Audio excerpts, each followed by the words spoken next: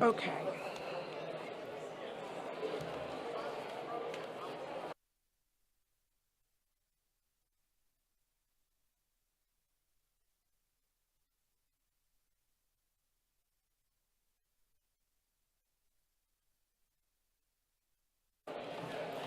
Okay, please come to order. 2023 Annual Town Meeting is now back in session. We'll be starting with Article 66 on page 81. But before we do that,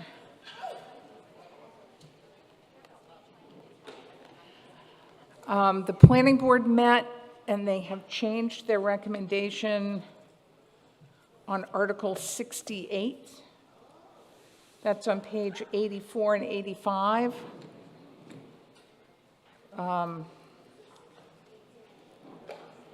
To give them time to work with some neighbors. It was a positive motion, now it's moved to take no action.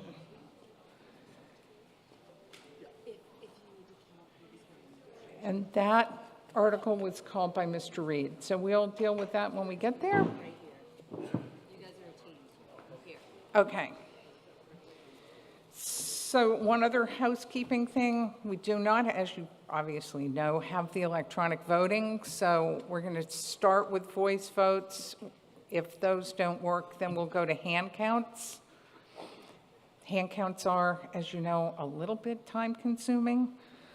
So we'll just have to bear with it a little bit. Okay. I think the only other thing that I was supposed to mention is on Article 83 had been called by Georgia Raisman, and she was unable to be with us. So Charity Benz has stepped into her place on 83 and is going to be splitting her time, I believe, with Tom Montgomery.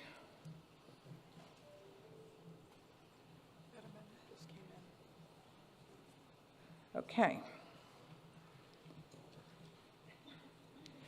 So on Article 66, on pages 81 and 82, the motion is on 82. It is a favorable motion, and it's as printed in the warrant. I'd ask for your unanimous consent to waive the reading of that motion, and I'd recognize Mr. Trudell, the chair of the Planning Board, for the purpose of making that motion. Is there a second? Motion is made and seconded. This was called by Ms. Molden. Oh, she's up at the microphone. Ms. Molden. Just testing if this is on. Okay. It is. Thank you. Thank you, Madam Moderator. Is it possible to get the map up for this article? Great. Yes. Oh, great. Okay. Thank you. So Emily Molden for the Nantucket Land Council. This article is regarding a number of lots, and I see this map has been updated, which is great. So the lot on the lower right is actually the other half of a property owned by Nantucket Inn, which is already zoned as commercial neighborhood. This article is proposing to change the lots outlined in red from residential 20,000 square foot zoning to commercial neighborhood, which is 7,500 square foot zoning. And I want to recognize that the owners, particularly of those 4 lots that are on the sort of the top portion of that polygon, have agreed to restrict their properties from utilizing many of the commercial uses that are allowed in CN. So I recognize the island's need for commercial properties and maybe the island's need for more commercial properties. And I also understand the island's need for community housing. So I called this article because this zoning change will clearly increase density in this area. And I calculated that of those 4 lots, with this zoning change, it could be subdivided into a potential of 11 lots. And it just seems incredibly important at this juncture that if we're going to increase density, we should make sure there is consideration for if and how that benefits the community. I don't necessarily know what the right answer is for this particular area of the island, and it kind of harkens back to Article 51 that Cam Marks called and discussed on Saturday. Maybe commercial is the right thing for these properties, but I also believe that currently all 4 of those lots would be eligible for the secondary lot covenant program, which also really needs to be considered. That obviously is a program we have in place to try to incentivize permanently restricted affordable housing. So I really called this article to point those things out and make sure that town meeting understood what was being proposed to happen here and what some of the different alternatives are as we vote on these. Thank you. Thank you. Ms. Williams? It's working. Are you the keeper of the microphone today? I put this warrant article in at the request of the Bunting Glowacki inheritors. All this property was previously owned by their grandmother and great-grandmother in some cases. And this is a year-round family, very much like Brian Ryder's family when you approved that last year or the year before that for his family to be able to subdivide when they inherited it. This is exactly where you want year-round commercial property. You see the CTEC, which is commercial to the east of it. The CTEC is across the street. The RC2 is across the street. You can see more CN across the street. And it's an appropriate place for it. It is on the NRTA. It is on water. It is on sewer. It is on the bike path. And there's a tremendous amount of commercial out around the airport. So if you're going to have more commercial, you should put it around the airport. As far as increasing density, yes, it would increase density to some extent. But in order to subdivide these, they're going to have to extend Little Isle Lane, et cetera, in order to be able to subdivide them as far as Emily Molden thinks they're going to be subdivided. This is not an area, and I'll speak to that when we get to 67 to the left of that, that is conducive to open space. This is an area where there's already development, there's already substantial commercial development, and because this is going to CN, it's actually a mixed use development. It is a less industrial and more mixed use, allowing different housing forms. CTEC can be a little bit more industrial than this. You've seen it all on the corner of Airport Road and Old South Road. There is a shortage of viable commercially zoned properties, and it's in the Candlewick corner, et cetera, et cetera. This area is ideal for this type of development and this type of subdivision. The proponents have voluntarily, as Emily mentioned, agreed to severely limit certain uses that would be offensive and noxious under the bylaw, as well as formula businesses at this location. So what they intended to do, they'll speak to it shortly, is to have a dwelling and have a business. Nothing high traffic. So please vote in favor of this family. It should be a no-brainer, basically. Thank you. Okay. I just have a question, Ms. Alger. Oh, yes. I just have a question. Yes, go So ahead. when I look at this... Could you identify yourself, Ms. Sutton? Oh, okay. Campbell Sutton. Thank you. This one's really loud. Okay, I can stand back then. So when I look at this, what I am wondering is this... Okay, so what's my main concern? My main concern is that Old South Road traffic intensity is insane. And by creating more traffic, it's sort of blocked at each end. So what I'm wondering here is it sort of looks like this could have would it become like Essex and become like a bypass road, so it sort of goes Airport Road to Old South? Is there a design for a road, or are those all going to be, do you see what I mean? Like if you've got commercial neighborhood at the Nantucket Inn, it seems like it would create a ribbon right over to Old South Road, all commercial neighborhood. And eventually it seems like it would have, maybe bypass is the wrong word, but it would have a substantial road going through it connecting the two areas. And I'm just wondering if that's a thought or something. Do you want me to respond, Madam Moderator? Thank you. Is that the end of your comment? Yes, it is. Okay. Sure, go, you respond, and then I'm going to go up to the back. Little Isle Lane is there. It would have to be laid out. It would have to be improved. It would be done over time. It would be a connector between Old South Road and Miller's Way, and that is a good thing. We have an awful lot of roads on Nantucket. All you have to do is look at Salros and some of those other ones that dead end. You can see Essex from there, but you can't get there because there's a fence in between you. This has been going on for a long, long time, and it's really counterproductive to intelligent planning. But it isn't going to be a high traffic thing. It's just going to be servicing those lots right there. Thank you. Yes.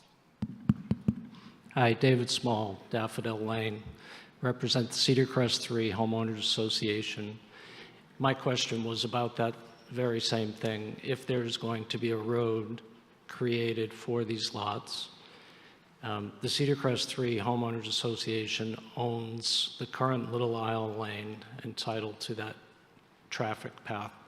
We would object to any more traffic that's coming through a private development being used for commercial purposes, just like we did with the Richmond project. Thank you.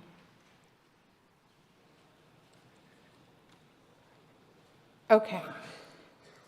This motion requires a majority vote because the planning board has determined that it qualifies for a majority vote under the housing choice law. Is there any, are you seeking to speak? Go ahead. Yes, please. Well, numerous... If you could identify yourself. Henry Butler, 3 Evergreen, pretty close in the neighborhood. Well, numerous commercial building types have been removed from there. It is still allowed to be landscape, bulk material storage, and things of that nature. The corner of Airport Road and Old South Road, almost everybody I've talked to on the neighborhood thinks is a kind of eyesore for the whole community. Everybody that shows up at the airport, that's the first thing they see.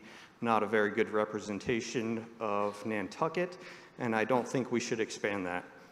Please vote no on this article. Thank you. Up in the back, on the left. Hi, my name is Tammy King. I am part owner of this article. I am speaking on behalf of my sisters. It is Teresa Koshulik, Lynn Bunting McLaughlin, Julie Bunting Murray. We have plans for this, and they are small businesses and housing above. We all know we need that. We hope that you vote yes on this. Other than that, we just really hope for your vote. Thank you. Thank you. Okay. This does require a majority vote. A yes vote will adopt the motion. The motion is as printed in the warrant as made by the planning board. A no vote will defeat that motion. All those in favor, please say aye. Aye. Those opposed, no. Oh. It's really close. So our first hand count of 2023. So hopefully the tellers are ready. So all those in favor of the planning board's motion on Article 66, please raise your hands and keep your hands raised until the tellers have had an opportunity to count your vote.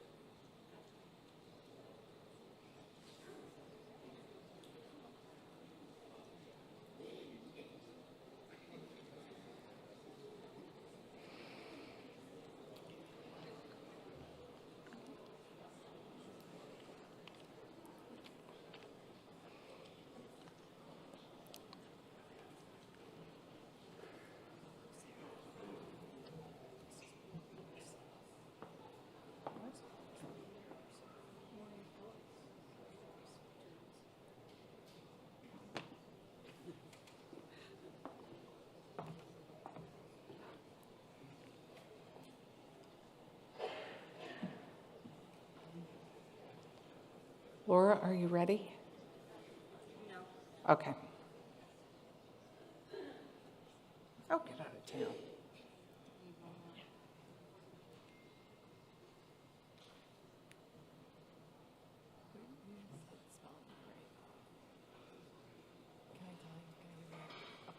Wait a minute, I have to look up how to spell something.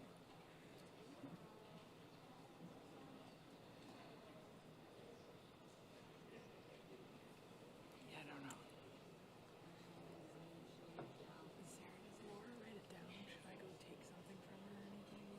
Yeah. Yeah.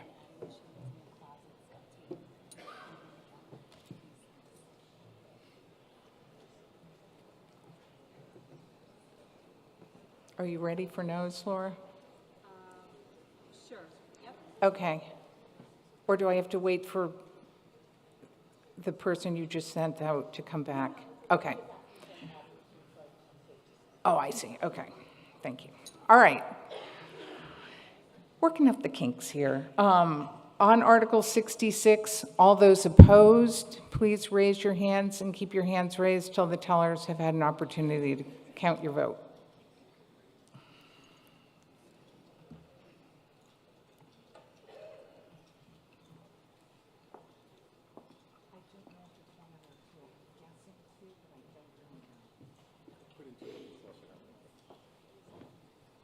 Yeah, she's not ready. Laura.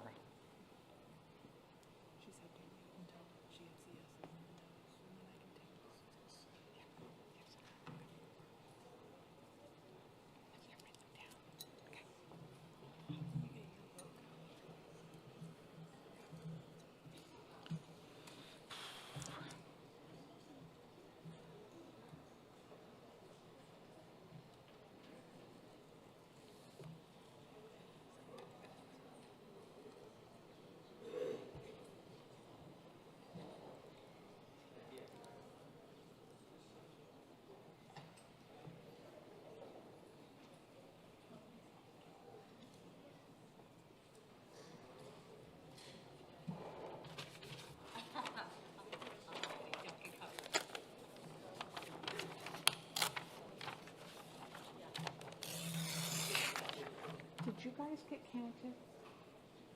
No, we're not worried about it. Do you want to vote? Because I'm going to send a vote down. You're for? Are you for? You're canceling each other out. Okay.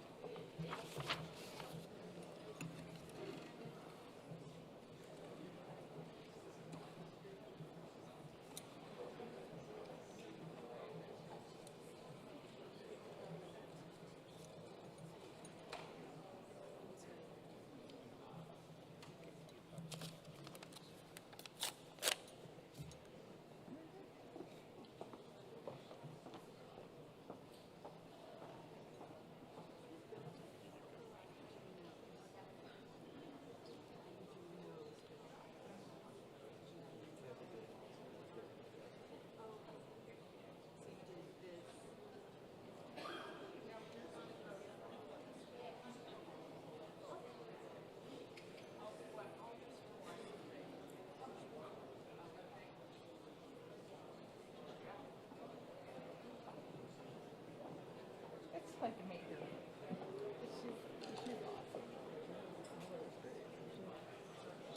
She's not going to make it.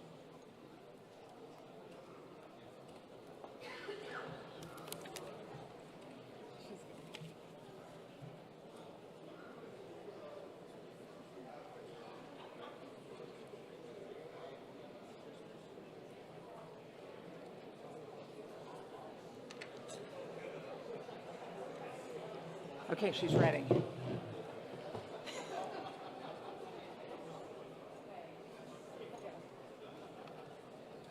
Oh. Okay. On Article 66, yes 207, no 125. That motion is adopted. Okay, I got to get my hearing back in business here. Let's see. Article 67, is on pages 83 and 84 of the warrant. The comments, the planning board motion starts on the page 84. It's as printed in the warrant. It does require a majority vote due to the Housing Choice Act. And I will recognize Mr. Trudell, Chair of the Planning Board, for the purpose of making the motion. Is there a second? Motion is made and seconded. Again, this was called by Ms. Molden. Ms. Molden. Thank you, Madam Moderator. Emily Molden for the Nantucket Land Council. So this article has, I think, 10 properties. There they are. So this is, as Ms. Williams said earlier, just to the left of the article you just voted on, and a little closer to Naushop. And like Article 66, this will also increase density. This is to change these parcels from residential 20,000 square foot zoning to residential 10,000 square foot zoning. During the public hearings on this particular article, I don't believe that there was any discussion of the article's implications on housing per se. All of these lots can be subdivided, so we would be doubling density. I understand that at least some of these are generational properties, and most of them may still be owned by year-round residents who may not have any intention of going anywhere, at least for now. But I also believe that all of these lots could alternatively take advantage of the covenant lot program as they are. And I just think that it's incumbent not only upon our town boards that evaluate these zoning changes, but also on town meeting to really consider whether we should be voting to increase density in these areas while simultaneously failing to promote a program, if not disincentivizing a program that we do have in place to create permanent community housing through the covenant program. So I wanted to call this article to also bring this to town meeting's attention. I think that, again, these zoning changes that come before us, we really need to scrutinize and see what opportunities do exist. Are we going to continue to just increase density in these areas for the creation of additional market rate lots, or do we try to get people to use the covenant program and the tools that we already have in place? Thank you. Thank you. Ms. Williams? I was asked by the family to put this one in also. There are quite a few inheritors in this section. It is the perfect place to have transitional zoning. You have 5,000 square foot lots directly across the street. You have Richmond with 5,000, if not less, lots right behind it. The R40 is where part of Miller's Way was taken for green space. Not all of them can be doubled in density, because they don't have enough frontage or enough square footage on these lots, and they would have to work as a group to have some sort of a subdivision to actually put every one of them into 10,000 square foot lots, but it would allow some flexibility. It would also allow the ones that don't have enough frontage to go ahead and do a covenant lot. But these are year-round kids. The grandmother didn't do anything with this property while she was alive, and now it is not conducive to being open space. Again, it's an area with water, sewer, bike paths, shuttle across the street in an already developed area with substantial commercial properties around the lots. The Glowacki descendants inherited it when Mary died, and now they have to figure out what to do with it. The public benefit does not require, under the bylaw, open space. It does not require that they do the covenant program, though I dare say some of them will do the covenant program. So 10 lots are not going to become 20 lots because they simply don't have the zoning to do that. The master plan states that the development should be where development already is, and infill development in the town overlay district is encouraged, and this is in the town overlay development. Other articles this year got rid of tons of acreage, especially off of my comment, for green space that went to the land bank, and they might be able to verify that. But we are taking land off the books and out of development right and left. Where we should encourage it is where there is already development and all the services needed to support these articles. We do not punish people for doing what they should be able to do despite the grandmother not developing it earlier. This is not the place, as I said, for open space. If someone doesn't want the land to be developed, then buy it and keep it open space where it is appropriate, not in the middle of something that's already developed and not to a local family whose kids have all inherited this property. Please support this. It is, again, not commercial like the ones we just voted in. This is all residential property on all the town services. Thank you. Thank you. Okay, Ms. Molden? Thank you, Madam Moderator. I just wanted to respond that this really isn't about open space. It's about the fact that many of these lots already have the ability to subdivide through the covenant program, which we have approved, which would actually put a permanent restriction on those newly created lots for a year-round community member, as opposed to enabling them to create market rate lots by changing zoning.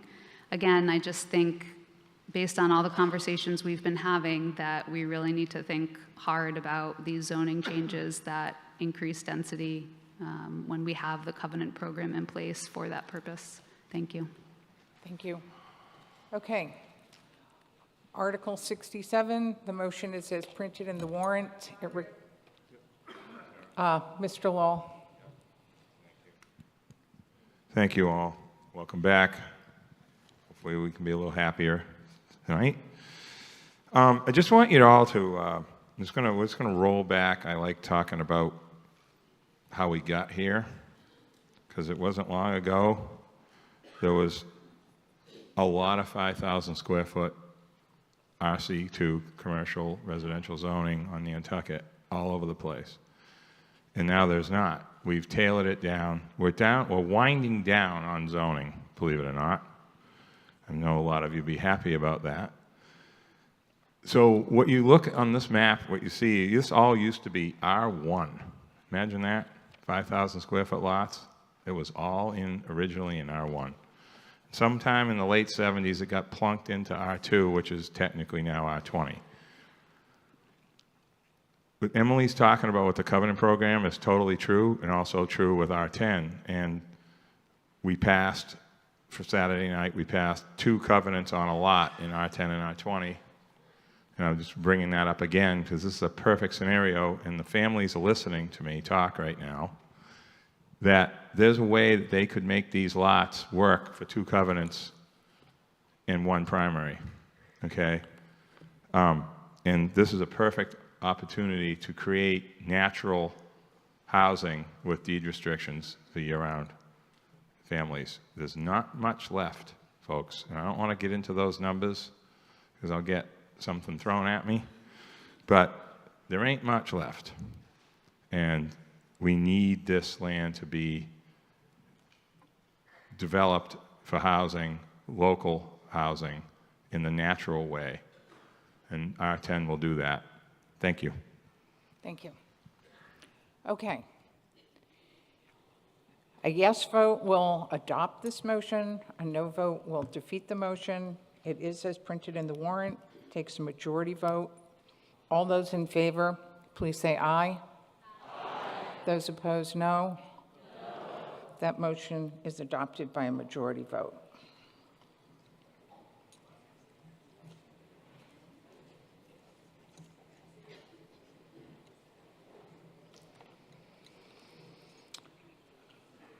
Okay. Article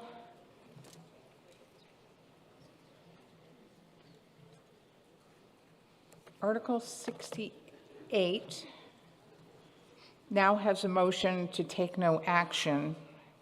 Mr. Reed, you called this. Are you just happy to let it go with a vote on the take no action motion? Yes, Madam Moderator. Thank you. Okay. So I'm going to recognize Mr. Trudell for the purpose of making the motion to take no action. Is there a second? Motion is made and seconded. I don't think there's anyone who wants to talk about it. So we'll go. Did you have a question or no?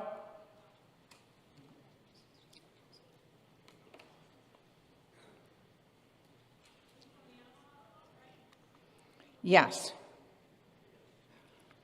I believe so. I mean, it doesn't say anything about the animal hospital or anything, but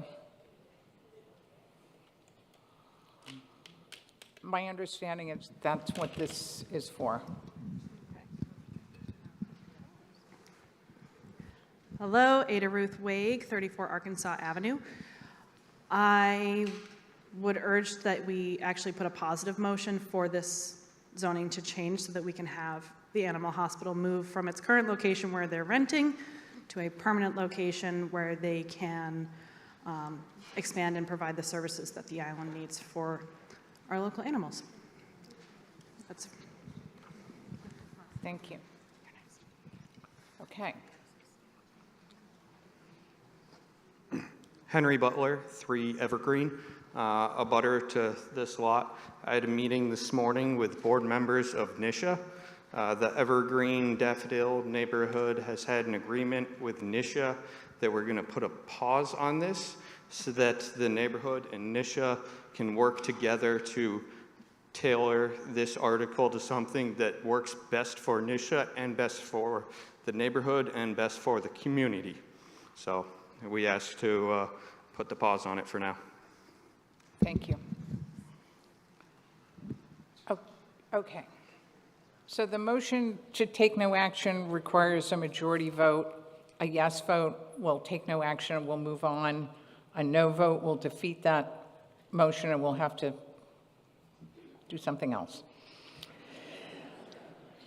So all those in favor of the motion to take no action on Article 68, please say aye. Aye. Those opposed, no. Okay, that motion is adopted by a majority voice vote.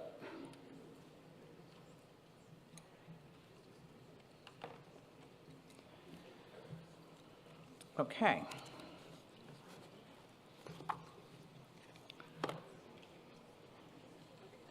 Is Mr. Booms here?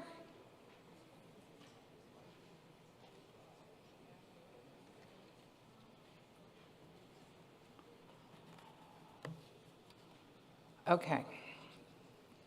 I don't see Mr. Booms. Mr. Booms had given me this positive motion on Article 69, but then I heard through the grapevine that he was not going forward with it, and now I don't see him. So is there anyone here who wishes to step into Mr. Booms' shoes and make a positive motion? Because if not, we're going to go with the planning board motion, which is move not to adopt. Not seeing anyone? Okay. Then I think I feel comfortable saying we're going to go with the planning board motion as printed in the warrant, which is a motion not to adopt. Going once, going twice, going 3 times. Okay, then I'll recognize you, Mr. Trudell, for the purpose of making that motion. Is there a second? Motion is made and seconded not to adopt Article 69. Seeing no discussion, we'll go right to a vote. A yes vote will adopt the motion not to adopt, and a no vote will defeat that motion. All those in favor of the motion not to adopt, please say aye. Aye. All those opposed, no. Okay, that is unanimously not adopted. Thank you.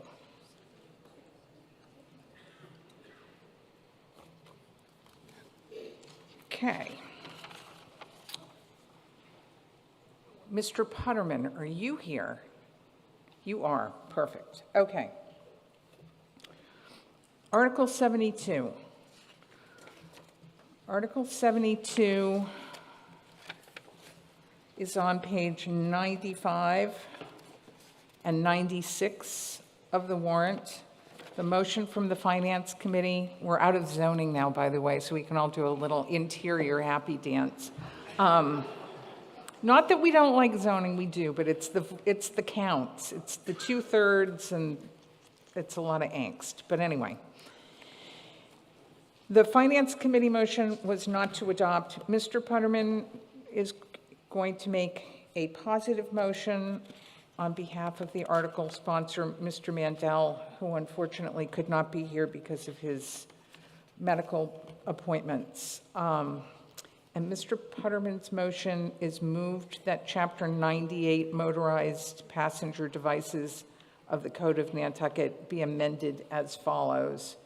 And then the language that follows is what's printed in the warrant. So I'm going to ask for your consent not to read all of that and to recognize Mr. Putterman for the purpose of making that motion. You just have to say so moved. So moved. Perfect. Is there a second? Motion is made and seconded. Mr. Putterman. Excuse me. So Bruce Mandel could not be here, and I'm going to read his statement. Article 72 addresses two public safety items in Chapter 98 of the Town Code. Chapter 98 already exists. It currently protects the users of sidewalks and other public ways from only 3 types of motorized personal vehicles from being used on sidewalks. That list of vehicles was created 2 decades ago. It needs to be updated because more types of motorized personal devices have been put into use due to new technologies adding more types of these vehicles with very powerful motors. The proposed article updates the list of motorized vehicles and devices that are not supposed to be on sidewalks. It equates sidewalks with bike paths, side paths, shared use paths, or multi-use paths to give pedestrians using the paths the same safety level as we provide for users of sidewalks. Of Nantucket's more than 250 miles of roads, there are only 31 miles of what the town in its website is now calling side paths. These are bike paths, multi-use paths. So these motorized personal devices are already using the roads to get to the paths. Bike paths are designed to be wide and strong, but were never intended to be used by motorized vehicles. No businesses would be adversely affected by Article 72. Motorized vehicles, such as those listed, are legally allowed to use roads. There are no anticipated additional costs to town associated with the article. Enforcement remains as stated in the chapter as being passive, like our regulations about excessive noise, outdoor night lighting, fertilizer misapplication, and other similar regulations. The speed specifications for the list of motorized devices range between 12 and 40 miles per hour. Walkers travel 3 to 3.5 miles per hour. The list of motorized personal vehicles proposed to be added to Chapter 98 are scooters, 2-seated vehicles capable of speeds over 40 miles per hour, mopeds, single-seat vehicles capable of speeds over 40 miles per hour, one-wheel rollerboards, maximum speed up to 22 miles per hour or more, self-balancing unicycles and scooter skateboards, razor boards, boards with handlebars and throttle speed controls, powered bicycles capable of speeds up to 40 miles per hour.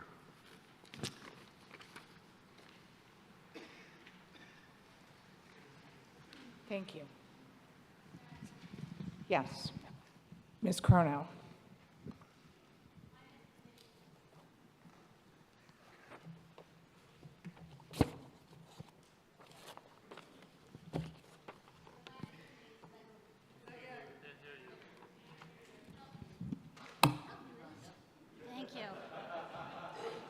Liz is going to break into song here for us in a minute. So the Finance Committee spent a considerable amount of time on this article. At the end of the day, multi-use bike paths are not sidewalks. And we did not believe you would end up with a safer situation to have these devices on the road. And we would also invite the BPAC, if anyone's here from BPAC, to also share their thoughts about that. But that was the fundamental. And at the end of the day, it's a shared resource, so we all have to kind of look out for each other. Thank you. Thank you, Madam Moderator. Seth Engelborg. So I urge everybody not to support this article for some of the reasons that Ms. Cronau just mentioned, but also I've been following this issue for quite a while. The following devices that are listed here, I'm going to refer to them as micro-mobility devices. These micro-mobility devices, some of them are safe to operate on a bike path or a multi-use path. Some of them are safe to operate on a road, but no one is safe to operate on one or the other. So what we need not here is a ban on all types of devices. We need a regulation that is responsive and speaks to actual safety and licensing and other characteristics of how we can use these devices in the best way possible. I spoke to the Select Board on this behalf. I also spoke to the NP and EDC on this behalf, which for transparency I sit on.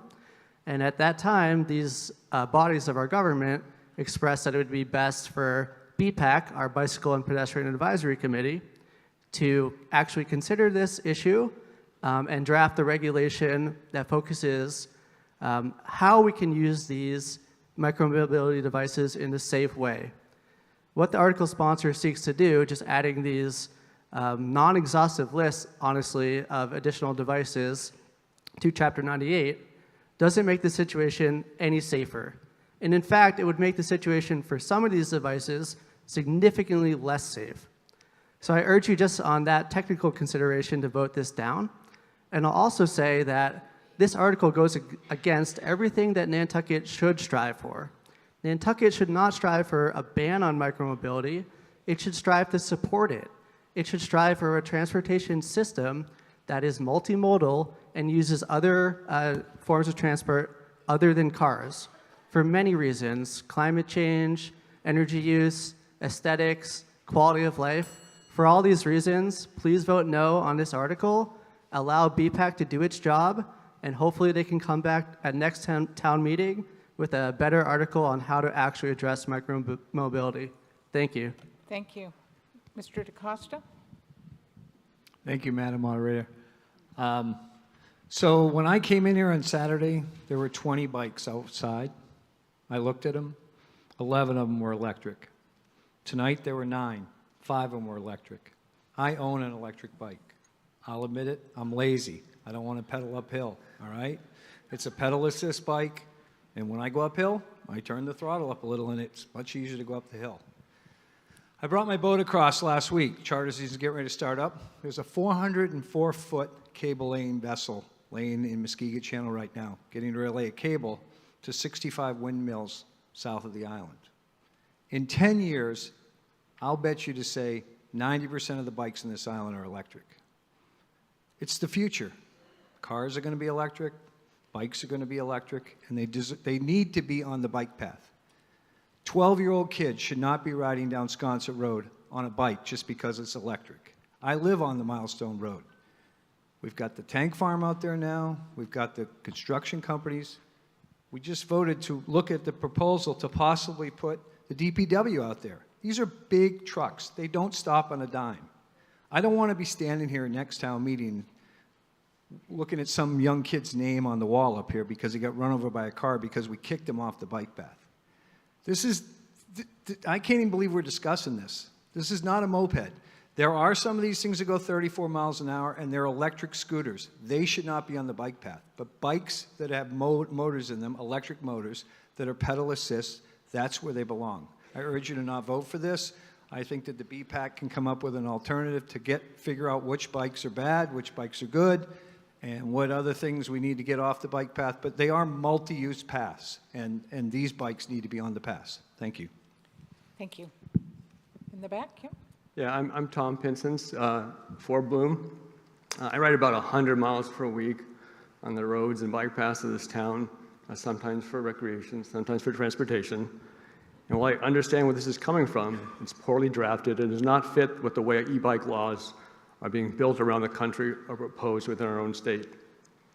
These other regulations consider the bike's capability, or class, rather than a blanket restriction. In the US, more e-bikes are being sold than regular bikes. So within the next decade, e-bikes will be the majority of bikes on our streets. This proposal is overly broad and will force these e-bike users into the streets that are narrow, curvy, or with cars traveling at a high rate of speed. This article will have a chilling effect on people that would like to take a bike, but will be afraid to be in traffic. Every e-bike is another car off our streets, a worker getting to a job site, a kid getting to school, or an elderly person able to enjoy the island. I ask you vote no in this article. Thank you. Ms. Sutton, are you at the microphone? Yes, but Mr. Bamber can go. Okay, Mr. Bamber. I just wanted to bring one thing up. I'm talking about bike paths only, not sidewalks. My friend last July was on Cliff Road in between the Tuppence parking lot and Washington Pond Road. He was going back towards Alliance Lane where he lives with his wife. He's been riding a bike for 46 years. He's a retired police chief from New Jersey. Two young ladies came over and rented battery-powered bikes and were going towards town on their way back. They had their helmets off because it was hot. Well, one ran right into him and broke his arm right off. I've got a picture of it. I'd love to let you take a look. It was a part right where his elbow was, 3/8 of an inch. Now, to put it, and broke his finger right off too. For months and months, since last July, he can't use his arm hardly at all because of the break was so bad. It's all bolted and screwed back together. All because bike paths are used for pedal bikes. They should be people walking on it, baby carriages, and whatever else on it. But battery-powered bikes should not be on bike paths. If they want to go on the sidewalks, maybe they can do that. But they are dangerous, and scooters are the same thing that are battery-powered. They are really fast. So I just hope that the article here goes through, that they shouldn't be on the bike path. Thank you. Thank you. Ms. Sutton? Yeah, so I just wanted to If you could respond. just say your name. Oh, sorry. Okay, Campbell Sutton. I just wanted to respond to this because I happen to do a lot of walking, and I take my granddaughter to school every morning on Surfside Road. And I have started taking the left on, now I'm going to forget the name of it, but I take the left to get out of the onslaught of electric bicycles going 25 miles an hour. And I'm going to say one other thing right here. This thing is about, and I can see it sort of the way it goes. Well, it's not the motorized moped or the bike or the skateboard, it's the person on it, okay? So these people are not being respectful of people that are on other modes, whether it's a regular bicycle, walking, taking a jog, a baby carriage. They don't say, excuse me. They don't say on your left, on your right. They just, I mean, I've had them go right. There's a section on Surfside that has the granite curbing that got put in to try and keep cars off from the bike path. And they ride that curbing to get around you. They're silent. They come out of nowhere. I mean, literally, they hit me yesterday. Not yesterday, but last week on Thursday. And that there is nothing. I mean, this town had an opportunity when they could see this locomotion coming down the track, and they did nothing on it. They said, oh, well, wait until we have a director of transportation. Well, that's wonderful, but this thing is up and running now, and it is a menace to many of us. So this is not against the thingamajiggies in that long list. It's really about how they're used and where they're used. And so what I'm sort of hearing is multi-use paths are not for walkers or bicycles. They're for electric, semi-electric, micro transportation thingies he just mentioned, sorry. Micro-mobility, there it is. And I take some offense at that because I know that the names were changed from bike path to multi-use path to make them easier to create. Fewer regulations around it or something like that. They could be a little bit narrower. Anyway, that's just a recollection. Sorry, we need to remember people are still walking their dog, jogging, and they have a right as well to be safe on our multi-use paths. Thank you. Thank you. Mr. Greeter? Yes, thank you, Madam Moderator. Bill Greeter, Chairman, Roads and Right-of-Ways Committee. We had a meeting with a transportation planner who's back with the community, sorely needed position. There's a real concern for safety. If e-bikes are not allowed on the bike paths in an attempt to improve safety, they'd most likely end up on the roadway, possibly creating other safety concerns. There are many questions in need of resolution. It is our hope that the Bicycle Pedestrian Advisory Committee and the Transportation Planner can recommend an appropriate course of action for our special town meeting to address this issue. Thank you. Thank you. Hi, my name is Sharon Hubbard, Dukes Road. I rode around Nantucket for about 15 years on my Vespa, which I loved, and I was run off the road twice. The second time was not a very good result. My left leg is all metal. I cannot walk very far, so walking paths don't help me, but my e-bike does. And if I weren't allowed to ride an e-bike on the bike path, I would be in the road, and that would be so much more dangerous. So I'd get back into my fossil fuel car and have to drive that around. So please vote no. Thank you. The gentleman up in the back? Hi, my name's Thomas Holt. I'm the owner of Sandy Pedals. I kind of know a little bit about this stuff. I think personally we can have the technology work for us. If we set rules and regulations, we don't have to ban anything. So I would say that we vote this article down and we work toward making, reasonable rules for all of us to follow. Personally, I took the steps so I wouldn't run into any of these safety issues, where every single one of my bicycles is regulated to 15 miles per hour, and I've taken the max assist off of it. So you're not flying around the island, you're not zooming. Basically, you get from one place to another without breaking a sweat. That's the point of it. We're making it easier for everyone. We're not making it faster for everybody. Basically, what I'm getting at is this, I know the fears that people have, but just an all-out ban is not worth it. What we really need to do is take a step back, breathe through this, and make some, logical rules that will, help everybody. I set all my bikes to 15 miles per hour because that is the average speed of an adult human riding a regular non-motorized bicycle. That's your average cadence. That seems plenty safe for someone to ride on the bike path. And all these bikes are capable to be programmed to that so they can't exceed it. I could go on and on for this with how we can adapt it, but long and short of it is, regulations are fine, a ban isn't. Just vote this down, please. Thank you. The man up in the back? Yes, hi, my name's Eric Silton. I live at 3 Meadow View. For many years, when I first came to this island, I took care of people like Mr. Mandel. I took care of people like his granddaughter.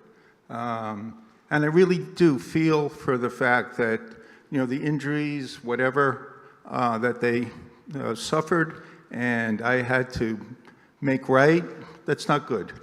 It's just not good. However, I do feel that the town should not be legislating bad behavior. I would vote no against this article for the reason that there are other forms of bad, inconsiderate behavior that, if this article goes through, would also be be able to be put forward for regulation. I do not feel that this approach is the correct approach. Thank you. Thank you. Mr. Claflin? Thank you, Madam Moderator. Edwin Claflin, Popus Road. In full disclosure, I own 4 bikes. Road, mountain, folding commuter, and now a Class 2 assisted electric bike, which is weight designated as a hauler for either cargo or carrying multiple passengers. A Class 2 electric bike is currently expressly allowed under bikes paths under Massachusetts Code. In any legislation should be done, it should be done locally. We have different needs in cities, and it should be the opposite direction of this proposed article. The debates about bike paths have always included beauty and betterment of the community, public safety, traffic improvements, but I don't recall the argument for specific benefits to the economy of the community, these multi-use paths. I think alternatives to cars and trucks on this finite and teeny island with limited roads and parking, but unlimited vehicles will have a direct economic impact on our community as a whole. We discussed the density of housing and off-street parking a lot here, but there was no mention of how many e-bikes or scooters can fit in one parking spot. I'm just saying. I own Or and More, a small independent restaurant in the historic downtown. I have off-street parking at work, and yet I choose micromobility transportation on a regular basis. This is for speed and cost savings. When working an average of a 13-hour day, an hour commute each day is cut down to 20 minutes, which is priceless for me. Last year, I filled my work truck gas tank once between May and October, and I commuted on an electric scooter the rest of the time. It cost me $170 to fill my truck, so you can all do the math. My e-bike can carry me plus 200 pounds of vegetables from the local farms on my way to work. Currently, 60 to 80% of my staff commutes to work with non-conventional vehicles. Why is this? Overall lack of parking, the quickness and alternative modes of commuting, a seasonal workforce who cannot pack a car in their luggage, prohibitively expensive boat rates for vehicles, higher fuel prices compared to the rest of America, and the obvious ease and use of the great multi-use paths and bike lanes on this island. I'm able to attract a workforce for my restaurant because of the quality of life on Nantucket that exists without a car because of all these paths. People are able to find housing now outside of the mid-island area because of the range of electric vehicles that can provide and can commute safely using paths rather than some of the historically small roads which can be dangerous on the road. Motorized micro-mobility transport vehicles open up more of this island to be used without a vehicle. Look at Old South Road. If people could commute on electrified vehicles on these paths at posted speeds, we could have a wildly reduced traffic in those areas. Many may not know this, but a significant portion of this island's workforce does not have a car, or only car they have is provided by their work vehicle. Plumbers, painters, gardeners, bartenders, cooks, you name it. They all serve this island without a vehicle of their own. Affordable housing, or in my case, provided staff housing, means nothing unless you can access it via an affordable transportation method. The same can be said of the tourists, but you can enjoy the island without bringing a vehicle, and we will all benefit. Thank you. Thank you. Mr. Bridges, I'm going to go to you, and then I think we're close to a vote. Yes, thank you. Is this on? Yeah. Okay. I'm chair of the BPAC, and we have been talking about this. I will give Mr. Mandel a nice shout out because it's really produced good conversation on how to address this. This article is not the way to do it. There's some scenarios that if it would take place, you would have an e-bike or a scooter on Fairgrounds Road, on the road, or Nantucket. So then you have a situation where the cars are screaming, get on the bike path. Then you're on the bike path, people are saying, get in the road. And it just wouldn't work. And, but this does bring up good conversation. Just so you know, the state has prohibited all e-bikes from sidewalks. That's already state law. They've banned Class 3 bikes, labeling. There's a lot of stuff coming out from the state in the next couple of years as well. So I think BPAC can look at this from an education standpoint, from maybe a spot enforcement for certain areas where we're getting more complaints of people going too fast. There can be spot enforcement with, CSOs or maybe even some radar. I don't think we want signage on every single bike path, but there needs to be some education and a little bit of enforcement, and I think we can probably make it safer. Mr. Mandel is just trying to make it safer on the bike paths, which we all agree with, but I think BPAC, this will be the #1 priority for the next six months, and maybe, as Mr. Greeter said, we can come back in the fall and take things to NPDDC and try to work this out with traffic safety. So I think I would vote this down, but know that BPAC is working on it. Thank you. Did you want to speak? You've been up there for a long time. I just wanted to move the question, please. Oh, well, then we'll just go to a vote. Okay. A yes vote will adopt this motion. A no vote will defeat the motion. It requires a majority vote to pass. Yes. Yes. So what you're voting on, just to be clear, is the motion that Mr. Putterman made, which is a positive motion to adopt these regulations basically as printed in the warrant. Correct. A yes vote would adopt the ban as proposed by Mr. Mandel. A no vote will defeat the ban. Nothing's adopted, and we're back to BPAC coming back with some regulations at a later time. So, all those in favor of Mr. Putterman's motion, please say aye. Aye. Those opposed, no. No. That motion is not adopted. Okay.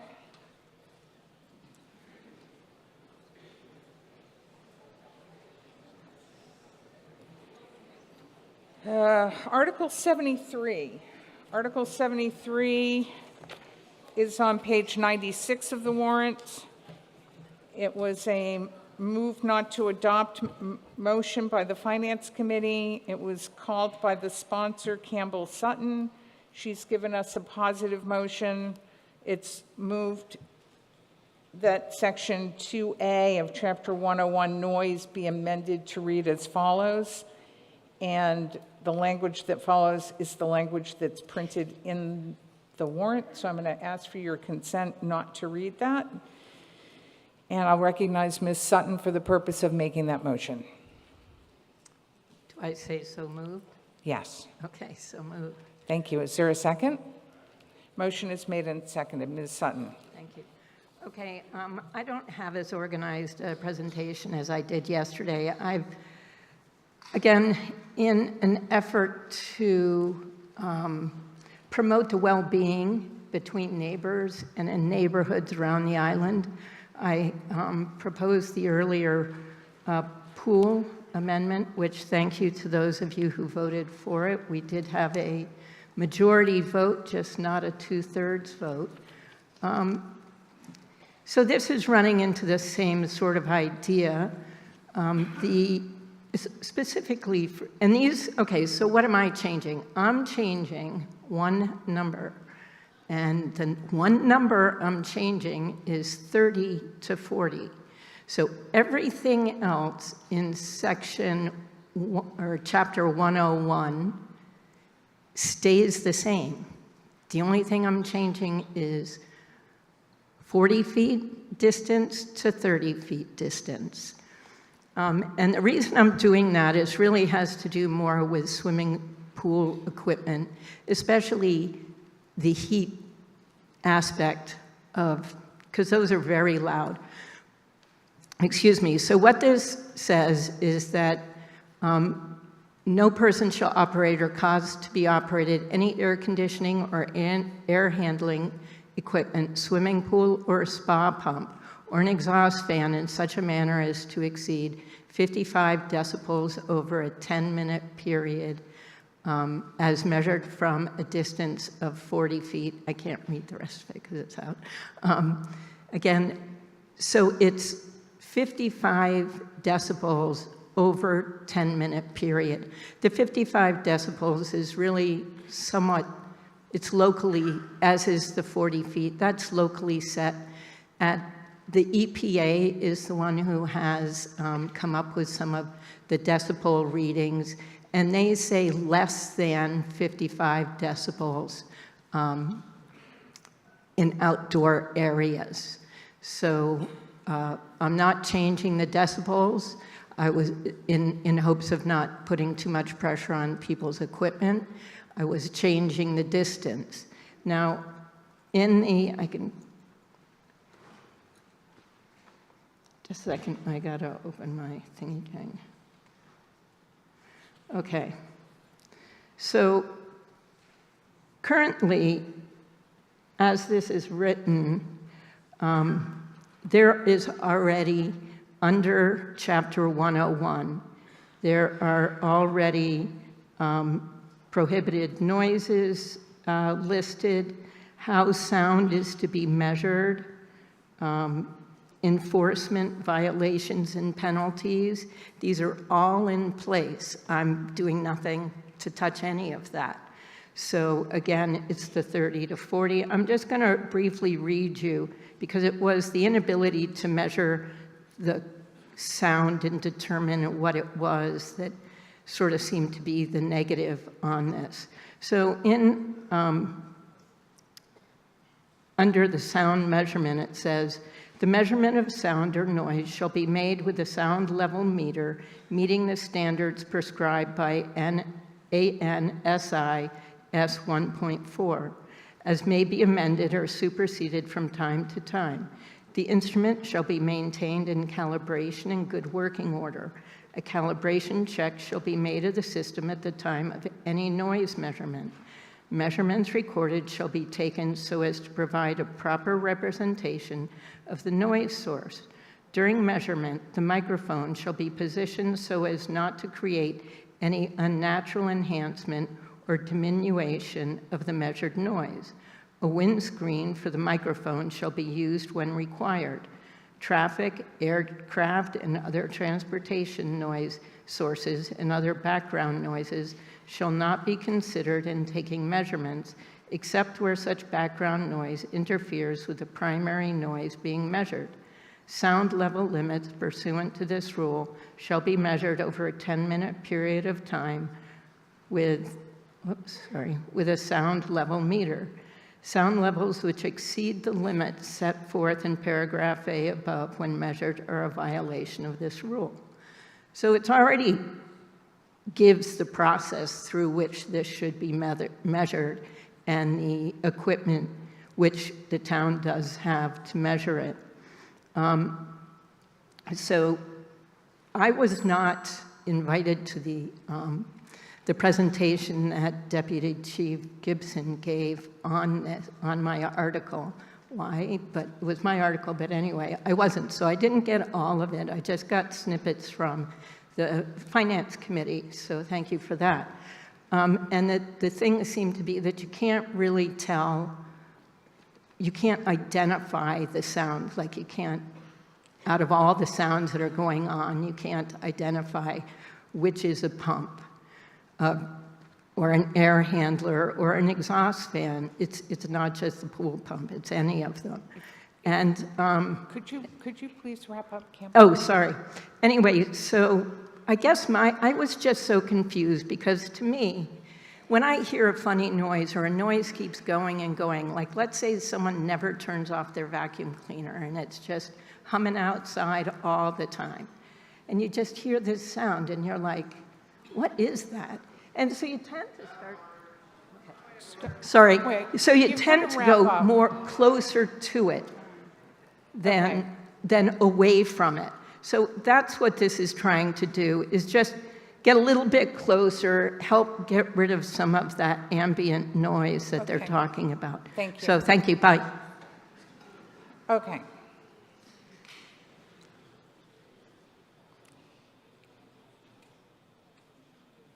Ms. Crono? I know you're waiting for a microphone, so.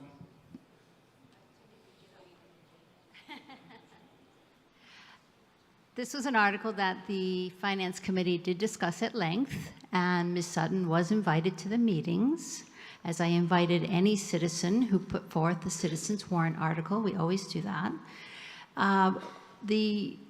Frankly, the difference between 30 and 40 feet with equipment that cannot isolate to a specific source of sound just didn't make sense.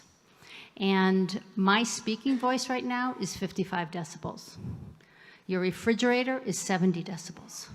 So the point we decided in the Finance Committee unanimously was that this change was not necessary. Thanks, Liz. Thank you. Okay, this motion requires a majority vote. A yes vote will adopt the motion. The motion is the motion made by Ms. Sutton.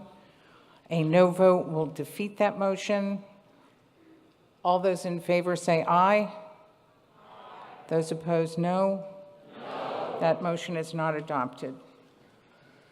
Article 76.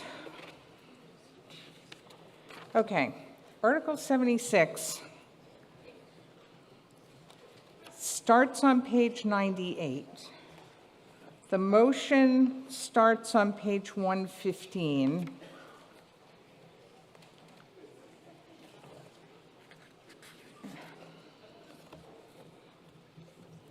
And it continues to page 132. I'm going to ask that you waive the reading of that motion. I don't think that's pretty much a no-brainer. And it is a positive motion from the Finance Committee. I'm going to recognize Ms. Cornell for the purpose of making that motion. Is there a second?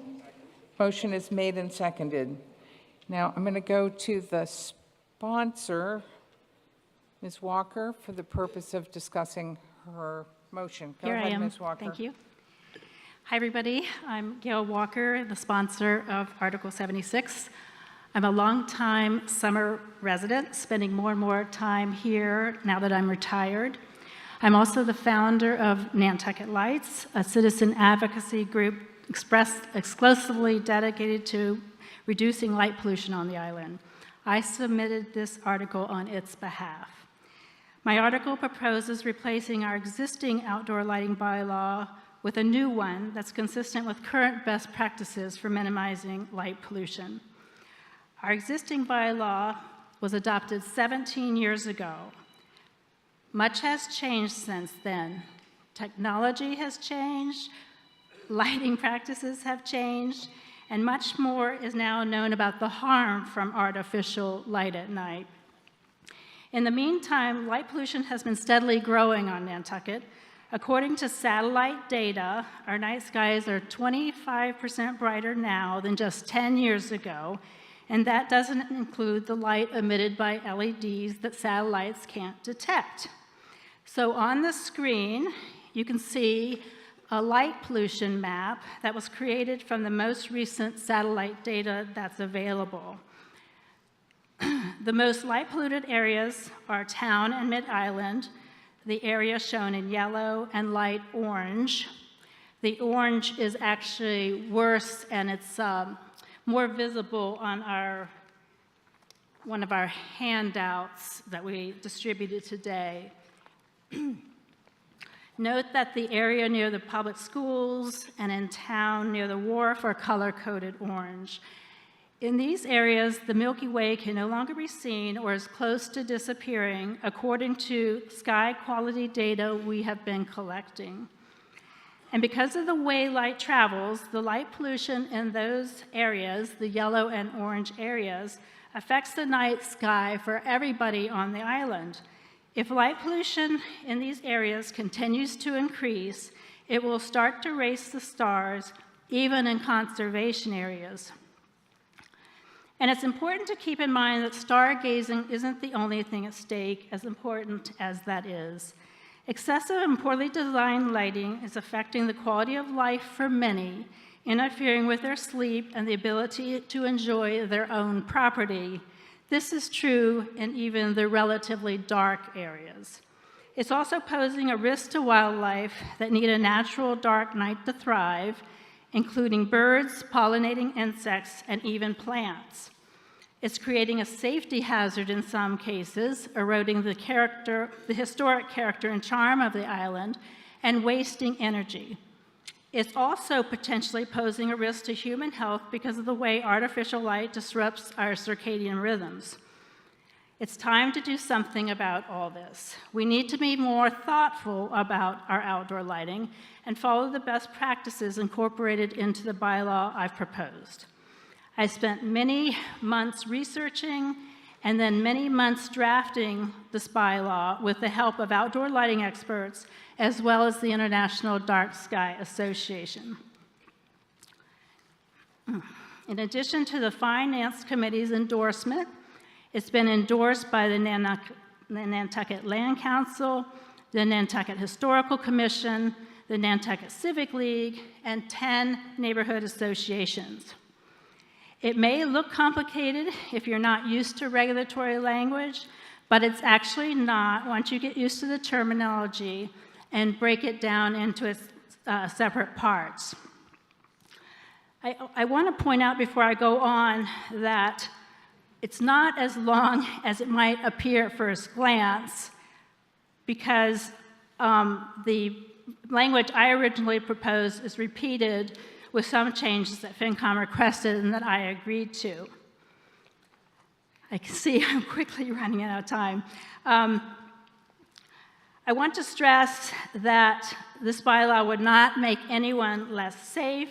It would actually make you safer in some cases because visibility would be better.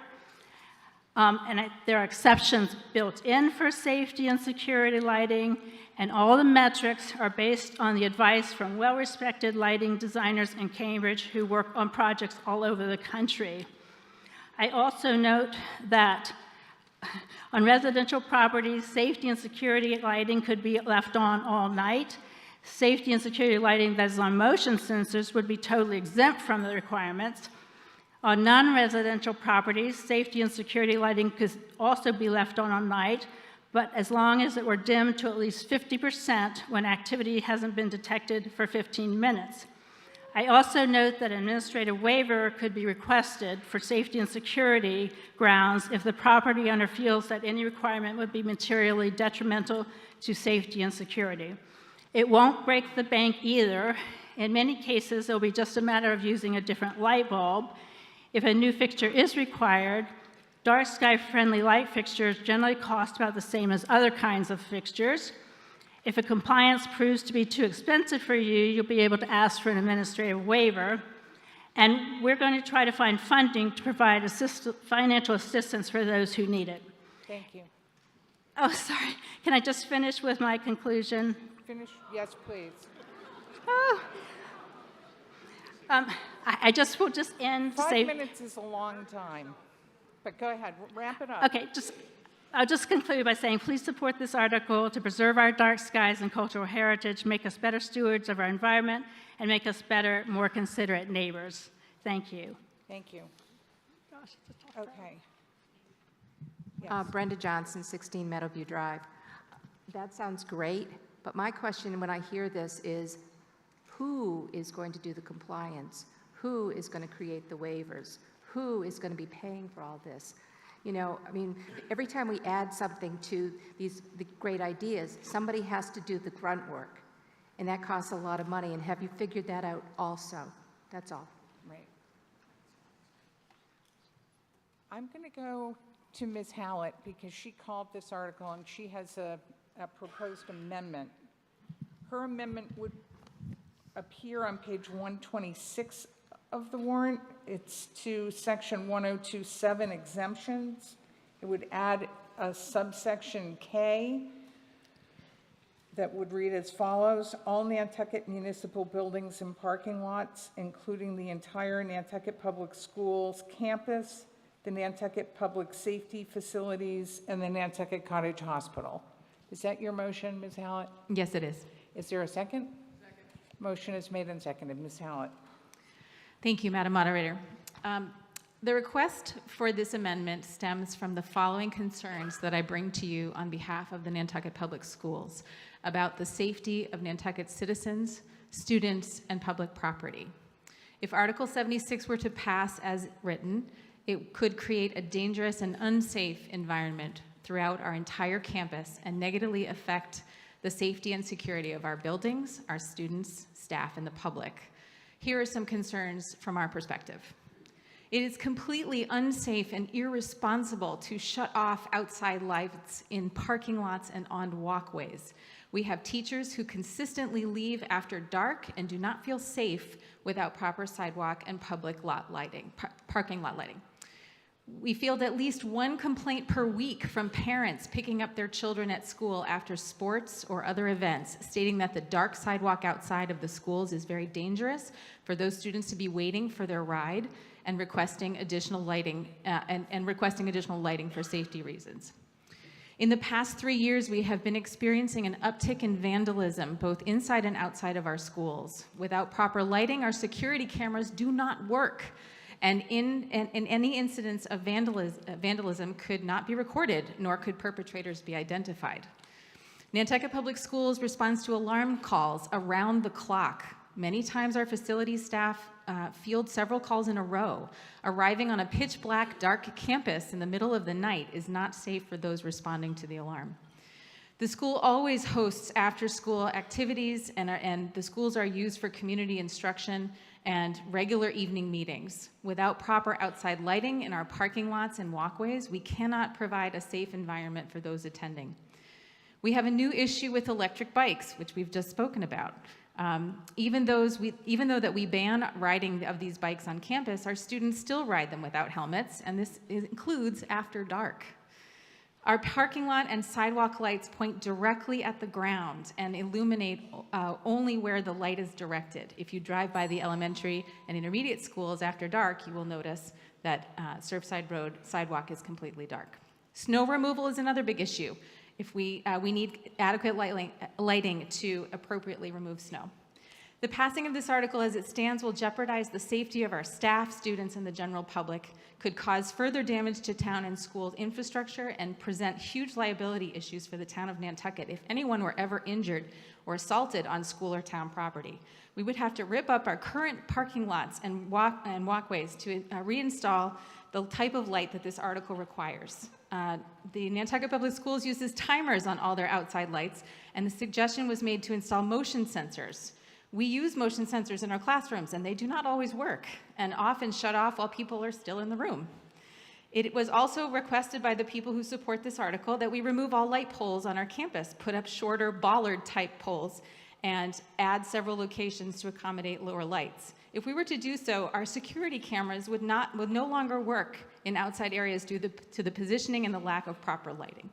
So my big question is, and I will be finishing in 1 second here, who's going to pay for the hundreds of thousands of dollars that the lighting changes to our municipal buildings, hospital, and parking lots would cost? Not only would these changes be very expensive for the taxpayer, but would also be wasteful in that we would have to remove the safe, modern, viable lighting structures that are currently in place. So I ask that you please consider this amendment. Thank you. So on the amendment only, Ms. Walker, did you want to address the amendment? Yes, I definitely want to address the amendment. So I'm opposed to this amendment. I only have 2 minutes. I can't even respond to everything she said. So much of it was based on a misunderstanding, not a close reading of the bylaw. But I want to say that because it addresses all of it, not just the public schools, that this would pretty much gut a lot of the intent of the bylaw, because municipal lighting, including the public school lighting, is a large part of the problem. In fact, we get more complaints about the lighting at NPS than any other property.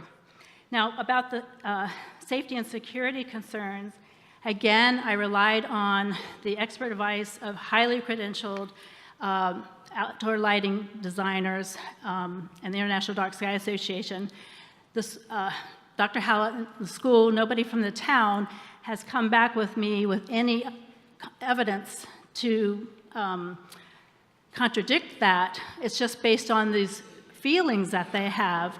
So, it needs to be evidence-based, and since time is so limited, I'm actually going to ask a friend of mine to follow with a statement from the expert I relied on that goes to safety and security. Regarding cost, there would be 5 years for all these facilities to come into compliance. I think that's plenty of time to plan and prepare for this. I've also offered to raise money for the upgrades that are necessary. Some of the upgrades that Dr. Hallett referred to would actually be to comply with the existing bylaw, not the one I'm proposing. We actually took out the pole limitation to address their concerns. I urge you to vote against this. I think the town should be leading by example. It's hard to convince private property owners to be dark sky compliant when the town's not. It would be a huge step backwards from our existing bylaw. It would mean Nantucket couldn't be certified as an international dark sky community. It totally goes against the town's strategic plan in many instances. Thank you. Okay, sorry. Anyway, please vote against it. Ms. Hill-Holgate?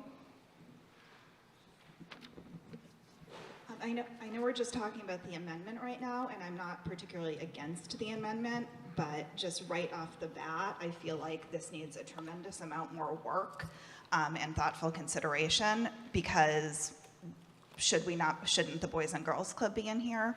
Shouldn't places with big parking lots like the BFW and the Mayakama Golf Club that have things at night have their safety lighting in here? I mean, I really think that being at odds with the school on this article is kind of a non-starter right off the bat, and you can pass the amendment, but I think that the whole thing needs to be tabled till next year or so. Thank you. Mr. Brown? Yes, thank you. Thank you, Madam Moderator. This is obviously on the amendment only, but it doesn't mean I support the article period at all. And state your name. Oh, Toby Brown. Thanks. Sorry about that. So I support this amendment, the amendment only, not the article. Dr. Hallett is totally correct. Years ago, I have a daughter now as a senior, but even though she's graduating, I have a lot of friends that are going to have kids up and going. We have a lot of Nantucket, whatever. We're always going to have kids. I care about the kids in the school. Big safety issue. And I'm going to listen to somebody who actually is at the school every day over somebody who's from Cambridge, some professional. How long have they been on Nantucket? How many times have they gone by? Have they talked to police officers? My daughter years ago was going back and forth from swim class to dance. And Miss Diane O'Neill was awesome. I spoke with her about lighting. She totally did, upgrade or whatever. We didn't have enough lighting there. To this day, I don't think we still have enough lighting. I think we need a lot more, especially for our kids to feel safer. We need a lot more lighting all over the place, crosswalks, this, that. So I totally support the amendment. And then I might say something on the other one, but I know this about the amendment. So please support somebody who is actually in the school, not somebody who summered here for a few years and now decides that let's change things. Okay, we don't need to go there. Okay, up at the back? Yes. If you could give us your name. I'm sorry, Kit Murphy.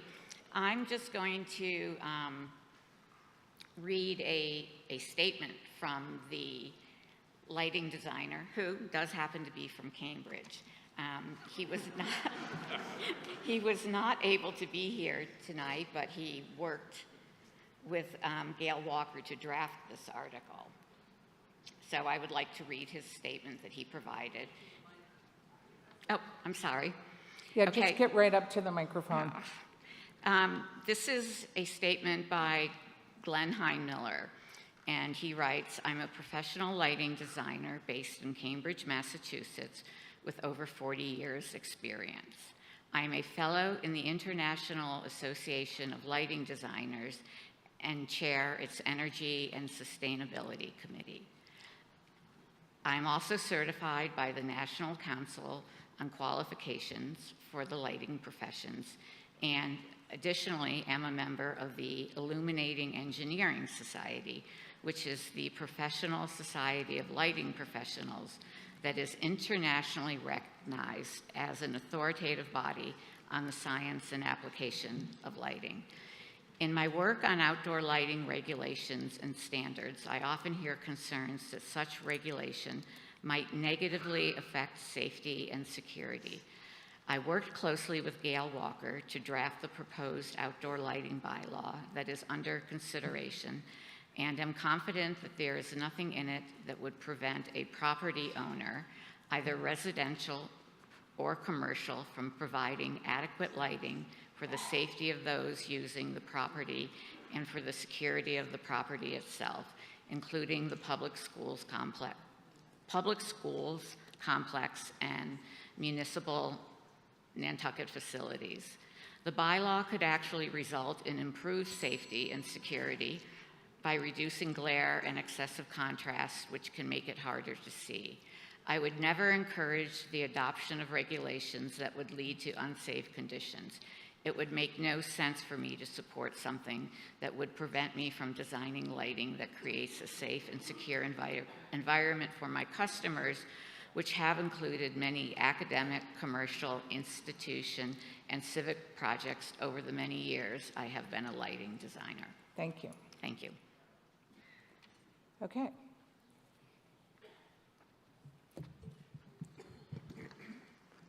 Go ahead. Yep. Hi, everyone. My name is Dr. Regina Jorgensen. I'm the Director of Astronomy at the Mariah Mitchell Association, and I'm speaking here today as a private citizen, a year-round resident of Nantucket, and an astronomer. So as a woman astronomer, I've been inspired by Mariah Mitchell, the first American woman astronomer who was born right here on Nantucket and discovered a comet in the very same dark skies that are above us today. To preserve this legacy for future generations, I encourage you to vote yes on Article 6 and no on this amendment. Awe is defined as a feeling of respect mixed with fear and wonder. Looking up at the dark night sky is one of the easiest, most accessible ways for anyone to experience the feeling of awe. Research suggests that experiencing awe can transform our sense of self, enhance our relationship with others, and has the power to improve our mental and physical health. I've seen firsthand how hundreds of visitors to the observatory each summer experience awe at seeing for the first time in their lives the Milky Way in our dark skies. As a professional astronomer, I was trained here on Nantucket along with over 400 of the nation's top undergraduate students. With the dark sky as our laboratory, we developed careers inspired by the awe we felt at being in this place. And through our public outreach and education efforts, we shared that awe with countless others, teaching them to appreciate science, the natural world, and the dark skies above us. According to a recent study, 3/4 of major observatories around the world are now experiencing significant impact by light pollution. And over this past year, we have been measuring the effects of light pollution in our own night sky at 8 locations across Nantucket Island. And we found that the average night sky brightness is disconcertingly close to the point where the Milky Way will no longer be visible. Passing this bylaw without this amendment is one of the requirements for Nantucket to be certified as an international dark sky community. We would be the first place in the state of Massachusetts to have this prestigious designation and one of only a handful of places in the Northeast United States. Light pollution is a growing problem, and yet it's a solvable problem. And I hope that we can all work together to ensure that our island retains this precious natural resource. I encourage you to vote yes on this article and no on this amendment. And I'll just emphasize that safety is definitely a concern of everyone. And I think lighting done in a responsible way will be safe and responsible for all. Thank you so much. Thank you. Mr. Allahan? Herschel Allerhand, this is neither for nor against the warrant. I just want to say that we all owe a great deal of thanks to the people who did this work. Many hours of work went to this. Whether you like it or not, they've done us a favor, and we should not cast aspersions where they come from. Again, thank you very much for the work you've done on this. Thank you. The gentleman up in the back? Yeah, my name is Matt Tara. A few thoughts on this article. One, I think the most magical thing about Nantucket are dark skies. So I very much appreciate the thought behind it, because I do think it sets this place apart from many others. But the practicality of the article in itself is very troubled. I think on this amendment, I think we have to realize there are more than just public schools here. So the new school, Montessori Children's House, Small Friends, all amongst a ton of others are going to need commercial grade lighting. My second thought is, how are we going to enforce the residual lightings that, regulations that go in effect? It just seems unfathomable, a town with so many challenges and opportunities, that we're going to create a more regulation to police, and I don't know who's going to be doing the policing of an article such as this. And if we exclude the public schools, the hospital, the private schools, the Boys and Girls Club, we're obviously not going to turn the lights off at the airport. I wonder how much impact we're actually making to the dark sky problem. Because if you look at that heat map, all of that lighting was from basically those two spots. And so, to me, I think we should celebrate the effort, and the lady who spoke before me, I think the specialness of our dark skies, but this island is changing. The density, the security, and the safety needs of our people, our children, and adults alike. And so I'd vote no on the article and no on the amendment. Thank you. Thank you. I'll be only 1 minute. My name is Richard Sotel. It gets dark at 4 o'clock in the winter when the kids go to school. It gets dark 8 o'clock in the middle of the summer. Think about putting something in effect with it based on a time. If you did it, with a different set of standards before or after 8 o'clock at night, that might accomplish what both parties want. You'd have your astronomy and you'd have your kids protected. Thank you. Go ahead. Hi, I'm Danielle Odell. I am here tonight in support of Article 76 for several reasons. I believe it's time to update the existing bylaw in order to keep up with new technologies. When our existing bylaw was enacted, LEDs were not in widespread use. I'm all for energy efficiency and cost reduction, of course, but the consequence has been excessively bright light causing more and more light pollution. We need to strike a balance. I believe this article honors our cultural heritage, especially in regards to the nation's first female astronomer, Maria Mitchell. And today, the Maria Mitchell Association astronomy program is consistently recognized for their world-class research. As a community, we should be so proud of the continuing legacy of Maria Mitchell, but you can't study the stars if you can't see them. I'm a wildlife ecologist with the Nantucket Conservation Foundation. Some of you know me as the Bat Lady. I spend an enormous amount of time studying nocturnal animals here on Nantucket, and I've been paying attention to the ever-growing body of literature that documents changes to the behavior of animals due to increased light.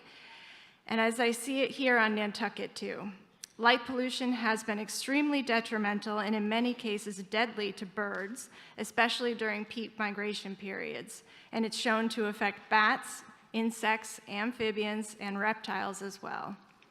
For those that say, just go to the conservation land to see the stars. For the last year, I've been part of a group taking monthly dark sky measurements across the island, including in the heart of the Middle Moors. And each time I go out, I find myself shocked at the sky glow from town, mid-island, and the airport. Light spreads everywhere, and even our conservation lands are affected by light pollution now. I 100% hear and understand that people are worried about enacting this article would make you less safe. As someone who works very often solo at night, as someone who does much of her winter running pre-dawn, I am extremely concerned about seeing and being seen. The fact is, brighter does not equal better or safer, and there are exemptions in this bylaw for safety lighting. No one wants anyone to feel unsafe. I fully believe that reducing light pollution and providing for safety are not mutually exclusive goals. We can have both. This is an issue with a relatively simple fix, and now is the time. Please support Article 76 to protect Nantucket's dark skies. Thank you. Are you on the amendment specifically? I'm going to move the question because we're not talking about the amendment. Okay, so I was going to say we've kind of moved off the amendment. So let's take a vote on Beth Hallett's amendment only, which is the addition of subsection K to 102-7, which would be an exemption for all municipal buildings and parking lots, et cetera, as printed on the screen. A yes vote will adopt that amendment. A no vote will defeat the amendment and requires a majority vote. All those in favor, say aye. Aye. Those opposed, no.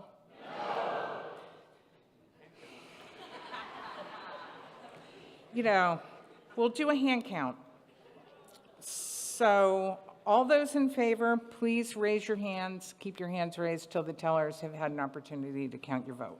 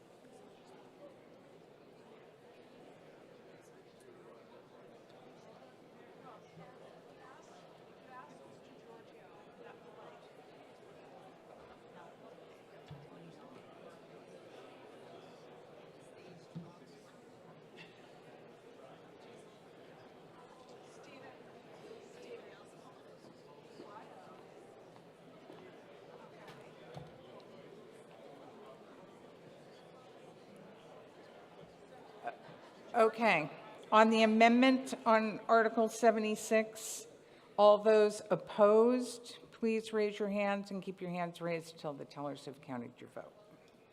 This is opposed, as in against, not for.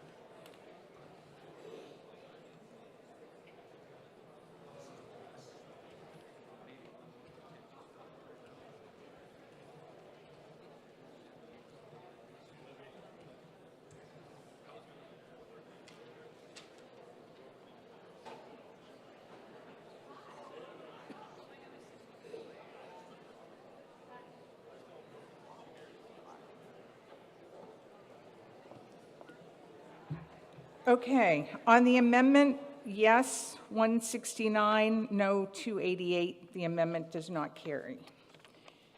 So, back to the main motion as made by Ms. Walker. Okay, Mr. DaCosta?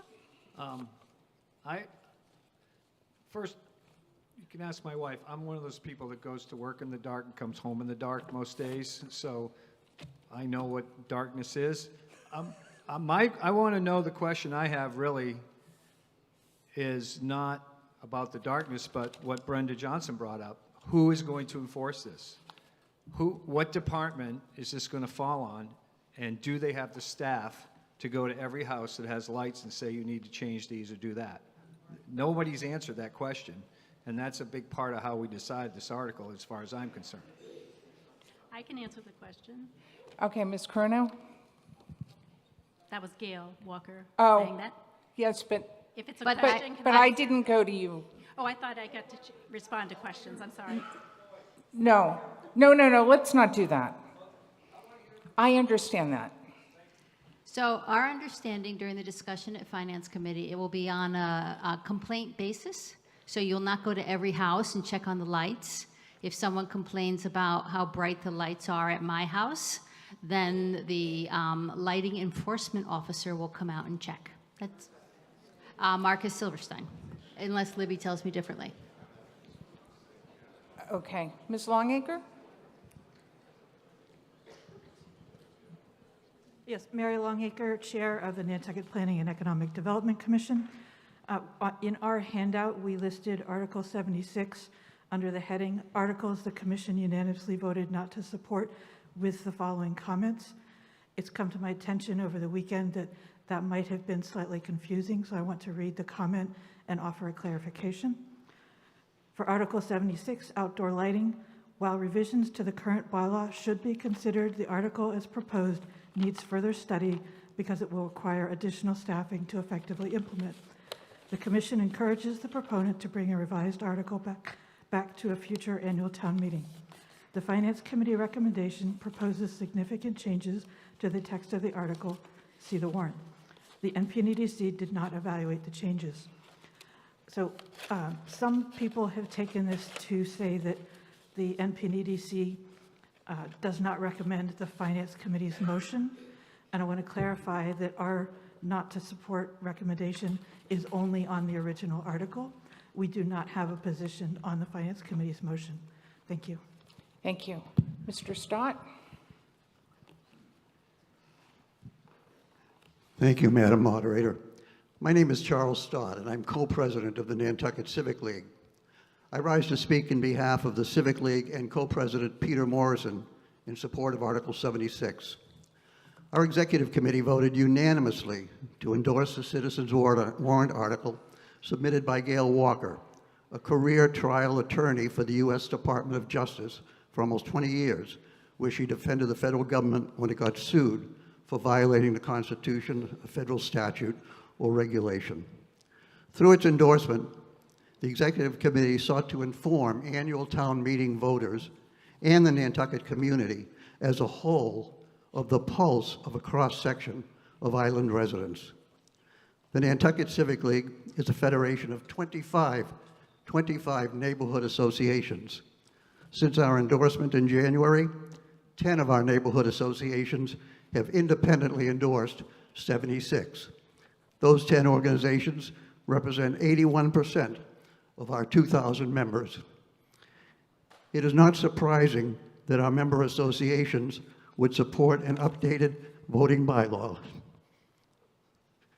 I'm a little rocky here. It is not surprising that they would vote for this. Oh, wait. Thank you. Thank you. Sorry for that interruption. Each summer, we have 2 breakfast meetings of association presidents. They gather to discuss challenges they face in their neighborhoods and the progress that has been made in preserving the quality of life in their respective areas. Those quality of life priorities include issues such as traffic and parking, stormwater management, increasing density, and more. Invariably, many association leaders complain about light pollution and how it is negatively affecting the quality of life of those living in their neighborhoods. Article 76 represents a marvelous opportunity to make something positive happen. to actually reduce light pollution. On behalf of the membership of the Nantucket Civic League, I urge you to support Article 76. Thank you, Mr. Stott. Thank you, Madam Moderator. Neil Patterson, respectfully asking to move the question. Okay, so the motion to move the question, as you know, from vast experience, is not debatable, requires a 2/3 vote, and ends discussion on the article. If adopted, we would then go immediately to a vote on the motion on Article 76. So when you vote yes, you're voting to end debate and go to a vote on the motion on Article 76. If you vote no, you're defeating the motion to move the question, and we'll continue the discussion on the motion on Article 76. So, all those in favor, and it does require a 2/3 vote. All those in favor, please say aye. Aye. Those opposed, no? No. Okay, that is adopted by a declared 2/3 vote. There is a statute that allows me to declare a 2/3 vote, just so you know. Okay, so on Article 76, this requires a majority vote. A yes vote will adopt the Finance Committee's motion as printed in the warrant. A no vote will defeat that motion.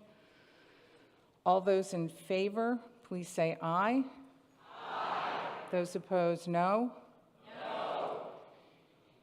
No. So, okay. If I say what I think, you're going to want to hand count anyway. So all those in favor, please raise your hands. Keep your hands raised until the tellers have had a chance to count your vote.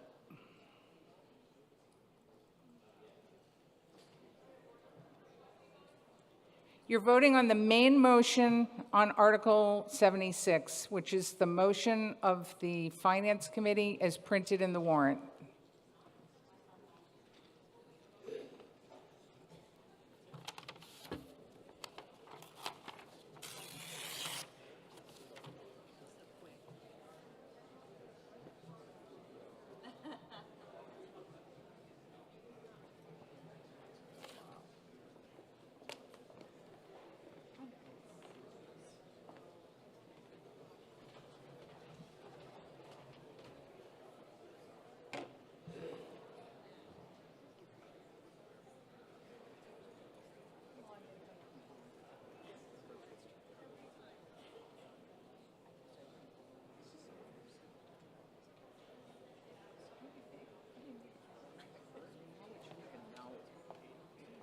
Yeah, if you could give that to her. We're on the yeses, right?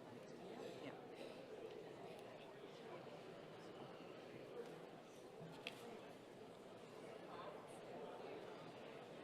Okay. On the main motion on Article 76? Oh, okay, never mind. Stand by.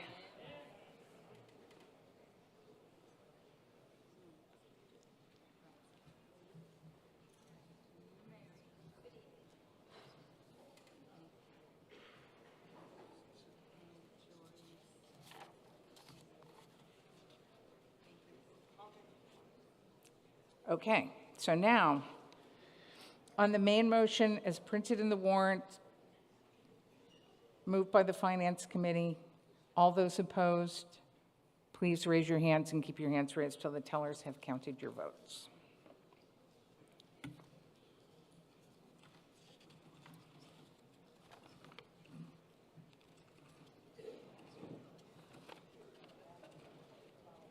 Mr. Barnes, did you call Article 81? I did for clarification. Okay, so we'll go to that next. Thank you.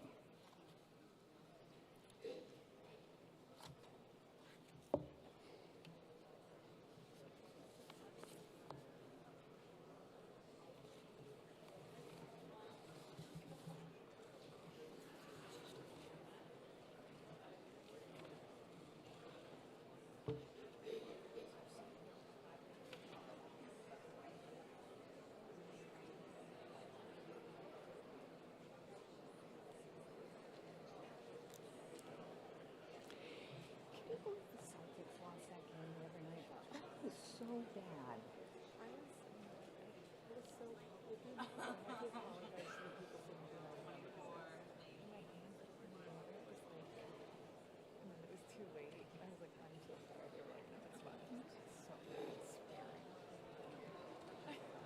It's embarrassing. It was pretty embarrassing. But they could have won that game. Oh. He kept the ball too. Like, why did he give that ball to Marcus Smart? Why did he take so long? Why did he pass it? Like, this was the best player on the team. Right? She's got it.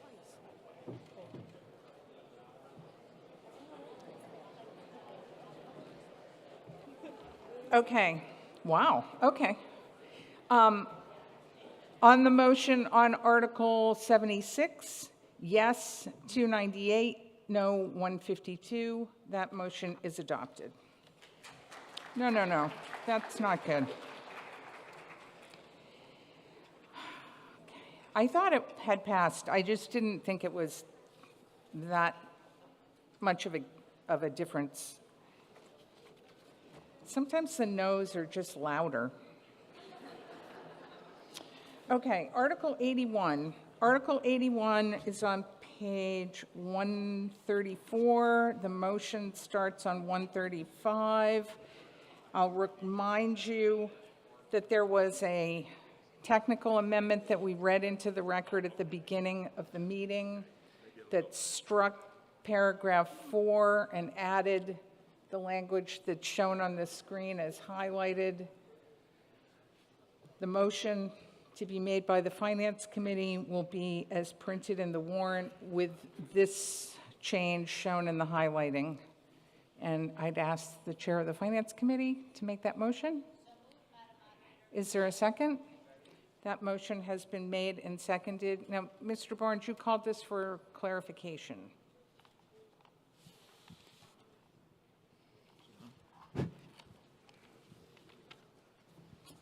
Thank you, Madam Moderator. I called it for a number of reasons. In particular, I called it because I want to thank the Finance Committee for the great job they did. They worked very, very hard, and I went to all of the meetings that they held on this article. They asked good questions, and the recommendation that they have made is a better article than I submitted. So I want to say thank you to the Finance Committee for that good job. One of the things that they point out is that the town meeting and a town council is a legislative body.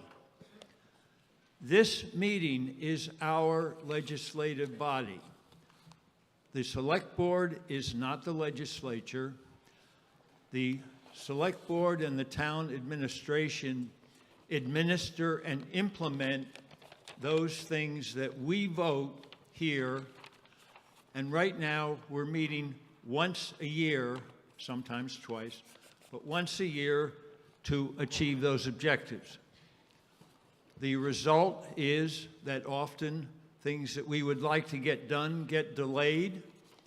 And so I have proposed this article with the idea that a town council, which is a legislative body, can meet more frequently. The model that I have used was the Barnstable Town Council, and when I was on the Town Government Study Committee, I visited there, and 2 weeks ago, I went there and spoke to the Barnstable Town Council. Because in a town council, anyone can go and speak. In a town meeting, you have to be a voter to get through the door. But a town council, you can speak, and for my concern, one of the important parts about that is we've heard many a time that people who are working or going off for sports teams can't make town meeting. Well, if the town council meets every 2 weeks, which they do in Barnstable, you can come in, you can ask your question, you can make your recommendation, and you don't have to give up a day's work to come here and sit all day. Interestingly enough, the summer residents who don't come or have to sit in the stranger gallery could come to a town council, ask a question, and make a suggestion. In other words, we're empowering the very important summer population that pays 80% of our taxes to give them a chance to have something to say. And then we talk about the people who live here but are not registered voters, the, quote, underserved on occasion. Those two people can come and speak to the town council and ask their questions and make their recommendations. So I am suggesting that this is an appropriate study that the FinCom has recommended. We are not voting tonight on a town council change. I'm asking you to vote to establish a study committee so that we can take a very thorough look at the situation and do our job. Thank you very much. Thank you. Madam Moderator, Madam, Mr. Allerhand? I pulled this. I don't know why you don't have my name there. I don't know, but I would happy to go to you, because Okay, Mr. thank you. Barnes called it as well. Okay. I rise to speak against this. I realize he's just asking for a study, but obviously if you read this through, their minds are made up. They're saying that a town meeting type of government is not efficient. Well, democracies sometimes are not efficient. All these issues, he's just talking about being able to talk in front of a town council.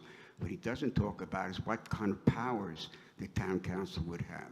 The people here today have decided and discussed the questions of short-term leases, amongst other things. Would you like these issues to be put in the name or under the power of 6 or 7 other people who would be subject to intense pressures?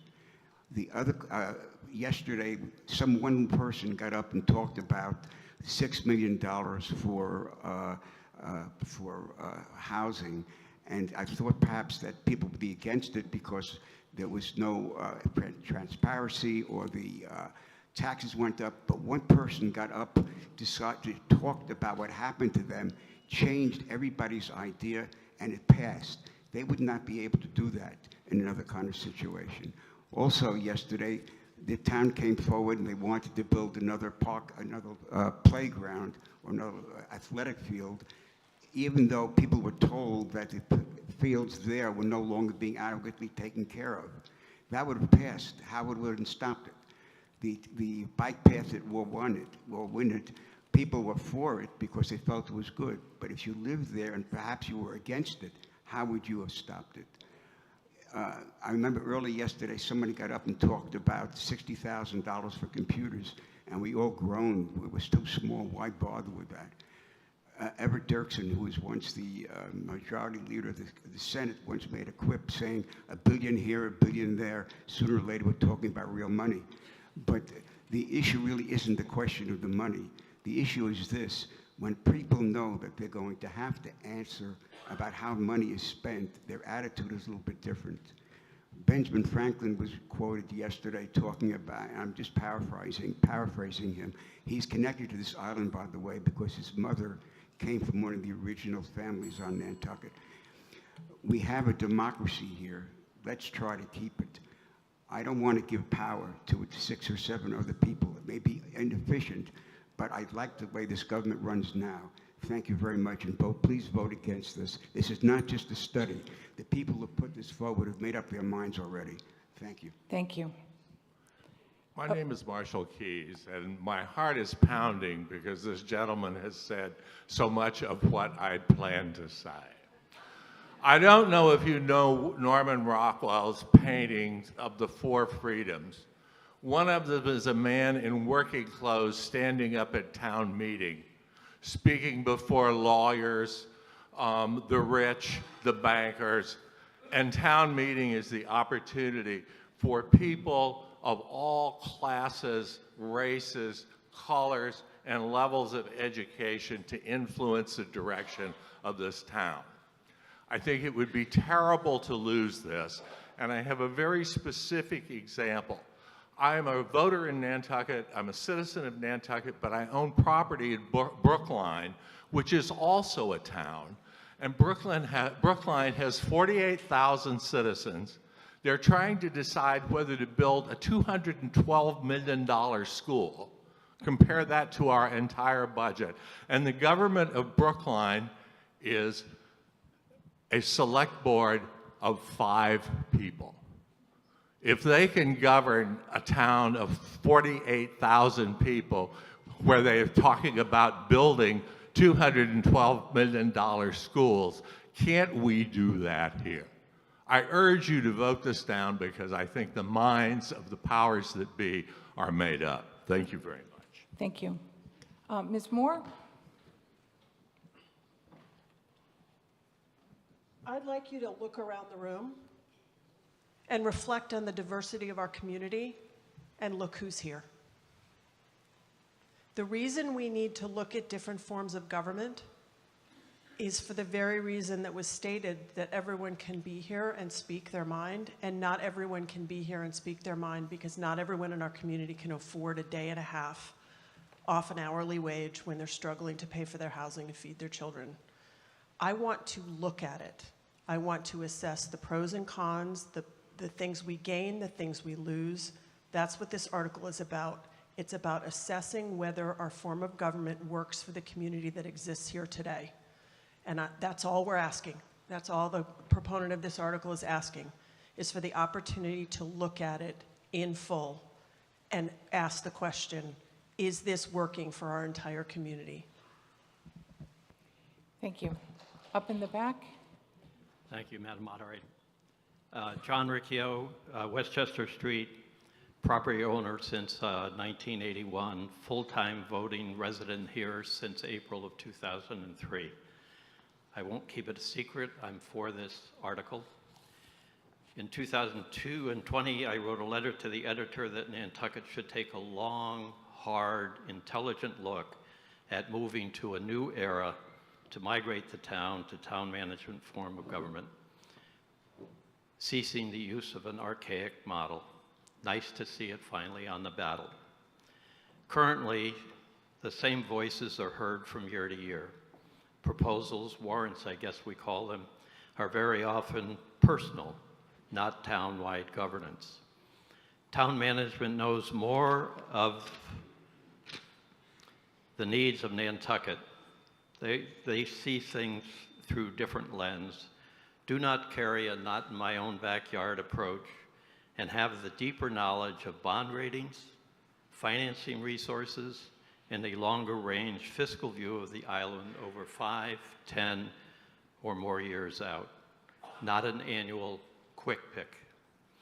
The town will still be able to voice their concerns through a town council represented by local residents, and if they don't like what they hear, they can move the town manager out. Nantucket would have had a new fire department for millions of dollars less had it been under the auspices of a town manager. Same with the police building. Nantucket would probably have sewers. We would have rectified our island home issue years ago. The efficiencies are greater, the finances more fluid, productivity increases, governance with alacrity. Thank you. Thank you. Jen Erickson, resident for 30 years now.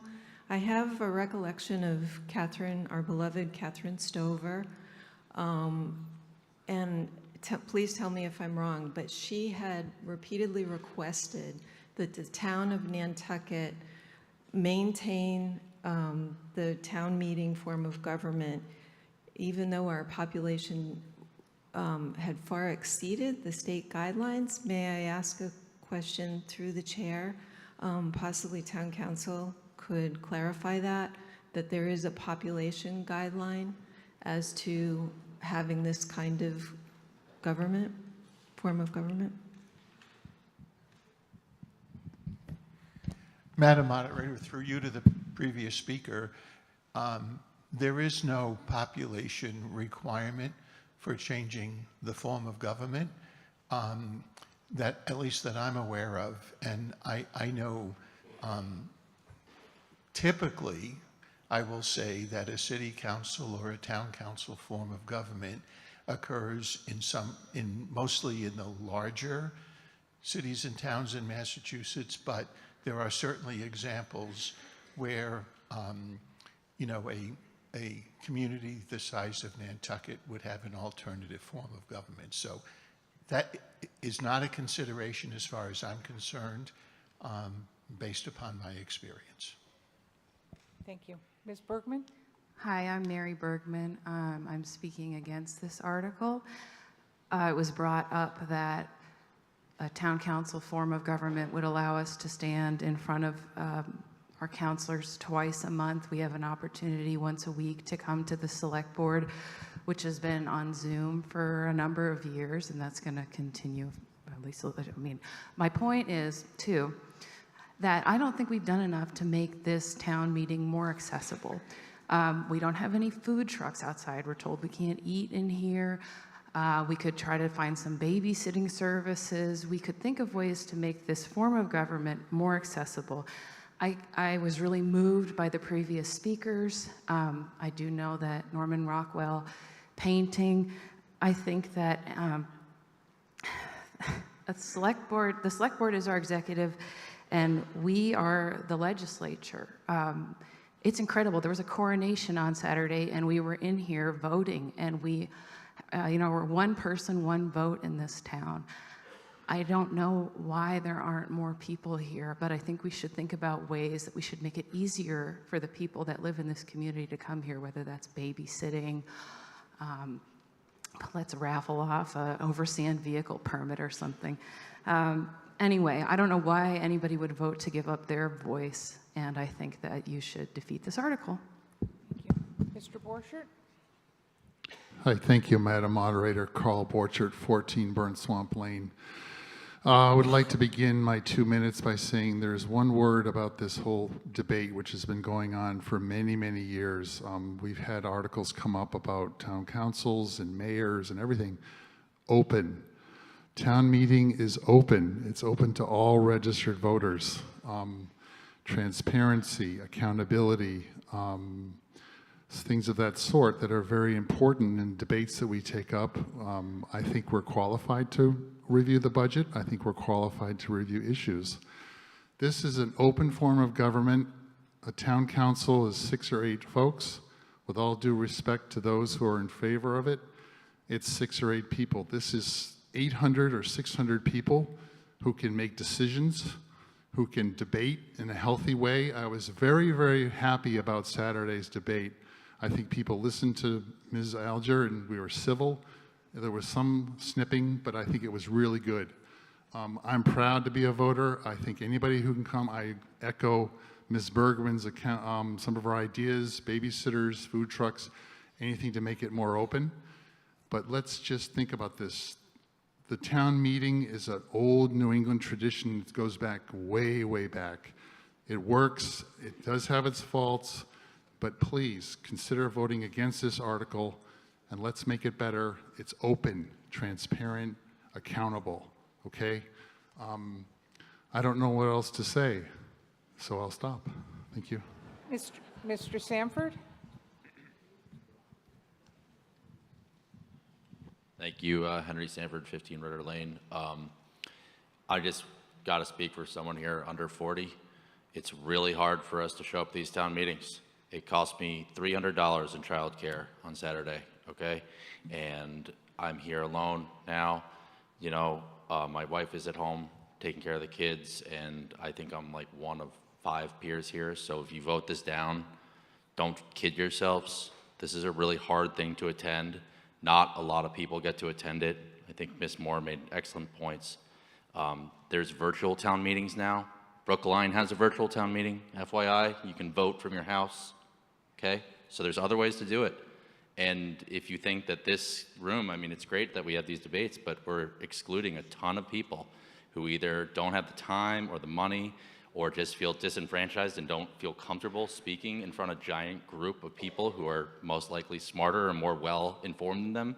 So it's not just about how to show up here. It's also about you know, how to express yourself. So if you can just vote this any way you want, but think about how we can be more inclusive towards younger people, towards people who aren't new or aren't old to the island. I think we need to rethink it a little bit. It's certainly in my generation a large frustration. Thank you. Just one clarification. The people who get to stay home and vote, that's a representative town meeting, not an open town meeting. So we could Take a look at it. We could go to that, but that isn't what this article's doing. So, Mr. Reed? Thank you, Madam Moderator. Mr. Borchard is right. Open town meeting is a New England tradition, going back to its heyday in the 19th century.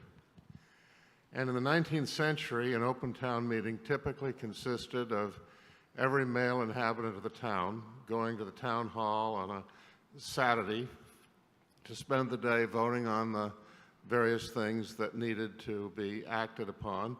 And pretty much everybody would go because they would do it on a Saturday, and they were able to get out and do that. Life was a lot simpler in those days. Things have changed since then. Women are allowed to vote. We have a much more complex society than existed in a typical 19th century New England town. The people that are here today, I dare say, are the same people, not all the people, but a lot of the people who are here on Saturday. And there are an awful lot of people who I would see every year at town meeting, at every session of town meeting, the hardy regulars. And these people, I'm one of them, will always be at town meeting and always show up, and our voices will be heard. However, as Mr. Sanford pointed out, it's very difficult for a lot of people, particularly younger people with families. The crowd at any individual town meeting depends very much upon what articles are coming up, because if somebody is interested in a particular issue that's coming up, they and their friends will all show up at the meeting. And while they're here, they'll vote on other articles that come up. But on another occasion, those same people wouldn't be here because they wouldn't have been encouraged to come by a particular article. In any event, I think that there is no question that what we have as a open town meeting is not representative of the population of Nantucket, and that we would have much more success in this town if we had a change in the form of government. Whether that be a town council, I personally am inclined toward a representative town meeting. There could be various other ideas and suggestions, but I would strongly encourage you to vote for this article because I think Mr. Barnes has done us a service by bringing the issue forward. I think a lot of us have thought this for some time, and I hope that whatever comes out of it will be a benefit to the town of Nantucket. Thank you. There's someone at the microphone, I think, behind the camera. Go ahead. Jasper Young, Mid-Island. I'd like to respectfully call to move the question. Okay. I think we could just probably go to a vote. Why don't we do that? So this requires a majority vote. A yes vote will adopt the motion. A no vote will defeat the motion. The motion is as printed in the warrant with the language that was stricken and read in at the beginning of the meeting. Can you scroll down, Mary, and show that? There you go. A yes vote will adopt it. A no vote defeats it. Requires a majority vote. All those in favor say aye. Aye. Those opposed, no. No. That motion is adopted. I'm sorry, I'm laughing because I have this speaker here that makes certain people extremely loud. It's a little alarming. Okay. So now we're going to go to Article 83. Article 83 83. Now, I have a little bit of a conundrum here on 83, so I'm going to ask your opinion. Article 83 appears on pages 154 to 156 of the warrant. The Finance Committee motion was moved not to adopt the article.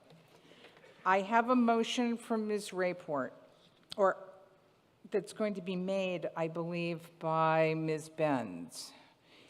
The motion, unlike the other motions that we've had, does not track the language in the warrant.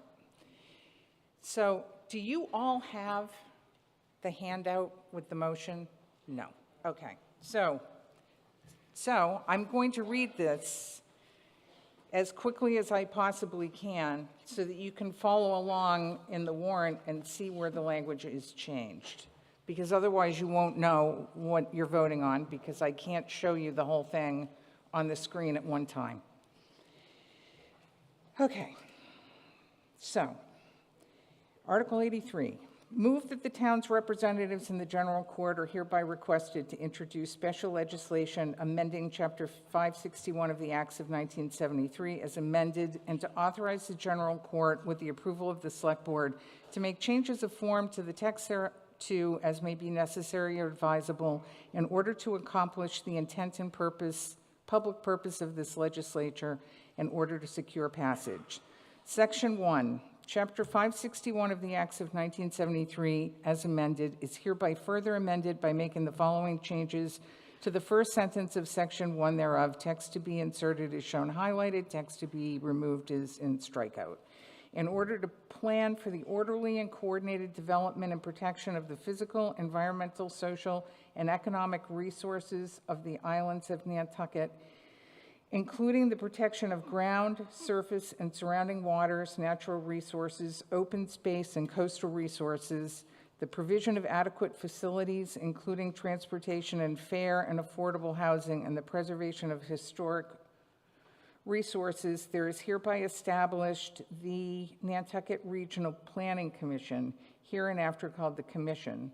The commission shall consist of 5 persons to be elected for rotating 5-year terms at the annual town election, hereinafter called the elected members. 1 representative of the planning board of the town of Nantucket to be appointed annually by said board. 1 representative of the Nantucket Islands Land Bank Commission to be appointed annually by said commission. 1 member of the Nantucket Historical Commission to be appointed annually by said commission. 1 representative of the Nantucket Housing Authority to be appointed annually by said authority. 1 representative of the County Commissioners of Nantucket to be appointed annually by said county commissioners, and 1 representative of the Conservation Commission to be appointed annually by said Conservation Commission, together hereinafter called the appointed members. Section 3. To provide for the initial election of the elected members and appointment of the appointed members, insert after Section 1, this new Section 1A. At the first annual town election held after the effective date of this act, a minimum of 2 elected members shall be elected. The initial term for elected members shall be staggered, the first elected member for a 1-year term, a second for a 2-year term, etc. Thereafter, all elected members shall be elected to rotating 5-year terms, with 1 elected member's term expiring in each year. Further, after the first annual town election held after the effective date of this act, the terms of members previously appointed by their respective boards and commissions shall end, and the following appointment shall be made by their respective boards and commissions: 1 representative of the planning board, 1 representative of the housing authority, 1 county commissioner, 1 representative of the historical commission, 1 representative of the conservation commission, and 1 representative of the Nantucket Land Bank Commission, each for a 1-year term. Further, after the effective date of this act, members previously appointed at large by the commission shall continue to serve until the end of their appointed term, provided that their term will not continue beyond the date of the regular annual town election held in the year their appointed term ends. At this time, they shall be replaced with elected members as provided above. At no time shall the number of elected plus previously appointed at-large members be more than 5 total. In all cases, the members shall serve until their successors are elected and qualified. Section 4, insert a new Section 1B. Any vacancy in the elected membership shall be filled by a majority vote of the commission, said vacancy to be filled until the next regular election, after which the newly elected member will serve the remainder of the vacated term. Section 5, insert a Section 1C, term limits. In no case shall any elected or appointed member serve on the commission for more than 10 years in total, provided that the years served prior to the effective date of this act shall not count towards this term limit. This provision shall not prevent members from serving on other elected or appointed public bodies at any time. Section 6, insert after Section 2, Section 2A, the commission shall produce and make available to a town meeting a written report of its activities annually. Section 7, this act shall be effective upon its passage. So, Ms. Benz, is that your motion? Yes, it is, Madam Moderator. Okay. Is there a second? Motion is made and seconded. Ms. Benz.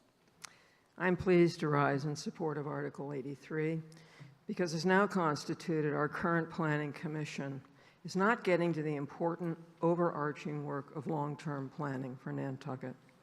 When something is not working, it's our responsibility to fix it. Article 83 addresses two central issues. Firstly, it addresses the way the commission is composed, as you've just heard. Currently, all 5 members of the Planning Board are automatically appointed to serve on the NP and EDC. Their area of expertise and major time commitment is to the nitty-gritty of zoning and land use. This is not the same as long-range planning. We can be better served by a reconstituted planning commission that is composed of additional elected members whose primary mission is long-range planning for Nantucket. Article 83 also adds 2 new permanent membership seats from the Land Bank and the Historic Commission. This will bring energy and new perspective to Nantucket's long-range planning as a primary commitment rather than as an additional responsibility and burden. The Planning Board will still be able to appoint 1 member, as is done on many other boards and commissions. Second, the NP and EDC now appoints its own members. This means the Commission is arguably inclined to appoint individuals who are more likely to share their viewpoint, making it less likely that new perspectives will be welcomed and exchanged. Article 83 gives the voters more say in who they want to represent them. Article 83 also institutes term limits to promote more opportunities for people to participate. It changes the name to the Nantucket Regional Planning Commission, which clearly stipulates its mission as comprehensive regional planning. And it requires an annual report so that years cannot go by without progress reports on goals and objectives. Our Planning Commission is here to help Nantucket. Please consider the old saying, if you don't know where you are going, any road will get you there. Nantucket's comprehensive community plan is now 14 years old. It's woefully out of date, and efforts to update it keep petering out. We've been wandering down just any road long enough. It is time to get ourselves a map to guide us into the future and use it. Thank you. I yield my remaining time to Tom Montgomery. Thank you, Mr. Thank you, Madam Moderator. there Tom you are. Montgomery, Okay. 33 North Liberty Street. Adding elected seats and some different voices to the commission is more important now than ever. We need to try something different because things are not working today. Today, all 5 members of the Planning Board are automatically appointed to this commission, whether they are interested in long-term or long-range planning or not. This article proposes that the Planning Board and 5 other boards should each have 1 representative on this commission. That way, no one interest dominates the conversation. Another change is to have the at-large members. Today, this commission is the only commission that appoints its own at-large members. Having directly elected seats is not a radical idea. The Martha's Vineyard Planning Commission has 9 elected at-large seats, which works very well for them. This article does not make any changes to what this commission does or how it does it. It simply phases in elected members and phases out appointed members as their terms expire. It balances 6 seats appointed from other boards, so each board has 1 representative. The total membership remains unchanged at 11 members. This new structure is critical because we need to get this commission working for us today. This commission is Nantucket's direct line to the Massachusetts State House. If we want to improve our life here on Nantucket, and we are not using this commission to advocate in Boston, we are missing out. We are missing out on state aid, and we are falling behind. For example, last year, the state gave away $19 million for playgrounds and parks, and Nantucket was not qualified to claim 1 cent of it. Why? Because our required planning document has been out of date for 9 years. We need a productive long-range planning commission because plans actually do matter. There is so much more this commission can and should do for Nantucket if we can just get it working the way it should be. Article 83 does that. That is why I'm asking you to vote for Article 83. Thank you. Thank you. Ms. Longacre? Thank you. Mary Longacre, Chair of the Nantucket Planning and Economic Development Commission. Last year, an article to amend the NPNEDC Special Act also had a motion not to adopt from the Finance Committee, and town meeting voted to refer the article to NPNEDC for further study. I am committed to the NPNEDC updating its enabling legislation with a petition developed through our public process, which I invite you all to follow and participate in. NPNEDC has produced a fact sheet, which I hope you picked up on the way in. Included on it are draft vision and mission statements that are the first elements to come out of our review. We'll also be looking at membership and how best to compile a representative commission to plan for and advise Nantucket in the future. Some elements of the proposed motion for Article 83, such as adding a land bank member, have already been discussed favorably by NPNEDC before appearing in this article. There may be other points of agreement as we continue our review. Regarding the article's replacement of appointed at-large members with elected seats, coincidentally, last year, Truro's town meeting voters were asked whether to change their planning board from an elected body to an appointed one.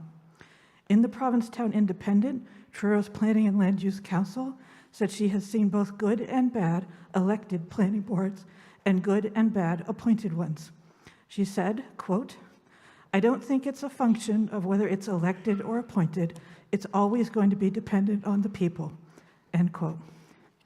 The people this article would remove from NPNEDC are the 3 at-large members, Christy Ferrantella, Wendy Hudson, and myself, and 4 of the 5 planning board members, Dave Iverson, Nat Lowell, Barry Rector, Joe Topham, and John Trudell. All of us have a history of working hard for the community and a wealth of experience to bring to NPNEDC. We live here and work here. I'll offer a quote from Mr. Rogers, who loved Nantucket very much. Quote, "It would have been sad for me to spend my life just trying to superimpose stuff on people rather than trying to encourage them to look within themselves for what's of value," end quote. The NPNEDC is committed to a public process that is already underway. This article makes it unnecessarily more difficult and is not in line with last year's town meeting vote. Please vote not to adopt a positive motion on this article. Thank you. Thank you. Ms. Dye? Thank you, Madam Moderator. So last century, I served for 6 years as the Vice President of the NPNEDC, and during that time, I also served for 2 years as the Vice President of the Massachusetts Association of Regional Planning Agencies. As has been said, our NPNEDC was established in 1973, and unlike the Martha's Vineyard Commission and the Cape Cod Commission, it never had regulatory powers. I'd like to clear up something about the number of elected officials that currently serve. There are 11 members of the NPNEDC. Right now, 7 of them are actually elected. The 5 planning board members are elected by this community. 1 county commissioner serves, who is a select board member, also elected. The housing authority seat is held by somebody who's elected by this community.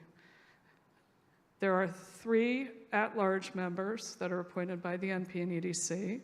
The Concom has an appointed seat, and so to say that they're not elected is disingenuous.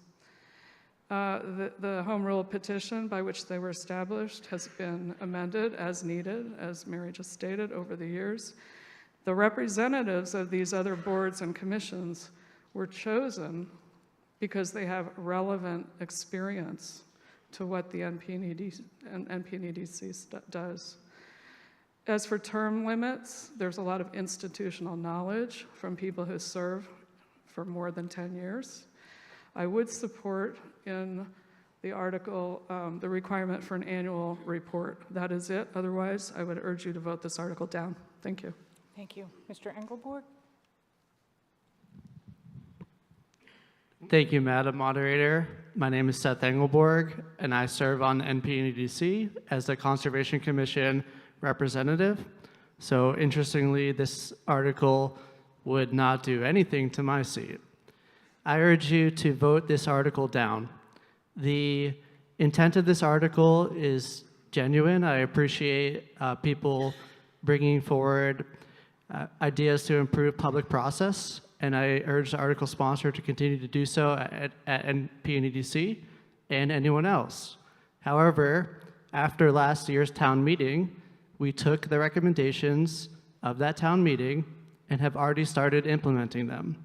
As our chair, Mary Longacre, said, many of the changes requested by that town meeting and requested in this article are already underway.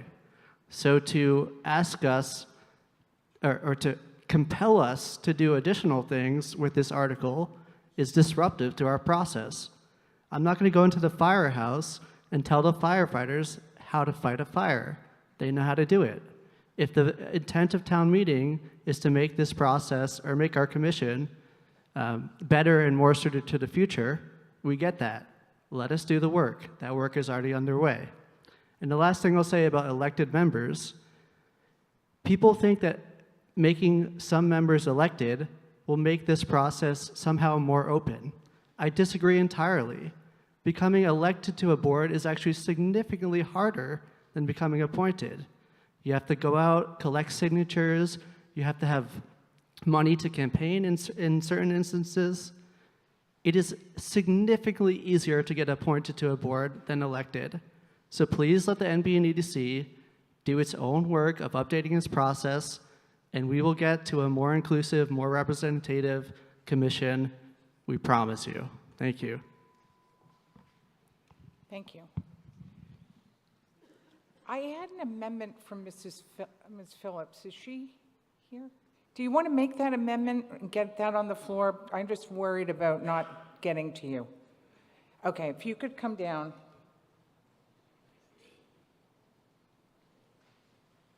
So we're doing the amendment first. So Ms. Phillips has an amendment that would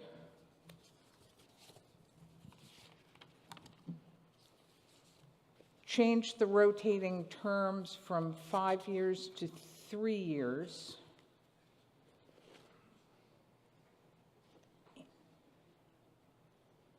And then the other. And then the other change, go down. The elected members shall be elected to rotating 3-year terms, and then there's another change a little further down. And instead of a 9-year limit, a 10-year limit, you're changing it to 9. Is that correct? Okay. Yes. So moved. Is there a second? Motion is made and seconded. Ms. Phillips, go ahead. Thank you. Is this? Yes. That's on. Good. Just hold it right up to your. Okay. I'm Maureen Phillips. I served on the NPEDC for during my time on the Concom, so that was 3 years ago, and then Seth Engelborg became the Concon rep. The point of my amendment is to provide more opportunities for more people to have input into this process. my main concern about the NPEDC after serving on it for 3 years was the fact that it is a group that has been, you look at the planning board, and the planning board is the, the planning board makes up an important part of the NPEDC. And then when the at-large members are looked to, we also have the planning board having an important voice in those at-large members as well. And I think that the public should have more direct input into this work. The fact that items like the, oh, now of course I'm forgetting exactly which one is 14 years old, but long-term issues are very hard for transactional boards to get at. And this is something that I believe we pay for in having transactional decisions made one at a time, and rather than having decisions made because of there's actually a plan for them. This provides an alternative structure which would make more people on this board accountable to the voters. Broadening the experience base is also really important. The planning board is a really hard-working bunch of people, and trying to step back and do the transactional work as well as doing the long-term work, I think is asking a great deal. And that if the long-term planning can be put to a group that has more representation and will actually make sure that long-term planning is happening, I think is really important. And the fact that the motion which was made last year and that it went back to the NPEDC to consider, a whole year has passed. Yes, they are working on it, but we have many things that we are being told are being worked on, and then we don't always see the finished product. So I think this improves the original submission, and I think overall this is something that we really need to look at. This town can be afraid of change and worried about what might happen, and will we have the people to enforce this, or what will happen? And I do think that, as was mentioned on Saturday, the perfect is absolutely the enemy of the good, and this is a good idea that should be put into place, and rather than having it be another year before we maybe get another decision, or maybe not. We need accountability for this as well. And I want to donate my time, the rest of my time, to, I'm sorry. Is it you? No. I'm sorry. Who? What is happening? Val. Yeah, I'm sorry. Val Oliver. Thank you. Thank you. Ms. Oliver, on the amendment? Go right ahead. I don't have an amendment. No, you're talking about the amendment. Oh. I think you are. Anyway. I'm Val Oliver, and I'm an HDC member and the founder of Nantucket Residents Against Turbines, now known as Act for Wales. I'm supporting Article 83 because, unbeknownst to me until recently, the NPEDC has had a seat on the Mass Ocean Advisory Commission since 2009, which is an 18-member state commission that writes the rules for our oceans and decides where the wind turbines can and should not be placed. I've been working for 5 years to get this offshore wind power plant pushed farther out than the 14 miles they're placed from our island south shore. Moving these industrial energy plants further away from our shores and away from the feeding grounds of the endangered North Atlantic right whale could make a big difference in harm to this species, our island's marine environment, as well as the historic viewshed that drives our tourism economy. The NPEDC and the town have remained silent on this important issue. Since Vineyard Wind's approval, these turbines are now taller than the Empire State Building, will collectively cover an area of the state of Rhode Island at complete build-out. We'll have 30 years of construction lighting, thousands of helicopters, and vessel trips to contend with. The Ocean Advisory Commission has accepted the Ocean Management Plan in 2009, again in 2015, and 2021 were amendments. No. But the NPEDC has not formed a single policy, working group, or any reports to coordinate input from Nantucket citizens on these critical plans, which say what can and can't be done in our ocean.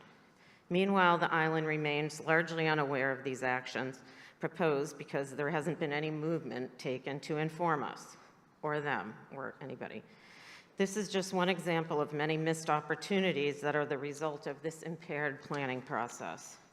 Cape Cod's Planning Commission organized a year-long planning effort in 2010 that restricted wind turbines from being installed in the waters around Cape Cod.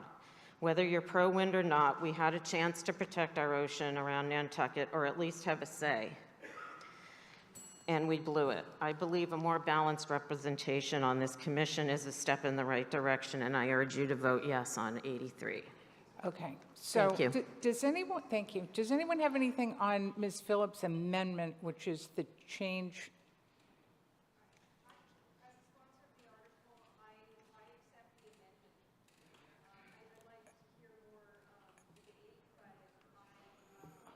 Okay, all right, I know you can't hear him, that's okay. So I think we're just gonna, I mean, it's not okay, but what she's saying is she's accepting the amendment. I think we should just take a vote on the amendment so we can get back to the discussion on 83. Yeah, I accept the amendment. I mean, Ms. Phillips wants a shorter term, so we have more accountability and more rotation and representation, and that's consistent with the purposes of this article. So I'm a yes on the amendment, and I'm comfortable voting as long as we can get back to debating the article. Okay, so let's just take a vote on Ms. Phillips' amendment only, which is to change the rotating 5-year terms to rotating 3-year terms that appears in 2 locations, and to change the term limit from 10 years to 9 years. A yes vote will adopt the amendment. A no vote will defeat the amendment. It does require a majority vote. All those in favor of the amendment, please say aye. Aye. All those opposed, no. No. That amendment is carried. Okay, so now we're back on the main motion made by Ms. Benz, now as modified by Ms. Phillips. I'm going to go up to you, Ms. Molden, and then I'll come back around to... Thank you, Madam Moderator. Emily Molden for the Nantucket Land Council. The Land Council is in support of Article 83. We certainly agree that it's appropriate for the mission of the Islands NPNEDC to incorporate and reflect the broader scope of the issues that we're facing and prioritizing today, among other things, natural resources and environmental protection, as well as adequate supply of housing. I recognize that the Commission has begun discussions on its mission and its membership and considerations to changes to them, but the compositional changes to the Commission as proposed in Article 83 make sense. It would open up more seats to individuals who are specifically interested in focusing on the long-range planning that the Commission partakes in, and enable participation from a broader community with potentially more diverse background and experience, which is certainly a positive asset to future planning efforts. Thank you. Thank you. Mr. McNabb, I'll come down to you, and then I'll keep going back around the room. I don't know. No. I don't think you have to do anything. Okay. That's it. There you are. Anyways, well, thank you very much. I find the whole conversation quite interesting, and both sides are making great points. But if you go back to the last conversations, we're talking a lot about democracy, various forms of democracy. Yet here we have a proposal that some people are objecting to, where we have direct vote of representatives. And I think that's what we really need more of. Not consultants telling us what to do, but more input from the people. Yes, it's true, there are people on the commission who have votes, but the commission appoints their own at-large members. That's appointing people that agree with you. How can you have discussion? How can you have disagreement? How can you have debate when you only have people who are like you, who you put on your committee? So I strongly support this. I think we need to go forward with it. It's unusual, too, that a year ago we thought by now we might have some answers, and we haven't yet. So I urge you to vote for this article. Thank you. Thank you. Ms. Sutton? Hi, I just wanted to put in a little bit more. I agree with Ms. Phillips with what she said. I think one of the things why I support Article 83, and it's nothing against the planning board because they're great, they do a lot, but I think like a lot of the boards, they are all, they're not just on the planning board, they have someone on the cannabis commission, someone on the housing fund. So they're really, the people that are on the planning board really have a lot to do.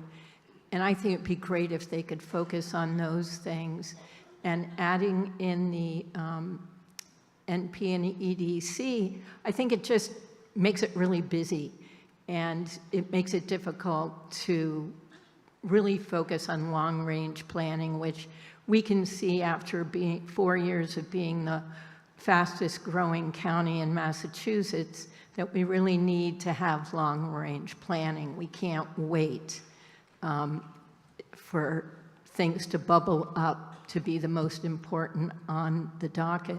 The other thing I have is that while people are elected, they're not elected to this board. They're not elected to the NP and EDC. I didn't even know they automatically went to the NP and EDC a number of years ago, and I was like, wait a minute, why aren't they running, transparently and saying, I'm running for the planning board, but that also means that I'm going to be on the NP and EDC, so that people are knowledgeable about who they're electing and what they're electing them for. As far as institutional knowledge, it's a wonderful thing, but I think it can also create a lot of like thinking, and the idea that, well, you've been doing this so long and your fingers are in all these pots, that the community is really, the community doesn't know itself. And we in the community are often derided as just not knowing enough. And I really think if we elected people to a planning commission for long-range planning, that they would focus on that and we would be able to interact with that. So thank you for listening. Thank you. Hello, thank you. Matthew Peel. I am by no means an expert in the planning department, but this makes sense to me. I think that we've all seen quite a bit of change since 2020 to this community, and long-range planning is more important than ever now. And we want people there that want to be there, that want to take it on. And I was a little shocked to hear the planning board maybe against this, because somebody walked into my office and said, I'm going to take some of the workload off of you at no cost to you. I would say, thank you. So, please vote yes on this. Thank you. Thank you. Mr. Rector? Oh, you want me to go back there? Okay. Ms. Forbes? Good evening, Leslie Forbes. I've done a little research into this, more than a little. The RNPEDC is our Regional Planning Commission, one of 13 for the state of Massachusetts. The regional planning commissions were created by the state. They were not created by any particular town. And they are meant to sit outside of your municipal government for two reasons. One is as someone else mentioned, the Regional Planning Commission is to be the conduit between the towns, the region, we happen to be a region and a town, but between the region and the state and federal initiatives that come along. And then to also, so they find what's going on out there, where the moves are, what the initiatives are, and match it to what we're trying to do. And if it overlaps, great. If it doesn't, it doesn't. But we also have a responsibility to take our voice to the regional and, the state and federal entities. The second reason is they have different jobs. The Regional Planning Association, in that original format, has been charged with creating the regional comprehensive long-term planning with the community. The planning board still maintains control over the approval of that plan that they put together, but the Regional Planning Commission has the long-term look. The planning board, as they said in their form that they handed out today, is charged with reviewing and regulating subdivisions, special permits, and zoning changes. Now, we all know that there's a lot of work in that. We've been here for a day and a half going through a lot of it. And for me, at least, human nature is that something that has a deadline gets done, and something that is, well, we could do it next week, we could do it next month, we could do it 6 months from now, is what gets put aside. Thank you. And we have evidence that our long-term planning is not happening. The short-term actions are. Thank you. Vote for this. Mr. Rector? Thank you, Madam Moderator. Please vote no on Article 83. This is not unlike a magic show where the magician will misdirect your attention with one hand, while the real truth of the matter sits in the other. In the 5-minute video that was produced on this, there are several problematic areas of citation. There were 3 instances of fabrication, 1 of fear-mongering, 6 flawed understanding statements, 2 misconstrued statements, 13 misleading statements, 1 speculative statement, and 2 which defied scope of authority. The NP in EDC has implemented the direction that was established at town meeting last year. We are still in process and would estimate that we should be completed with the mission by the end of this year. That was not well accepted. We have laid out the course direction to get to the end objective. We have agreed upon a vision statement, a mission statement, are in process of discussing the name change, objectives, and updating with verification of the enabling legislation section. What will come after agreeing to the objectives? The composition of the membership. Why? Because the objectives will drive who should guide the committee. This is not a static event. Look at our enabling legislation. We will continue to grow, change, and meet the future of our community. I have a quote which is applicable to town government. The wheels that grind slowly grind excessively fine. If the NP and EDC does not complete the review and implementation by the next regular town meeting, then I will personally guarantee you that I will draft an article to complete this mission. Please let us finish our work. And I'd just like to say one other thing. I've never had so many people tell me what my thoughts are as being a planning member as well, too. Every planning member that I know, that I deal with, understood and took this mission on, understanding fully what it meant. And to say we don't do long-range planning, I'm just going to draw you back to one thing, the master plan, and tell you also that there are multiple instances of this commission looking into long-range planning. Please vote no on Article 83. Thank you. Thank you. Mr. Cohen? Yeah, I just want to echo Mr. Engelbord's comment, if you could. Stephen Cohen. I think he nailed it when he said that if all we're really doing here is making it harder for people to get on the board by making some of these seats elected, that's actually undemocratic. And we should stick with, I don't think anybody is aware of a line of people trying to get onto the MP and EDC who just can't seem to get appointed. I don't think anybody's aware of the MP and EDC not meeting its goals. I think we are aware that they're working on making the improvements we asked them to make last year. And now we want to do is go to the state and ask the state to move the chairs around and make appointed seats elected while we're in the middle of doing things. You know, the hardest thing to do in this town is to get people to run for elections. It's much easier to get them to go for an appointed seat. It is expensive, it is burdensome, and it is unfair to try and, frankly, I think attack the MP and the EDC while it's in the middle of doing a great job. And I want to thank them for the work that they do. And I think everybody who knows the planning board and knows the MP and EDC's work knows that what we don't need to do here is dance around on how we're getting people on that board. We should focus on what they're doing. And if you want to change their mission, you want to change their powers, you want to change what they're doing, let's focus on substance, not appointments versus elections. Thank you. Thank you. Mr. Lowell? Thank you. Wow. This is why people wouldn't run for certain things. See the FinCom down here? Appointed. Appointed. Think they got anything going on? Concom. Appointed. Think they got regulatory powers?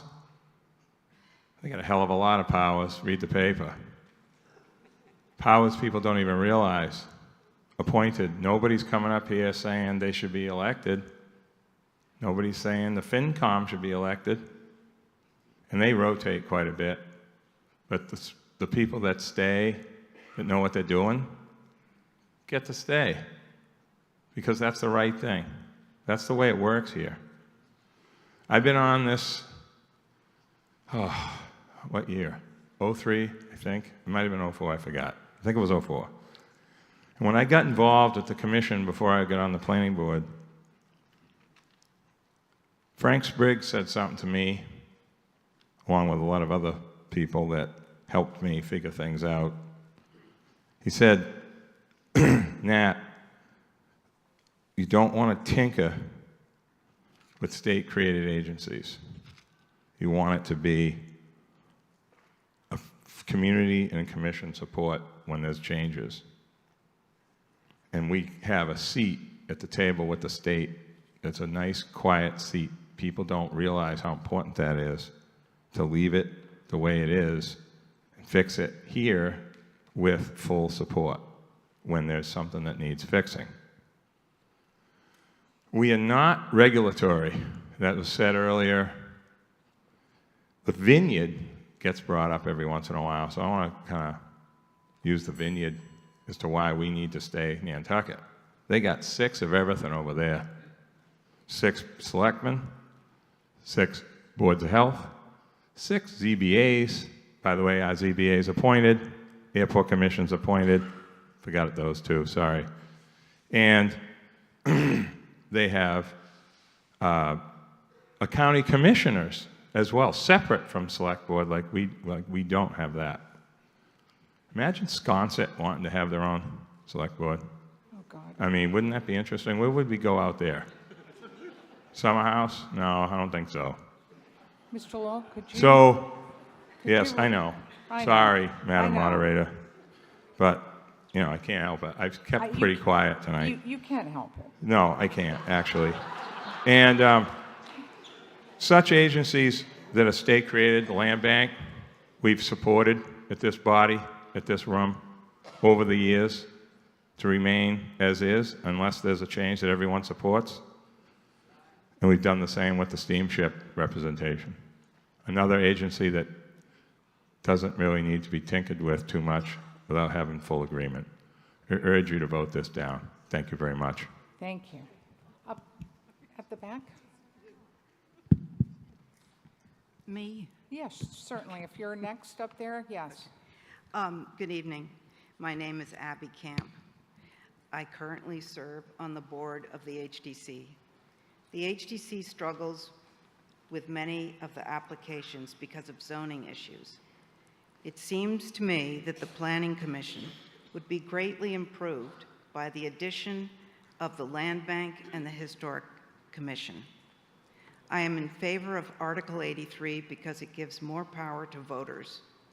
I can understand that the Planning Board might not want to give up 4 seats at the table, but this commission exists to look out for the whole region, not just zoning and permitting. Article 83 makes positive changes to a commission that needs to be changed, and I support this article. Thank you. Thank you.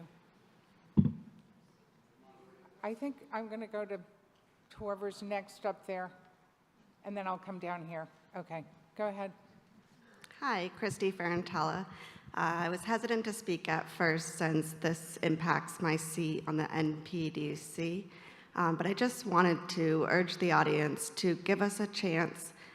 We've only had 11 meetings since the last town meeting, and we're trying to work through all the other things while looking at our mission, and it's hard to adapt change until we start looking at what our core mission is. So we have done a lot of work. There's a sheet that went around with what we've been doing. We're all on board with adding seats such as the land bank, and I think a lot of the things that you're seeing in this article we're implementing, and I'm just asking you to give us a little bit more time to work on these changes.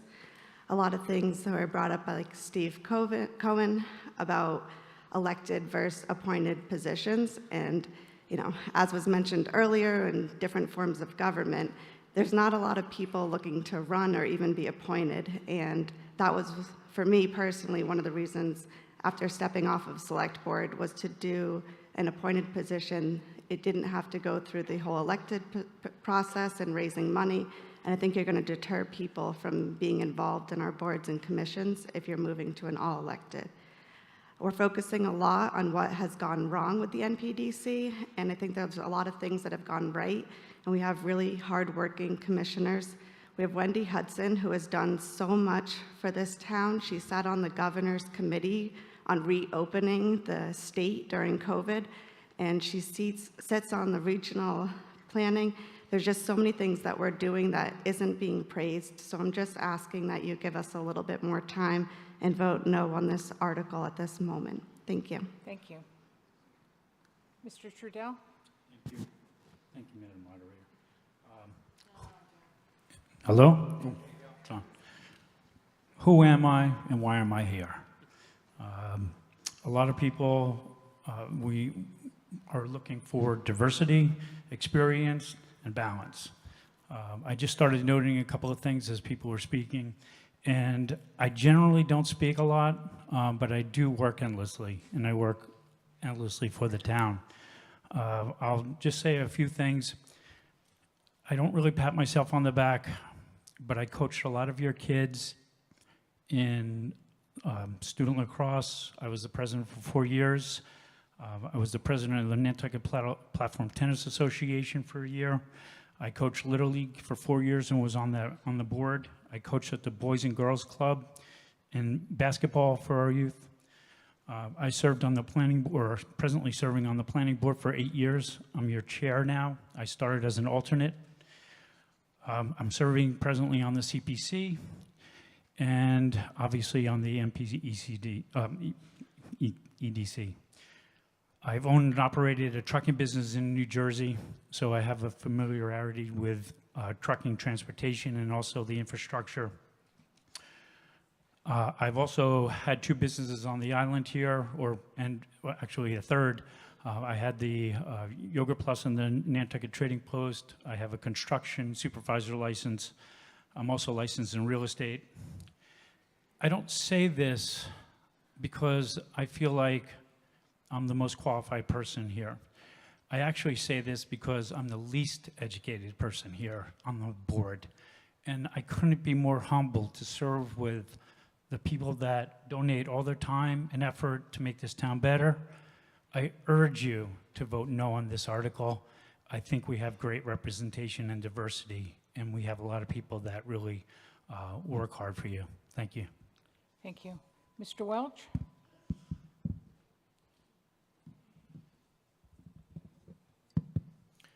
Thank you, Madam Moderator. Stephen Welch.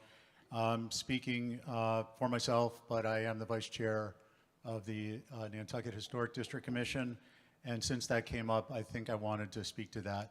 I will be brief. I've got $5 on. We're out of here by 8:30, so I'm going to try and beat the bell. The HDC issue, which we talked about a little bit last night, is the HDC asserting itself. It's not zoning. It's the HDC asserting itself. And that focus is changing, and I think it will be successful in the years to come. With respect to a particular passage, the newly added mission, preservation of historic resources,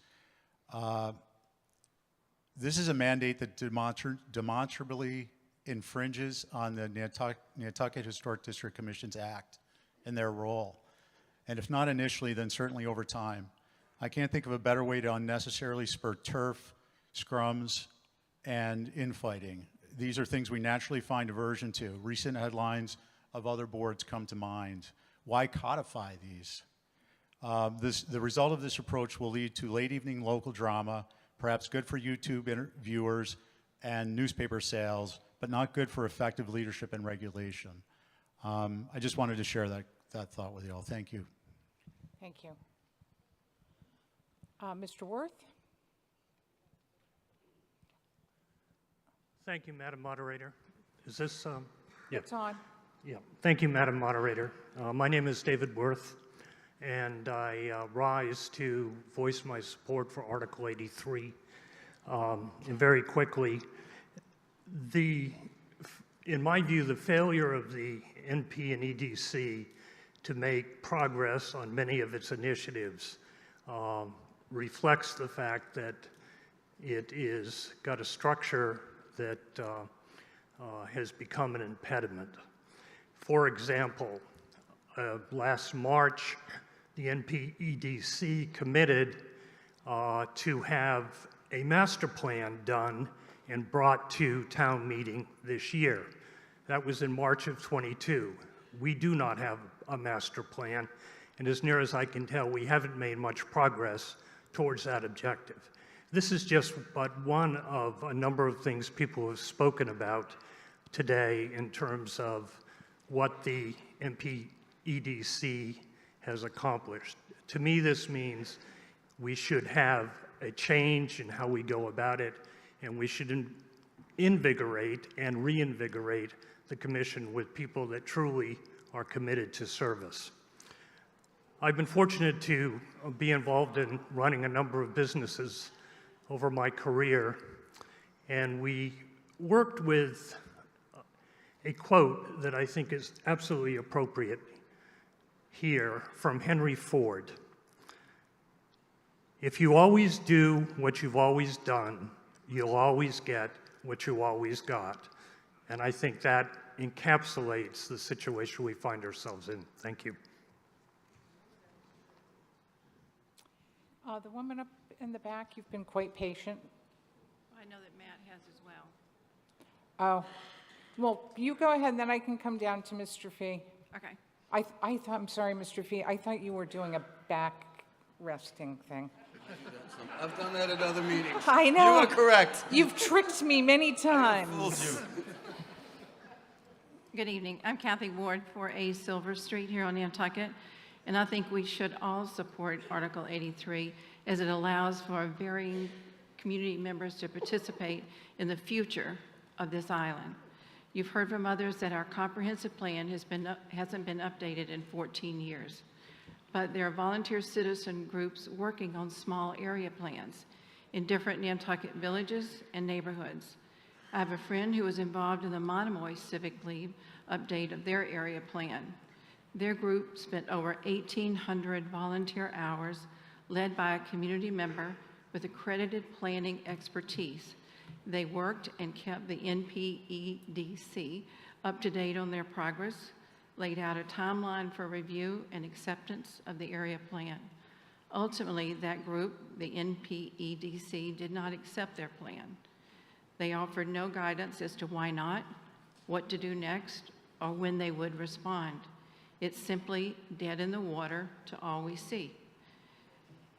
If our most engaged and determined citizens don't have any confidence in their efforts and the volunteer hours that they put into this island, they don't know that these efforts are going to make a difference, how can we stand by and think things will change on their own?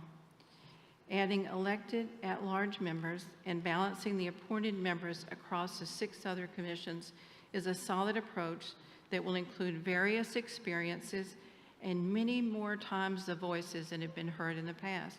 It will end in a better product and better planning. So I urge you to support Article 83. Thank you. Thank you. Mr. Fee? Hi. Yeah, I support 83, but not for some of the reasons that have been sort of bandied back and forth. I think some of the claims of, they're not working hard, I don't think that's true. They're not focused, I don't think that's true. And some of the, the other claims back the other way, that this is meddlesome and everything else, that's not true either. I think in a lot of ways, we're expecting too much. We've got an MOU and we've got Andrew, who's very qualified, but he's trying to run 5 other departments. We've got, we've got the planning board who has all their other roles, and then we've got this other, then we've got all the planning roles that, sometimes get done and sometimes not. And so I think that we're just expecting too much. I think this is a good, a good first step at help, putting some extra horsepower in here. I think it's giving some direction. But I think that some of the people that are, worried, I think they're taking it personally that this is against them or that they're going to lose their position. I think some of those same people will be voted right back in and will be serving for us. I think, I know John. I know John's valuable. I know Christie's valuable. They all have a voice. So I don't think that is how I view this. I view this as a structural problem that we need to address if we want to improve long-range planning on the island. So I hope that you support it. Thank you. Thank you. Ms. Longacre? Oh, Ms. Hill-Holgate? I wasn't going to speak on this. Is this working? I wasn't going to speak on this, but I'm getting to the point where I'm getting pretty offended. I serve as the select board member on this board, and talking about commitment to service, I'm in my 3rd term serving this community, and the 5 members on the planning board have been elected for numerous years between all of them to serve this community. The 3 appointed members, I don't know that you could pick very better people than Christy Ferrantella, Mary Longacre, and Wendy Hudson to be good representatives of this community. It's just, I think that some improvements could be made. I love the idea of adding the land bank. I think either adding someone from the HDC or the Historical Commission, those are possibilities, and those are under review. The commission could be expanded. Having 3 new elected positions where someone brand new with maybe great experience in something, but maybe not. The people you already know and know their commitment. Every single elected official who is on this board or commission, and all 3 appointed people have lived on Nantucket for most of their lives, run businesses here, raised children here, and having this brought by someone outside of it who maybe wants to be a part of it is just kind of offensive. Thank you. Ms. Longacre? Thank you. First of all, let me say, as an appointed at-large member, for instance, the previous chair, Nat Lowell, and I do not agree on many subjects. I want to make a few more factual statements. First of all, the NPEDC has had 5 seats turnover since the last town meeting. There is not a barrier to entry here. Second, there are a number of things that are already under discussion and on the table.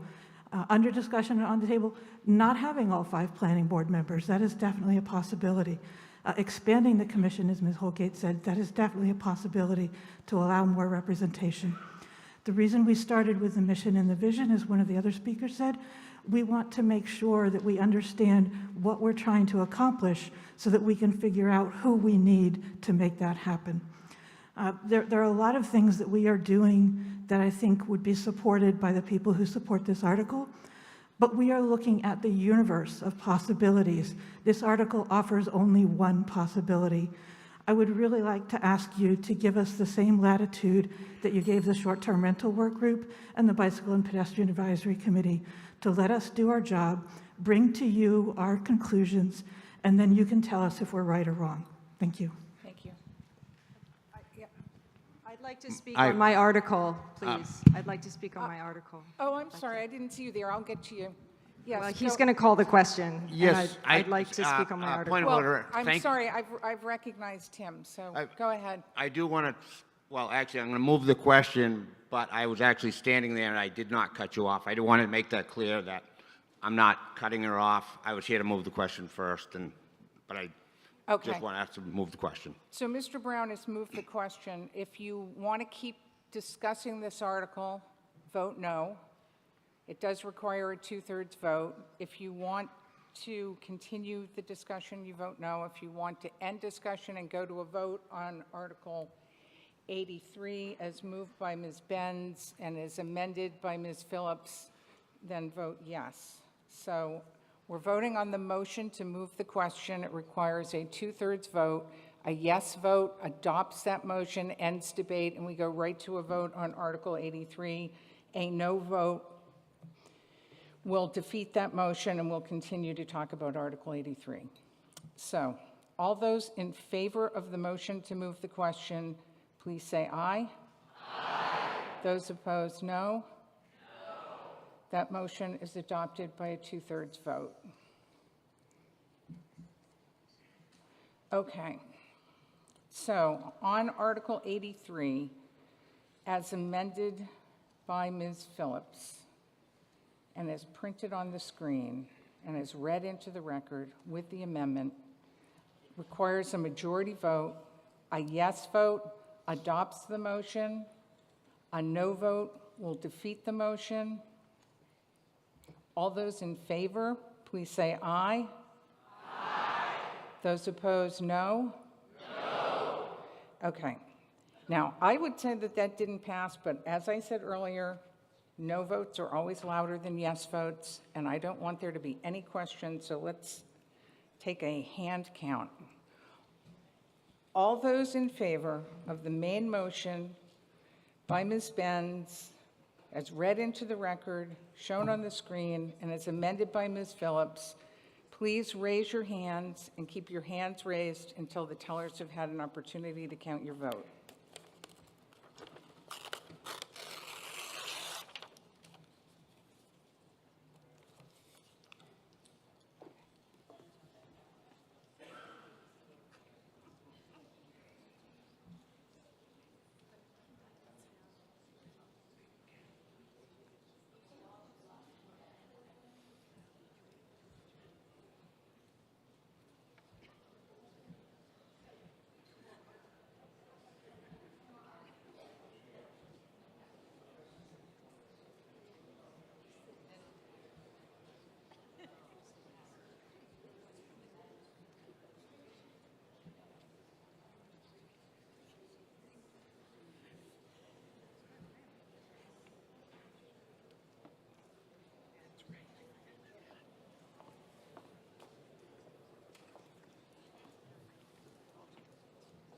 Okay.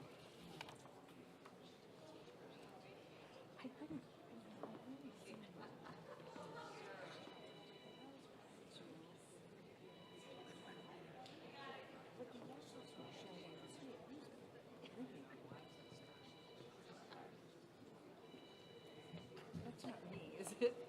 No. Okay.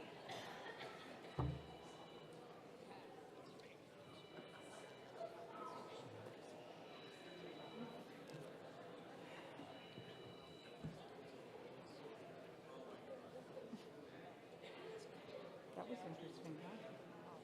I looked at the Hillary didn't say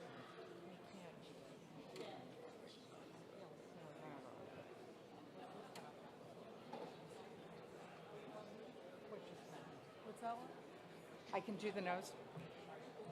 All those opposed to the main motion on Article 83, please raise your hands and keep your hands raised till the tellers have had an opportunity to count your vote.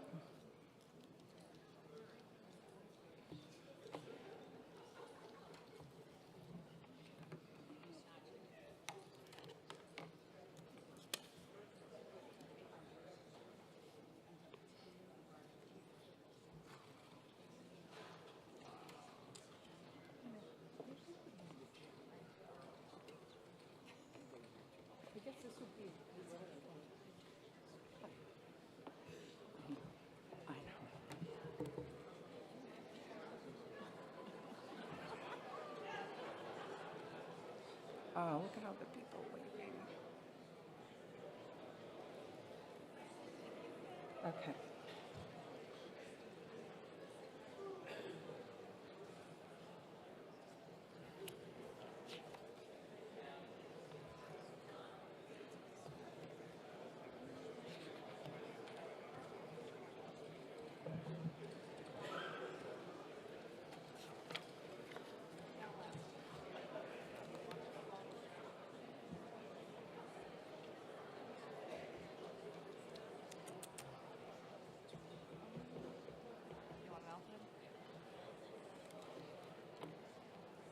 I really want a big slug of this Coke, but I can't quite figure out how to do it. I think I'll just go back here for a second.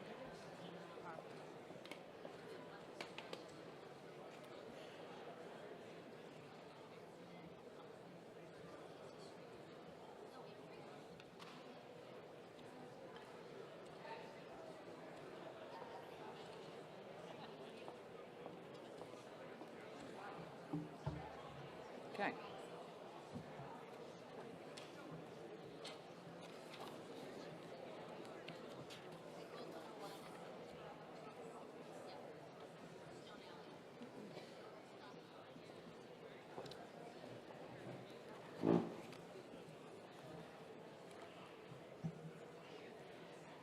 Okay, on Article 83, yes 183, no 182. Article 83 is adopted.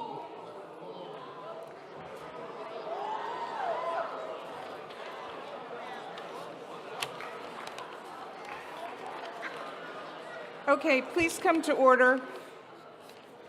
Please come to order. We're going to go on to Article 92.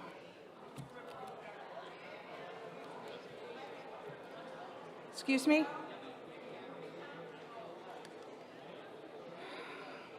Hold on.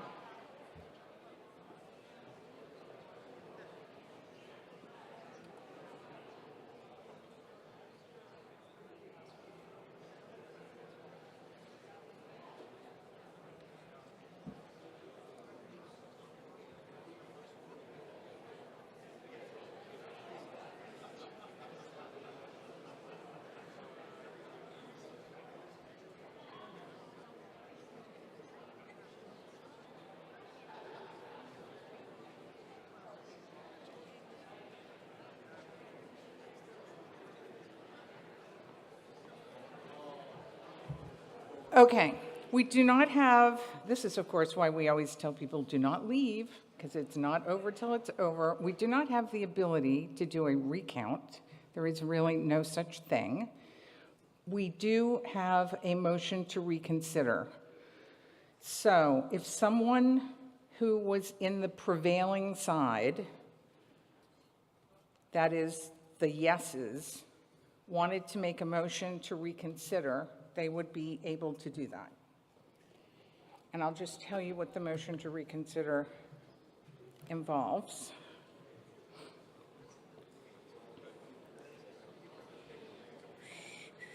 We hardly ever do this. It does require a second. It is debatable, and it takes a majority vote. So that's the story with that.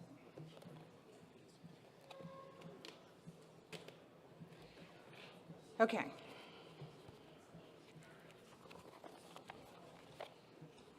Article 92. Oh, I'm sorry. Is someone moving to reconsider? No. Okay. Were you did you vote yes? Okay. So now we have a motion to reconsider. Okay.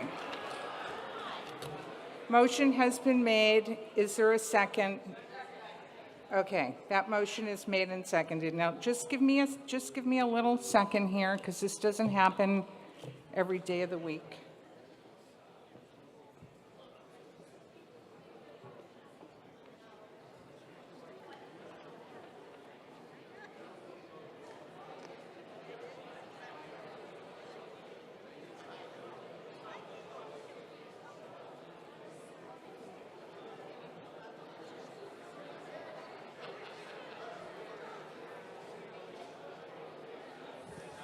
Point of order.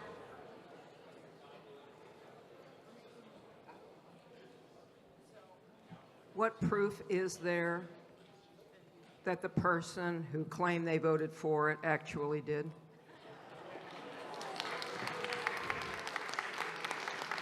There is no proof. Excuse me, we're a community, and if this gentleman stands up and says to me that he voted in the affirmative, he sat here with his hand up. I'm taking his word for it, and I am not questioning him.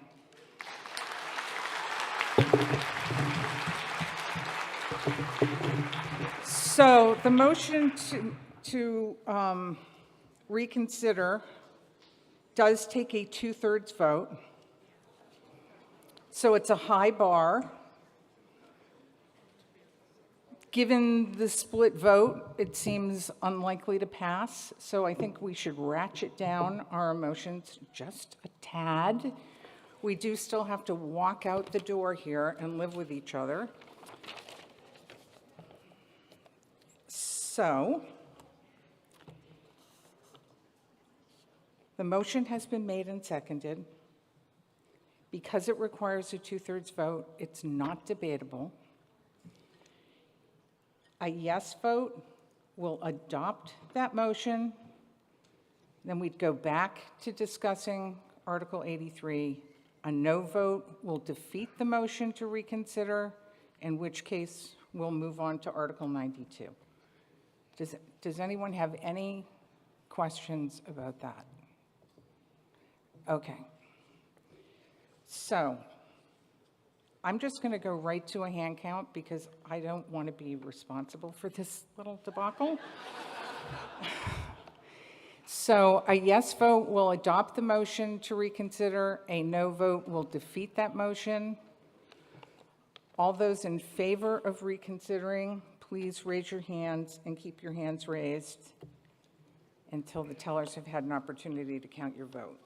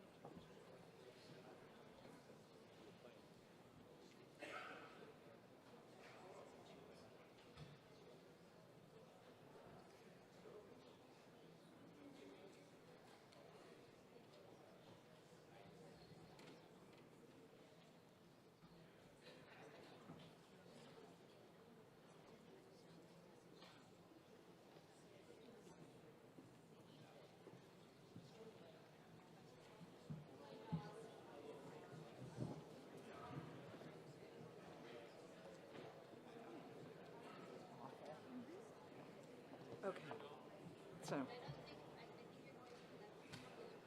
We're not going to pass. I don't think.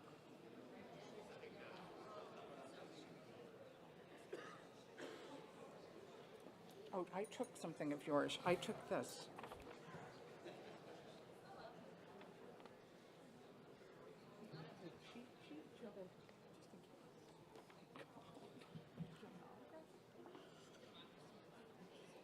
That's so funny. Laura, are we good? Okay.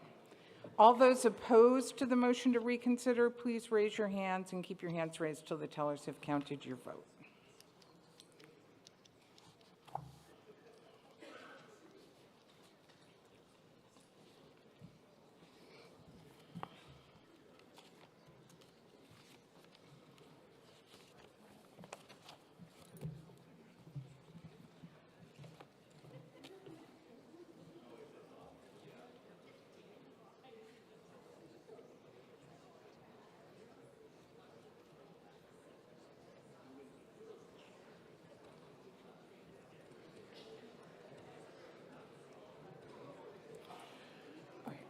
I better get out my little cell phone calculator because, you know, the old 2/3 thing is always such a challenge.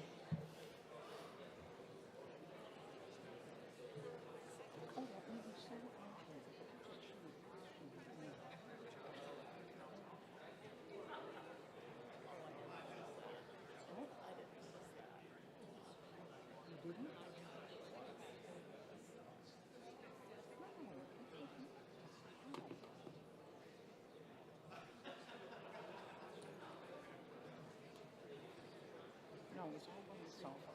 Okay.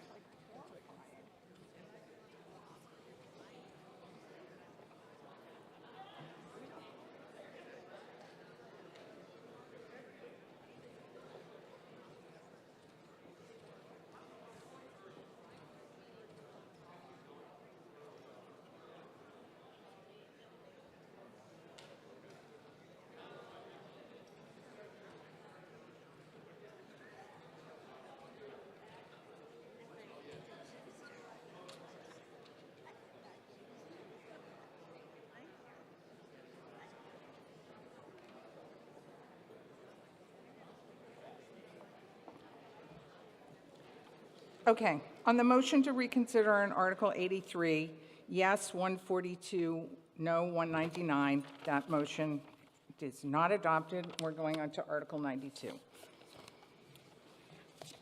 Okay. Article 92, on pages 180 and 181. Finance Committee motion is as printed in the warrant. I'd ask for your consent to waive the reading. Recognize Ms. Cronow, Chair of the Finance Committee, for the purpose of making the motion. Thank you. Is there a second? Motion made and seconded.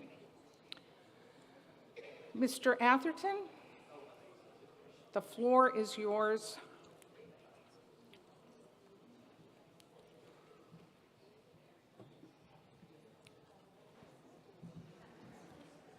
It's on already? It is indeed. It is. And now, oh, I have to get in the right spot like yesterday. Sorry to keep you here. I know everybody wants to get out of here, and this may be the last one. You just cost Stephen Welch like $5.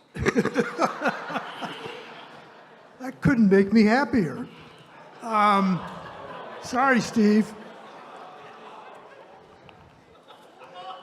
So my comment on this, I have two comments. One, I want to report that I did also hear from Bruce Mandel, like the earlier party, talking about another article, and he expressed concerns that he asked me to contribute to the meeting. But I'd also like to go back and start with the fact that most real estate transactions have to go through town meeting, and the only exceptions I'm aware of are leases that are under 5 years. I think that's a very significant check and balance system for this town meeting to maintain. And this article, which is quite extensive and has all kinds of things that might happen out of this. But I don't think that we need to move forward on this tonight. I think we need a lot more information. How much is this going to cost? What's really going to happen? What's the RFP going to say? And you can go through all of these issues. I think we deserve a little bit of hint about where we're headed here, because if we pass this and allow them to proceed, we will hear later on, as various parts of this process on the dump and the renegotiation or the RFP to issue a proposal for a new partner move forward, that we voted tonight to give permission to the select board alone to enter into a lease up to 25 years for an unspecified amount. So I encourage you all to say no, ask them to come back, maybe in the fall, maybe next year, tell us a lot more about what they're up to. But in the meantime, appreciate the check and balance, and once we move to change it, we're likely to hear from that, and they will just proceed without town meeting at every opportunity they have on this process. Bruce Mandel had a lot of the same issues of concern, that the finances and other issues have not been explored for town meeting. And so I want to share those with you as well. So I urge us to vote no on 92. I don't think there's a critical time frame required for the board to get this permission to enter into a long-term lease before they move further along in their planning process. Thank you. Thank you. Yes, Ms. Moore. Good evening. This is on our warrant this year as part of a planned process for evaluating the future of our waste management on Nantucket. There has been a team of people, myself included, working on this diligently for months and months. And the timing of this is important for this reason. We will be issuing a request for proposals for a new operator of the landfill operation beginning in December of 2025. In order to attract good respondents to that RFP, this authorization in place will give them the confidence that the time they're investing in completing a very elaborate response to an RFP is worth their time, that the authority has been granted to issue the contract. So that's an important piece of this. And we are planning, and there's a stepwise process. The select board got a report on this last week that you can view on YouTube. The process is moving forward diligently with coordinated planning in terms of what to do with the actual assets at the landfill that belong to Waste Options at this point in time, and how the operation will move forward. We have basically determined that the town of Nantucket does not want to run the landfill, and by that I mean hire the employees ourselves as a town.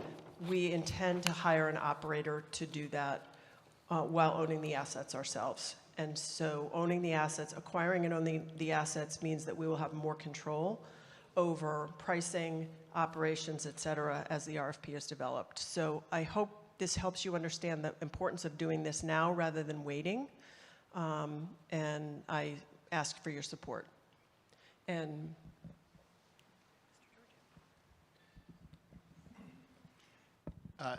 Madam Moderator, just to back up what Brooke is saying, I think time actually is of the essence, and I think it's important for town meeting to provide this authorization tonight. Although it may sound like December 2025 is a long way off, in fact, this is all planned out very carefully, and if this vote goes through tonight, the town's solid waste consultant and this committee will start drafting the RFP and issuing it. These are very complex procurements. They take a lot of time and effort, and one thing that I've learned in advising municipalities with these kinds of contracts is that you want to maximize to the fullest extent possible the number of proposals that will likely be submitted. And in order to achieve that maximization, in my experience, towns do far better if they have the authority from town meeting to enter into the contract. Probably we are at least a year out from actually awarding a contract, but we have to get started now in order to get this done. The other thing I would point out is under Massachusetts law, there's actually a very interesting provision that applies only in Nantucket, and it is that allows a alternative procurement process for the town to look at innovative technologies that will assist the island in processing its waste, potentially with gasification or anaerobic digestion, all sorts of other things that are available. But town meeting must vote that it's in the public interest to proceed with that procurement process. So I just wanted to make sure everybody is aware that time is in fact of the essence for this procurement. Thank you.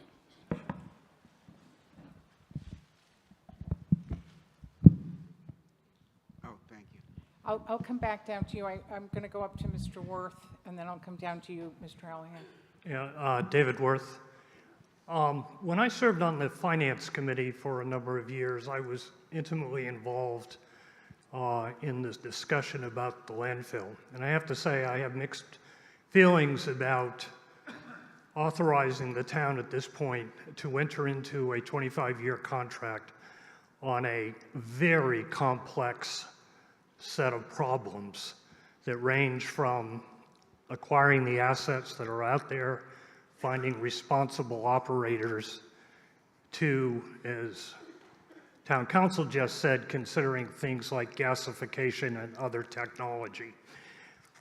Perhaps I haven't been paying enough attention, but I don't think that this subject, and it's not a particularly sexy one, but it's a very expensive one, has gotten the kind of public airing that I think is appropriate. Again, I'm a mixed view on this. I appreciate the fact that we have to move forward. We've probably overextended the amount of time that we thought we had. But on the other hand, some assurance from the town that what is in the RFP and what is discussed will be transparent and that the community will have an opportunity to weigh in, I think it would certainly be reassuring to me, if not to others. Thank you. Thank you. Mr. Allahan? That was the question I was going to ask. There's a difference between asking for proposals and signing a contract. Can the town go forward and get proposals or come back here with a proposed contract before we sign off on it?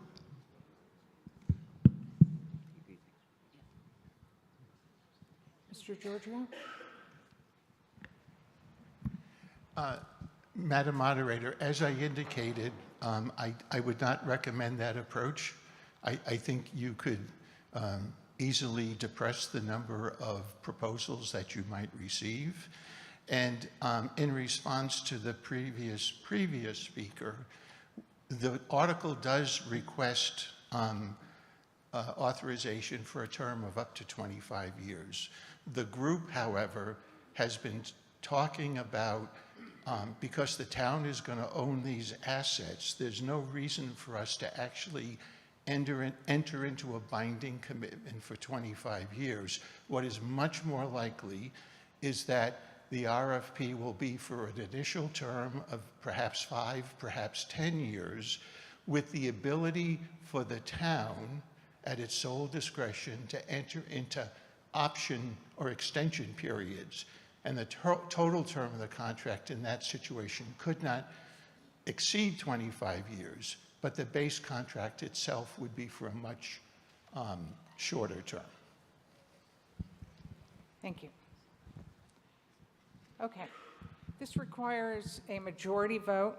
Is that correct? Doesn't say otherwise here. A yes vote will adopt the motion made by the Finance Committee. A no vote will defeat that motion. All those in favor say aye. Aye. Those opposed, no. That motion is adopted.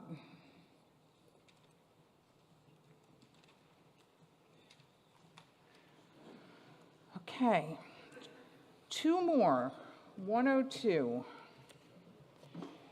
102 appears, oh, I'm sorry, 101. 101 appears on page 187 of the warrant, received a positive motion from the Finance Committee. I'm Toby Brown. I'm withdrawing that. I meant to call 31 Easy Street, which I thought that was yet 2 days ago or so early in the morning. So I apologize. I want to withdraw that. And I didn't mean to cut you off, but I think you don't need to. That's okay. Thank you. Okay, so does anyone want to step into Mr. Brown's shoes? No. Okay, so motion as printed in, whoop. Do you wish to step into Mr. Brown's shoes? No, I want to move the motion. Okay, so the Finance Committee motion is as printed in the warrant. I'll recognize Ms. Curnow for the purpose of making that motion. Is there a second? Motion is made and seconded. I don't think anyone wants to talk about it, so we'll just go right to a vote. It requires a majority vote. A yes vote will adopt the Finance Committee motion. A no vote will defeat that motion. All those in favor, please say aye. Aye. Those opposed, no. Okay, that motion is adopted. Okay, now 102. The last one. Aren't you sad? It's all over. Not yet. Okay, so Article 102 appears on pages 187 to 188. Finance Committee motion was positive. It is as printed in the warrant. I'll ask for your consent to waive the reading of that motion and recognize the chair of the Finance Committee for the purpose of making the motion. Thank you. Is there a second? Motion is made and seconded. I'm going to go to you, Mr. Gullickson, because I believe you called this. And of course, you're going to disclose that you represent the property owner as you're required to do under some bylaw section, right? Of course, Madam Moderator. Thank you. Okay, then you take it away. Thank you. Kenneth Gullickson. I am Joseph Arnold's attorney. I'm also the co-trustee of the trust that owns this property. And I just first want to thank and commend everyone that is still here for still being here. Last year, the Select Board filed essentially the same article. I was informed during a call prior to that town meeting that a taking by eminent domain had been deemed the best way to proceed. The Finance Committee's motion was a little bit different, but that's not material here. At town meeting last year, the town's claimed reason for taking was because of a perception that Mr. Arno had a higher opinion of value than the town did, a claim made despite the fact that there had been no discussion of value with him. The article was overwhelmingly defeated. Other than that one brief phone call in January of 2022, which I initiated and during which I offered a showing and to meet, there has been no communication with the town. Without having reached out in the year since, without even giving us notice, the Select Board filed this article, again seeking to take it by eminent domain. A joint statement was recently issued about 31 Easy Street. It outlines in very broad terms that it is important for public use, which we have no problem with. The issue is how the town should go about it. An eminent domain taking is when the government takes title to private property from the owner. The government has to pay for it, but there is nothing the owners can do about the taking, although they can contest the amount to be paid. The most obvious alternative to a taking is a purchase. A quick comparison of the two. An example of a purchase by the town is its acquisition of 10 and 12 Washington Street last year. The town entered into an agreement for the purchase, then filed an article at town meeting. for the authority to make the purchase at a stated price and for the appropriation of the money, subject to a Proposition 2.5 override. We heard a lot on Saturday and a little bit tonight about transparency and fiscal responsibility. Keep that in mind when you consider that, unlike the Washington Street article, this one has no price, no appropriation, and no provision for Proposition 2.5 override. An example of a similar taking by the town. Actually, we couldn't find one. As far as we can determine, the town has only done street takings, cooperative takings for things like yard sale program, and when the owners of the property are unknown. We found no prior instance of an involuntary taking by the town for value. But if it did, this is how it would work. The Select Board is granted authority to do a taking, then votes to do so. That results in title being transferred to the town. An initial payment, the pro tanto award, is made. The final price the town has to pay is determined later by a jury after a trial. That amount has to be paid. It is not subject to being approved by the Select Board or town meeting, and payment is not contingent upon an override. The joint statement claims that negotiations have been attempted, but to date have failed. We last had talks with the steamship about 5 years ago. Since then, they haven't returned my calls or responded to any emails. I received word that the land bank had voted to make an offer, subject to contingencies. We didn't receive a binding offer, and there was nothing to indicate that it was on behalf of a group or anyone other than the land bank. I informed them that we needed an appraisal to respond and that one had been ordered. The town has never reached out in any way, no letter, no email, no phone call. Now they are claiming that this is a last resort when they haven't done anything else, not even initiated discussions. Though the town's stated intent is to take the property, the article only authorizes a taking. It doesn't require it. The article also authorizes a purchase. So what's the harm if it passes? The problem for you is that you have lost all control. The problem for us is that the threat of it being seized would have to be disclosed to a potential tenant or buyer. No one is going to buy or lease the property knowing it may be taken from them, which essentially makes the property unmarketable. The land bank might still be interested, and there is a history there. Mr. Arno sold 27 Easy Street to the land bank a few years ago with interest-free financing. But now talks regarding a sale of this property would be hamstrung because any statements would be admissible at a trial if there's a taking, which, unless there is an agreement to the contrary, which they've refused to sign. The Select Board does not need Article 102 to negotiate a purchase agreement contingent on voter-approved funding. If the town wants to be involved, it should come to the table to discuss a purchase, which would then be approved by the voters. A property owner shouldn't be threatened with an eminent domain, and you shouldn't be asked to write a blank check. I ask you to vote against this article. Thank you. Thank you.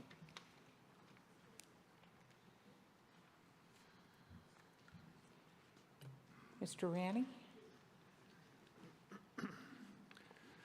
Thank you, Madam Moderator. My name is Rob Ranney, and I wear several hats for the town. I am the assessor for the town of Nantucket, and among other things, I am also the Steamship Authority board member for Nantucket. In my capacity as Nantucket's SSA board member, I am appointed to represent the interests of Nantucket in Steamship Authority matters, including SSA policy decisions and financial decisions. I would not be representing the interests of Nantucket if I was not constantly looking at opportunities to improve the operation. The acquisition of a budding property has the potential to help do that. The Nantucket terminal in the current form was built in the mid-1980s, about 40 years ago. One of the pieces of the puzzle that fell into place at that time was the acquisition of the former Skipper restaurant property. The Skipper was located just to the easterly of 31 Easy Street. I can't imagine what the situation would be like on Steamboat Wharf today if the SSA had not been able to acquire the Skipper restaurant property. The somewhat controlled chaos that plays out at boat time all day long, every day, would be much worse than it is today, if that is even imaginable. The Skipper piece of the puzzle was essential, even though nothing has actually been built in its place. For the past 10 years, the steamship has been consumed with the planning for and reconstruction of the Woods Hole Terminal. Coastal resiliency and the improved, more efficient use of the space have been critical concerns. The site has to be elevated to allow for sea level rise and increased storm surge over the next several decades. The new terminal building itself will sit about 10 feet above where it's sat for the last 50 years to allow for predicted increased flooding potential, sea level rise, and increased coastal storm intensity. After the reconstruction of the Woods Hole Terminal is completed, the next SSA terminal scheduled for reconstruction is the Nantucket Terminal. So within the next 10 years, planning for our terminal of the next 50 years and beyond will be well underway. The slips will be rebuilt and potentially reconfigured. The layout and design of the entire facility will be brought current with the needs of the day. The ticket office building will likely be moved on site to a more efficient location. Steps will be taken to help protect against sea level rise and/or adapt to it. And coastal resiliency measures will be carefully considered and incorporated into the design. I'm going to skip ahead since I am running out of time.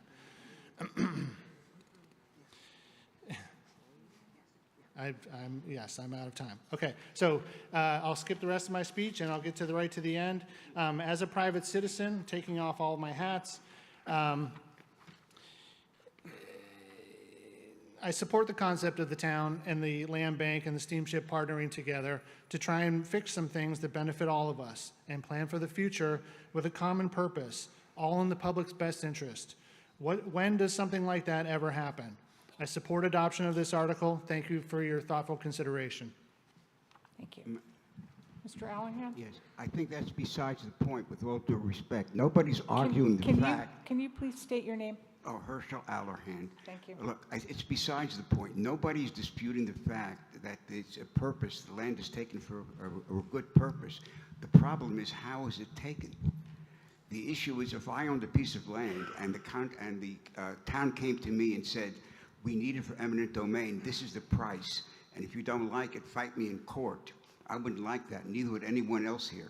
So is it true from what the gentleman said before that the town has not even negotiated with them over the last year? I'd like an answer about that question. Mr. Fee? Yeah, I'll answer that. No, I don't think it's true. The land, we've partnered with the land bank and the steamship and have made an offer had made an offer late, as you're saying, but there was a contact, and Jesse has, land bank has made an offer. So, so no, I don't think it's completely true. Could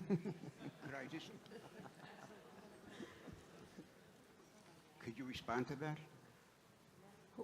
Mr. Allahan, you have to go through me. What are you? Okay, I'm who sorry. are you asking to? I don't know if that's true or not, because there's been a contradictory remarks here. I would like to hear from the owners whether they did receive a reasonable offer and have they negotiated. It's a matter of principle. We've heard nothing from the town. We received word that the land bank had voted to make an offer. Go ahead. Ms. Gibson? Not to get too deep into this right now, but there was an offer made by the property owner for the town and the land bank to sign a non-disclosure agreement, which we declined to do. Eminent domain is a last resort. We would make every effort to negotiate the acquisition of this property.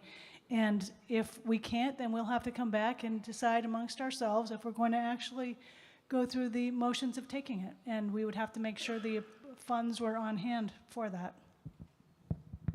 Mr. Reed? Arthur Reed, and I, as most of you probably know, I practice law with Mr. Gullickson and therefore have the same disclosure to make that I'm representing a client. I think the point, just to finish off on what Libby just said, the question of having the funds on hand is not quite as simple as that, because in an eminent domain case, as Mr. Gullickson indicated, and I'll briefly run through again, you don't know what the amount that you're going to have to pay is until the court makes the decision after a jury trial, and the amount of money that will be awarded will be, with interest, will at that point, when there's a final judgment, have to be paid. And what I'm going to be saying is pretty much the same thing that I said last year on this subject, and that's because nothing has changed since last year. And we don't question at all the desirability of the town, and perhaps in cooperation with the Land Bank and the Steamship Authority in purchasing the property. But the point here is that you are indeed signing a blank check if you do this by eminent domain. The owner, Mr. Arno and Mr. Gullickson, are perfectly willing to discuss offers that may be made by the town and to negotiate in good faith to try to come up with a voluntary arrangement, a voluntary sale of the property. However, the eminent domain process results in, first of all, a pro tanto award being made by the town, which the owner receives, and then has a period of time in which to file an action in court for assessment of damages, which is made after a jury trial.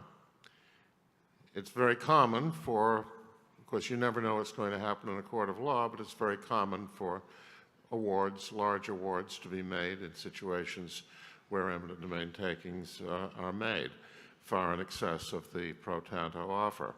And until such time as that final judgment is entered, you will not know, and you will not have been able to provide specifically for the amount of money that will be necessary to compensate Mr. Arno for the loss of his property.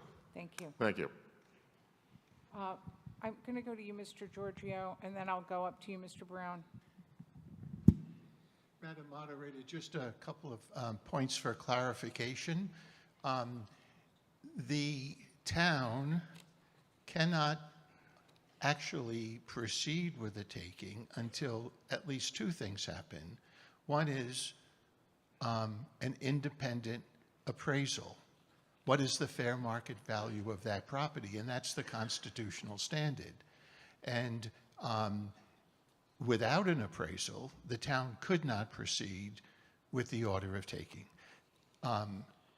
And number two, the second requirement for this actually to happen is that town meeting would have to appropriate the money in order to pay the so-called pro tanto payment, which presumably will be based on a professional appraisal indicating what the fair market value of that property is. So those two things have to happen before the town could proceed with this taking, or I should say, to finalize all the steps necessary for the town to actually take the property. Thank you. Mr. Brown? Yes, thank you, Madam Moderator.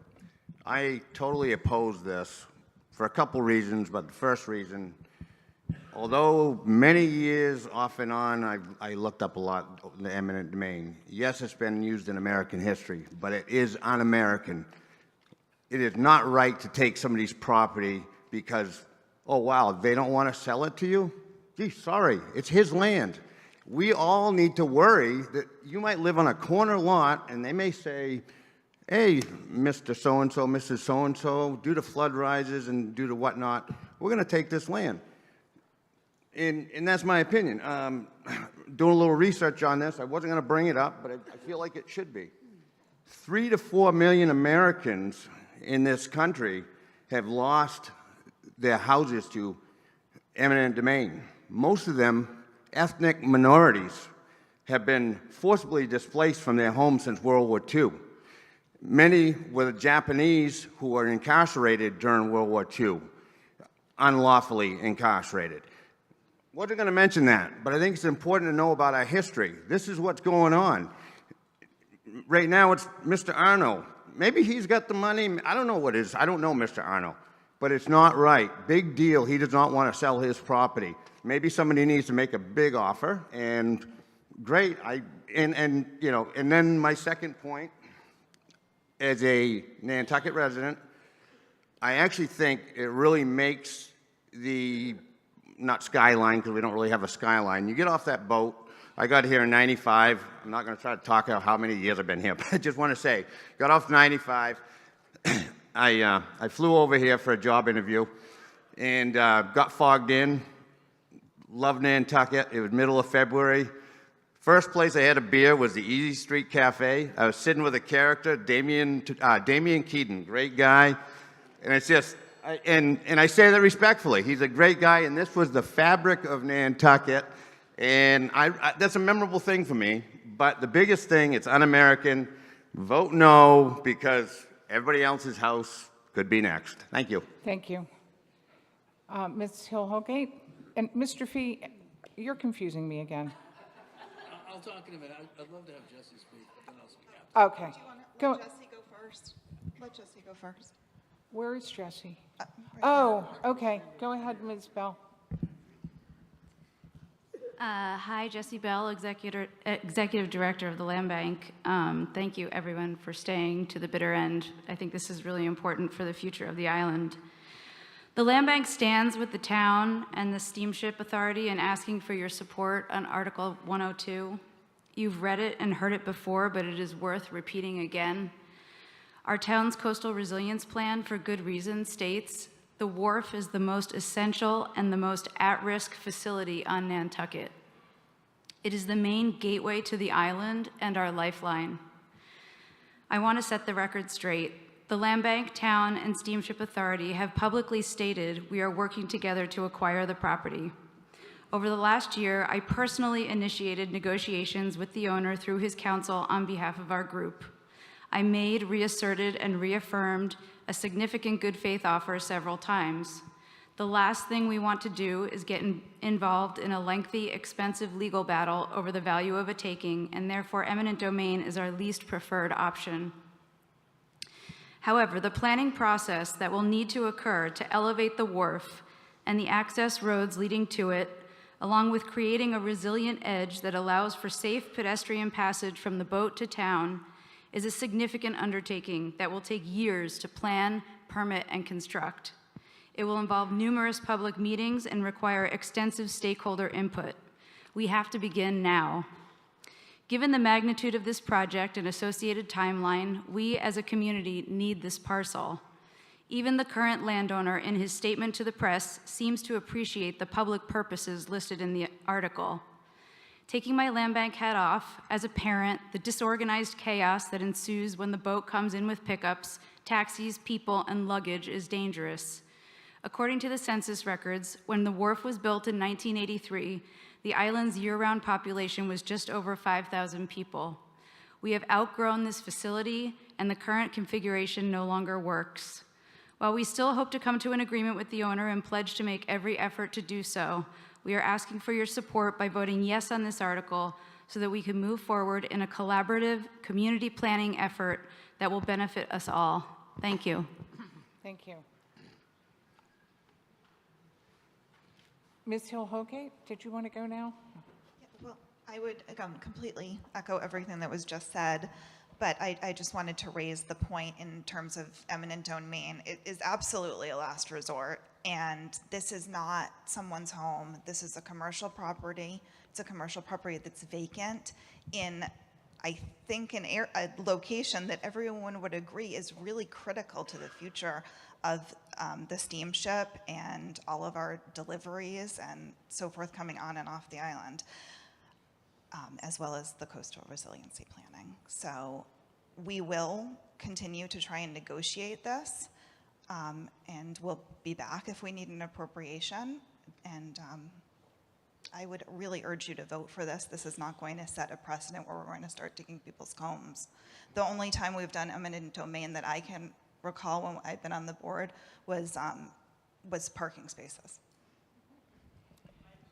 Thank you. Well, usually easements that are agreed upon. The gentleman up in the back? Yes. Me? Yes. Thank you. To paraphrase Abraham Lincoln, I'm going to try and keep my remarks short. Could you However, I'm state too your- lazy to stop. Could you state your name, please? David Bernard, Hummock Pond Road. Okay. I'm disappointed that this property might be taken by eminent domain. However, my real concern is what's going to happen to that property once it's taken. There are no permanent safety facilities in town, to the best of my knowledge. The fire, police are all out on fairgrounds. We dodged a real bullet last summer with the Veranda House fire. Thanks to the speedy response of the fire and police departments, they were able to bring that under control. But that fire happened at 6:30 in the morning. What would have happened if that fire would have happened at 12 o'clock or 1 or 2 o'clock in the afternoon when Orange Street is backed up and Washington Street's backed up? And how are you going to get a piece of equipment down there to respond in an emergency? It's terrifying to think of the possibilities of somebody having a fire that they're not able to put out, and they've got to call for services, and it's going to take a half hour of piece of equipment to get into town. I'm hoping that if all the powers that be can come together and maybe use that property for the benefit of the town in regards to safety, put a small fire truck in there, maybe put a paramedic in there in case somebody's hurt. They can all be helped by that situation instead of fighting over the property in any other way. Thank you. Thank you. Mr. Allahan, did you have a? Yeah, I just have one suggestion. If everyone agrees that we don't want to take this by eminent domain, I have a quick suggestion which might be acceptable. Why doesn't each party, the town and the owner, come up with a number, go to a binding arbitration, the arbitrator picks which one is fairest, it gets it done quickly, you do get an agreement. I'm just actually mimicking what happens in professional baseball. When this happens, 9/10 of the time, people come to an agreement before it actually goes to the arbitrator. Thank you. Mr. Fee? I hope you give us permission tonight to move forward. We may do something like you're suggesting. You know, there's been offers made, there will be more offers made. My understanding is there are $1 million plus more than my family sold the property on the corner, and our property had insulation and heat and everything.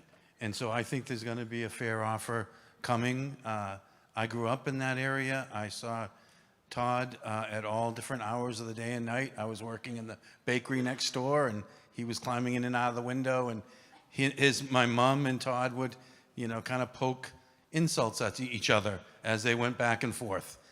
So I want to see him. I want this to be done right. I will insist that eminent domain is a last resort. There's no, no intent on my part to do that. I also will insist that the historical value of the building is addressed and considered.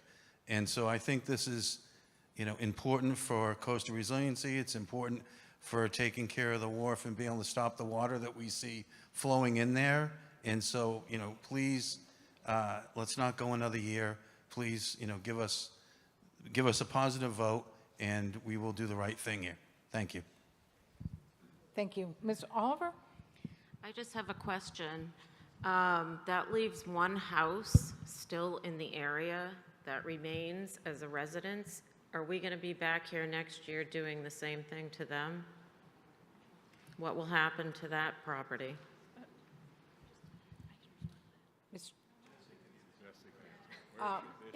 Let Ms. Bell answer that. We've been in constructive conversations with that family and feel like we're going to be able to come to some mutually agreeable terms in the next few years. So that's where that stands. Thank you. Okay, Mr. Lowell? Yeah. Took my blood pressure pill before the meeting, right, for this reason. This is a very uncomfortable topic. We just spent a good hour talking about long-range planning, which gets tossed around like anything tossed around. Very easy, simple to say, just long-range planning. Well, let me tell you what, this is long-range planning right here. And it takes a little bit of nerve, a little bit of trust, and a little bit of thought. Who would have ever thought that the airport would be on Straight Wharf 30 years ago? Because that's where it is. Who would have thought the other airport would be at Steamship? 1998, first fast ferry down there. 1996, the first one at Straight Wharf. It ain't changing. There might be electrification after we're dead, but it'll still be down there. Everything Matt said is correct. Everything Jesse said, thank you very much, Jesse. I want to just thank also the Land Bank and Jesse for working with the town, working with the steamship. This is a breath of fresh air. Having the Land Bank be such a help with the town's issues that are not just the town, it's for every single human being that comes here, lives here, visits here. It wasn't long ago we had dolly freight. Now, you have to be pretty old to remember that. That terminal, when it was built in 1983, replaced the freight shed, where all our lumber used to come, and the trucks used to go down there and pick it up by hand, right? Well, you can definitely see that the future is going to be in the same place, and we got to get it right. And it's going to take 10 years just to get that right. So, as Matt said, and everyone else that spoke, the eminent domain piece in this is language that has to be in the article. That is very unlikely to happen. But we need the blessing of town meeting to continue this process, because it's not easy. Thank you, everyone that's helped. Thank you for your vote. Thank you. Mr. Young? Thank you, Madam Moderator. Harvey Young. I want to speak in favor of this article. Full disclosure, you should all know that both of my parents came from off island.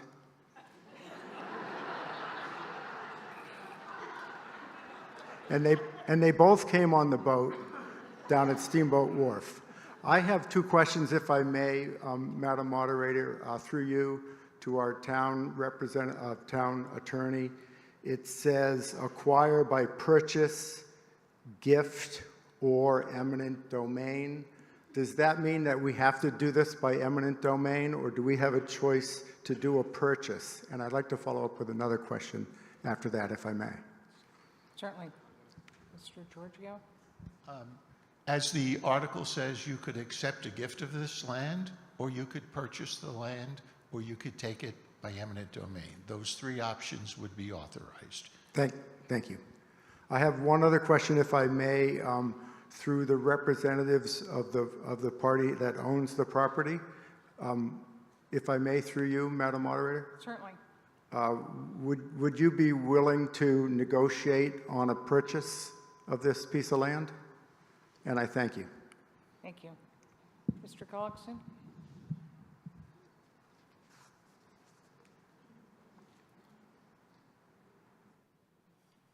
Yes. Thank you. Okay. Madam Moderator, Mary Ann Easley, Westchester Street. I just have a question. Can we make an amendment to remove the option of eminent domain? You can, yes. Can we move forward with that so that we feel better about not using the option of eminent domain if nothing else works? Okay, so you want to amend this so that the select board is authorized to purchase it or acquire it by gift and eliminate eminent domain? Correct. Okay, is there a second? Okay, motion is made and seconded. Who's talking? Can I ask a question on this? Because I had almost an identical thought. Well, hold on just a sec. You can, but hold on just a sec. Do you have anything else you want to say about your amendment? No. Okay. So now the gentleman up here in the back, you would like to say something. So please identify yourself. Henry Butler, question for Select Board or Finance, whoever feels best suited. If we strike eminent domain from this and make it an article that gives you authorization to purchase it, does that benefit you in any way, or does that leave you where you are without the article? if you know what I mean. Are you already authorized to purchase it? Is that what you normally do in your negotiations, or does this help you access funds or anything to move forward faster? I mean, essentially, we do not need the authorization to purchase it. We would need authorization for funding. But if the funding is coming from other organizations that are involved, it's not necessary. I would say the reality is the eminent domain is some leverage in our negotiation. That's the truth. So am I to understand that you're in a pretty similar boat, whether the article passed with no eminent domain or if you have no article at all? Correct.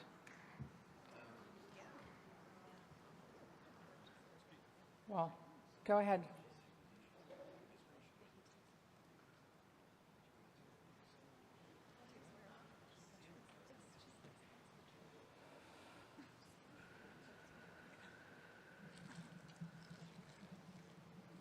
Yes, Ms. Moore. May I ask through you that the person restate what they said? Because I think it was a little confusing. Mr. Butler, could you restate that last question? We all heard it, I think, slightly differently, so go ahead. My question is that if we pass the motion as it is on the board by striking eminent domain, does it just grant the board power that they already had, or does it give them any extra power? If I might ask through you to town council, my understanding as a select board member that without the eminent domain piece of it, we would be left with the same authority we have without this article. Yes, So the eminent domain piece is the element that is different to what the select board's power to negotiate for the purchase of real estate subject to funding sources. Have I, through you, Madam Moderator, Mr. Giorgio, have I? Sorry. I'm trying to clarify for the room, so. Madam Moderator, through you to the previous speaker, in order for the town to acquire property, whether it's by purchase, gift, or eminent domain, the town meeting has to authorize that. But as I said earlier, the town cannot proceed with an acquisition or eminent domain unless an appropriation has been made for that acquisition. So I think the article is written to include eminent domain in order, my sense is, in order to get if you will, the backing of town meeting to proceed with the negotiation with the landowner, with the goal of reaching an agreement, but having the ability to take that land by eminent domain, subject to a subsequent vote of town meeting, in order to enhance the negotiating authority that the select board would have.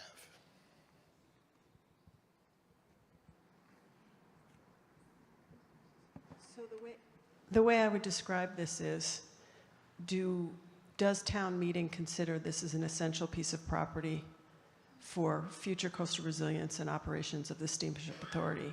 And if so, do you want to authorize us to be able to acquire that property because it's critical, first by negotiation and the attempt to reach an agreement on price, and failing that, with the ability to take it by eminent domain? That's the question before you, I think.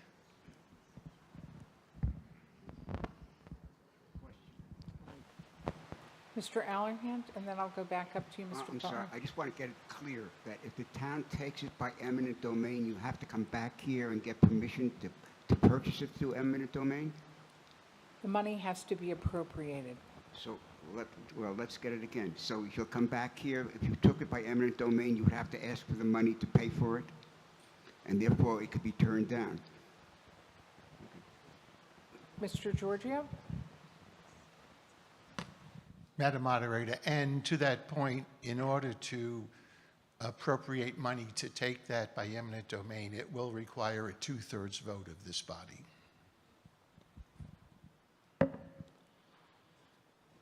Okay, up in the back? I would just, on my striking eminent domain thing, that if the board does not feel that would benefit negotiations in any way, I'd like to take that back off the table. Okay, so we are talking about the amendment, and you are talking about the amendment, which is refreshing. Yes, you- I'm talking do about you the, I'm talking about the amendment. Yeah, thank you. And Mr. Gullickson, are you speaking about the amendment? I was going to attempt to clarify something that town council just said, which was in response to the question on the amendment. Okay, go ahead. The coming back to town meeting for an appropriation would be for the pro tanto award, which is based upon the town's appraisal. That would be paid to the owner if it's approved, but the actual final purchase price would be determined by the court, and that would not be subject to appropriation. It would have to be paid one way or the other. Okay. All right, on the amendment only. The woman up here, are you speaking about the amendment or the article? Not sure. I know. I'm kind of with you at this point. So why don't you go ahead? Genevieve Harmon, we voted this down solidly last year. I feel it's to take something by eminent domain that is someone's property, just because we don't like the price. Mr. Arno has a price. We don't want to pay it, so we're going to take it. What happens next time when the Judsons, they don't like the price that we're going to take that piece too? I just think this is wrong. This is their property. He has the right to sell it for the price that he wants. And I'm sorry, I don't believe or have a lot of faith in the we're not going to take it by eminent domain. It's the last resort. I don't think it should be a resort. Thank you. Okay, thank you.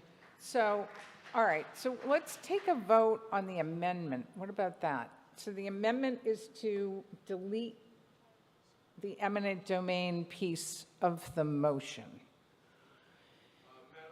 Yes. Sure. Okay. If you could state your name. I'm sorry, Matthew Peel. Question about this. This is kind of going to sway me on the eminent domain vote for this amendment here, but are we, a question through you to Mr. Arno's attorneys, what is that price? Because if it's astronomical, I'm guessing that's why we're here and doing this. But if we're doing this over $2 million, I mean, I think we're kind of wasting everybody's time. They should be able to come to an agreement. Are Mr. Arno's, through you, Madam Chair, willing to state the price?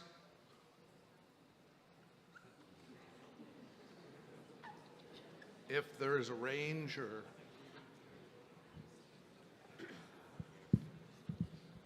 As I said earlier, when the land bank said they had voted to make an offer, we ordered an appraisal, and we will base our price upon that appraisal.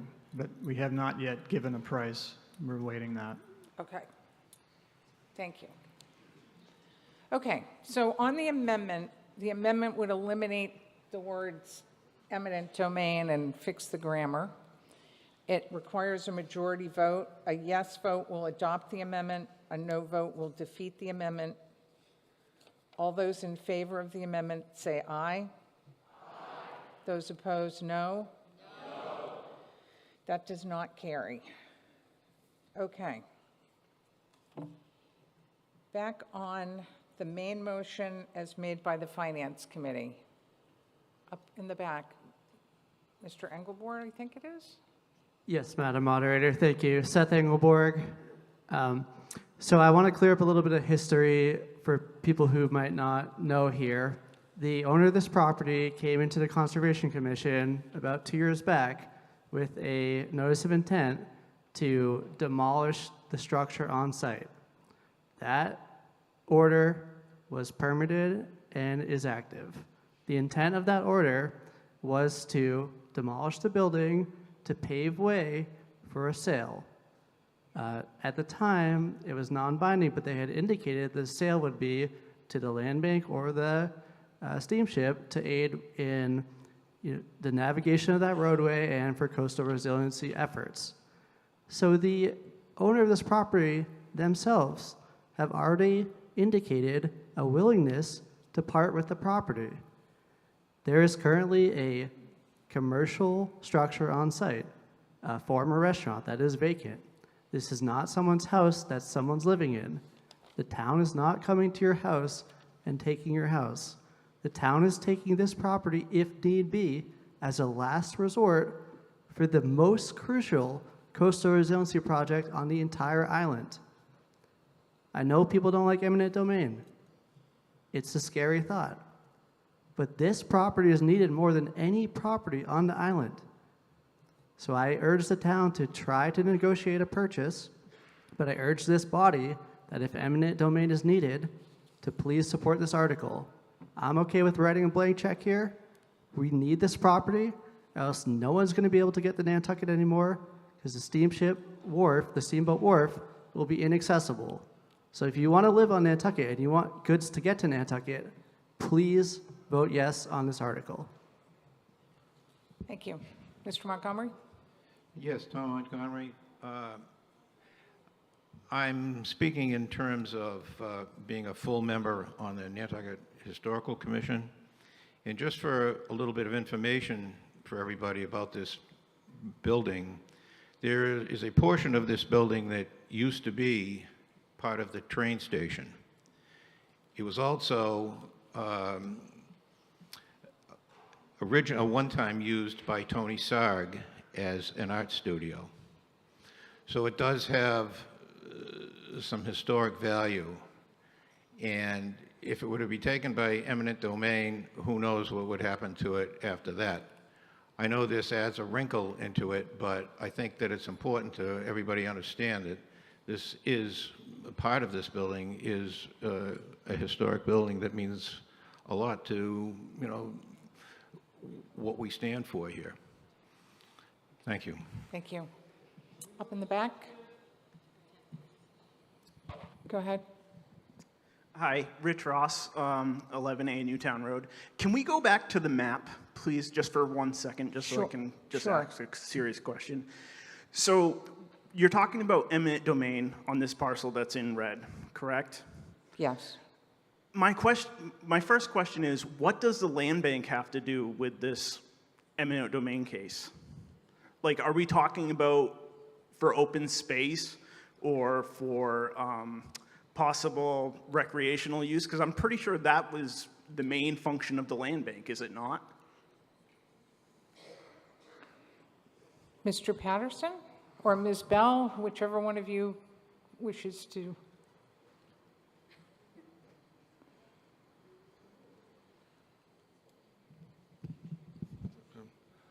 Thank you, Madam Moderator. We are willing partners with two other parties that are trying, with some difficulty, to come to a number.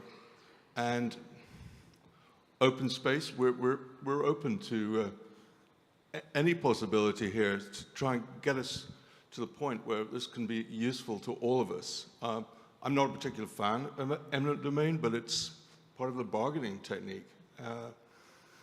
So hopefully we can vote on this soon. Thank you. Thank you. Ms. Bell, do you?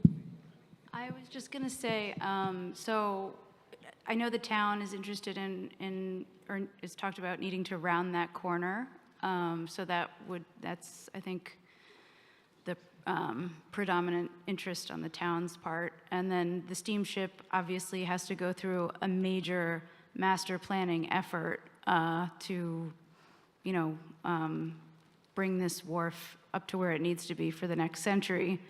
So I think we're all in it together. We're going to be planning together, and the land bank would be interested in expanding its park on the water to create that. I mean, the goal would be to create a safe pedestrian walkway, like I said, along the water, out of harm's way, out of the vehicle traffic, so that people could just walk off the boat toward Main Street, you know, away from vehicle traffic and trucks and everything. So that's sort of the vision. We would have to, again, go through a major master planning process that would involve tons of public meetings, lots of local review, more state permits than I even know about. So that's it. Thank you. Thank you. I'm going to finish with this gentleman here, and then we're going to go to a vote on this. So, sorry, I'm just trying to figure out why the land bank is being used as basically funds for the town to pursue these other interests, which would mainly, from what it sounds like, benefit the Steamship Authority. And why shouldn't the Steamship Authority, if they have the issue with the land and they want to use the land, why can't they purchase it rather than we spend land bank funds and it becomes a town issue? Okay. Thank you. All right, thank you. All right, we're getting a little far afield here. So let's take a vote on this motion by the Finance Committee as printed in the warrant, as moved by Ms. Cronow. A yes vote will adopt the motion. A no vote will defeat the motion. It does require a majority vote. All those in favor say aye. Aye. Those opposed, no. No. That motion is adopted. Okay, so I will now recognize Mr. Yes? Point of order? You'd like a hand count? Nifty. Okay. So all those in favor? Yes, now what? What? 2/3 vote? No. We're not appropriating any funds, so no. Okay, so it's a majority vote. We're going to do a hand count. It's going to be the motion that's printed in the warrant that was moved by Ms. Cronow. There was a second. There were no amendments that were adopted. A yes vote will adopt that motion. A no vote will defeat the motion. All those in favor, please raise your hands and keep your hands raised till the tellers have had an opportunity to count your vote.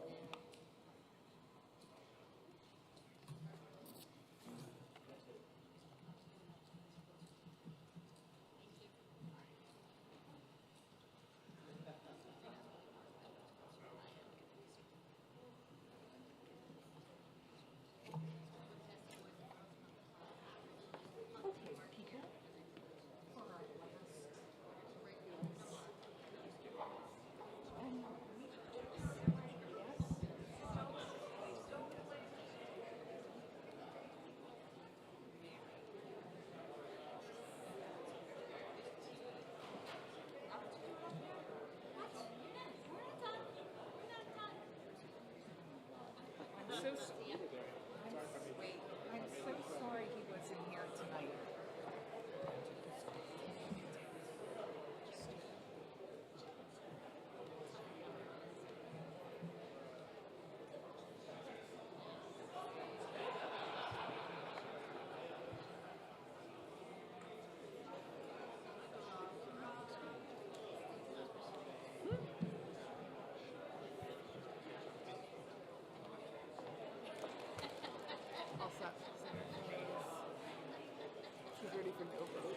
What? She's ready for no vote. You're ready for no? Okay. Now remember the lesson that we've learned about reconsideration and all of that, so don't go racing off. All those opposed, please raise your hands and keep your hands raised till the tellers have counted your vote.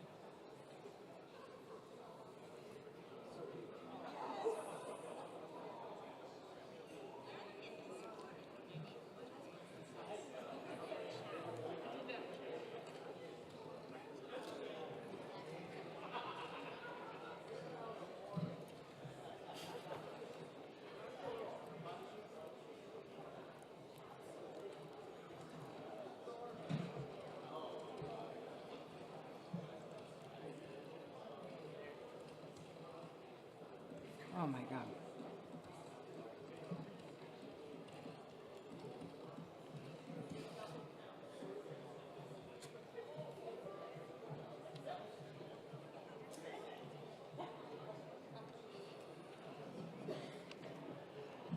Okay, on the motion on Article 102, yes, 157, no, 101. That motion is adopted. So I'm now going to recognize the Chair of the Board of Selectmen, Jason Bridges, for the purpose of making his last official motion as a member of the Board of Selectmen before this body. What a sad thing. Is it your motion that we dissolve this happy occasion?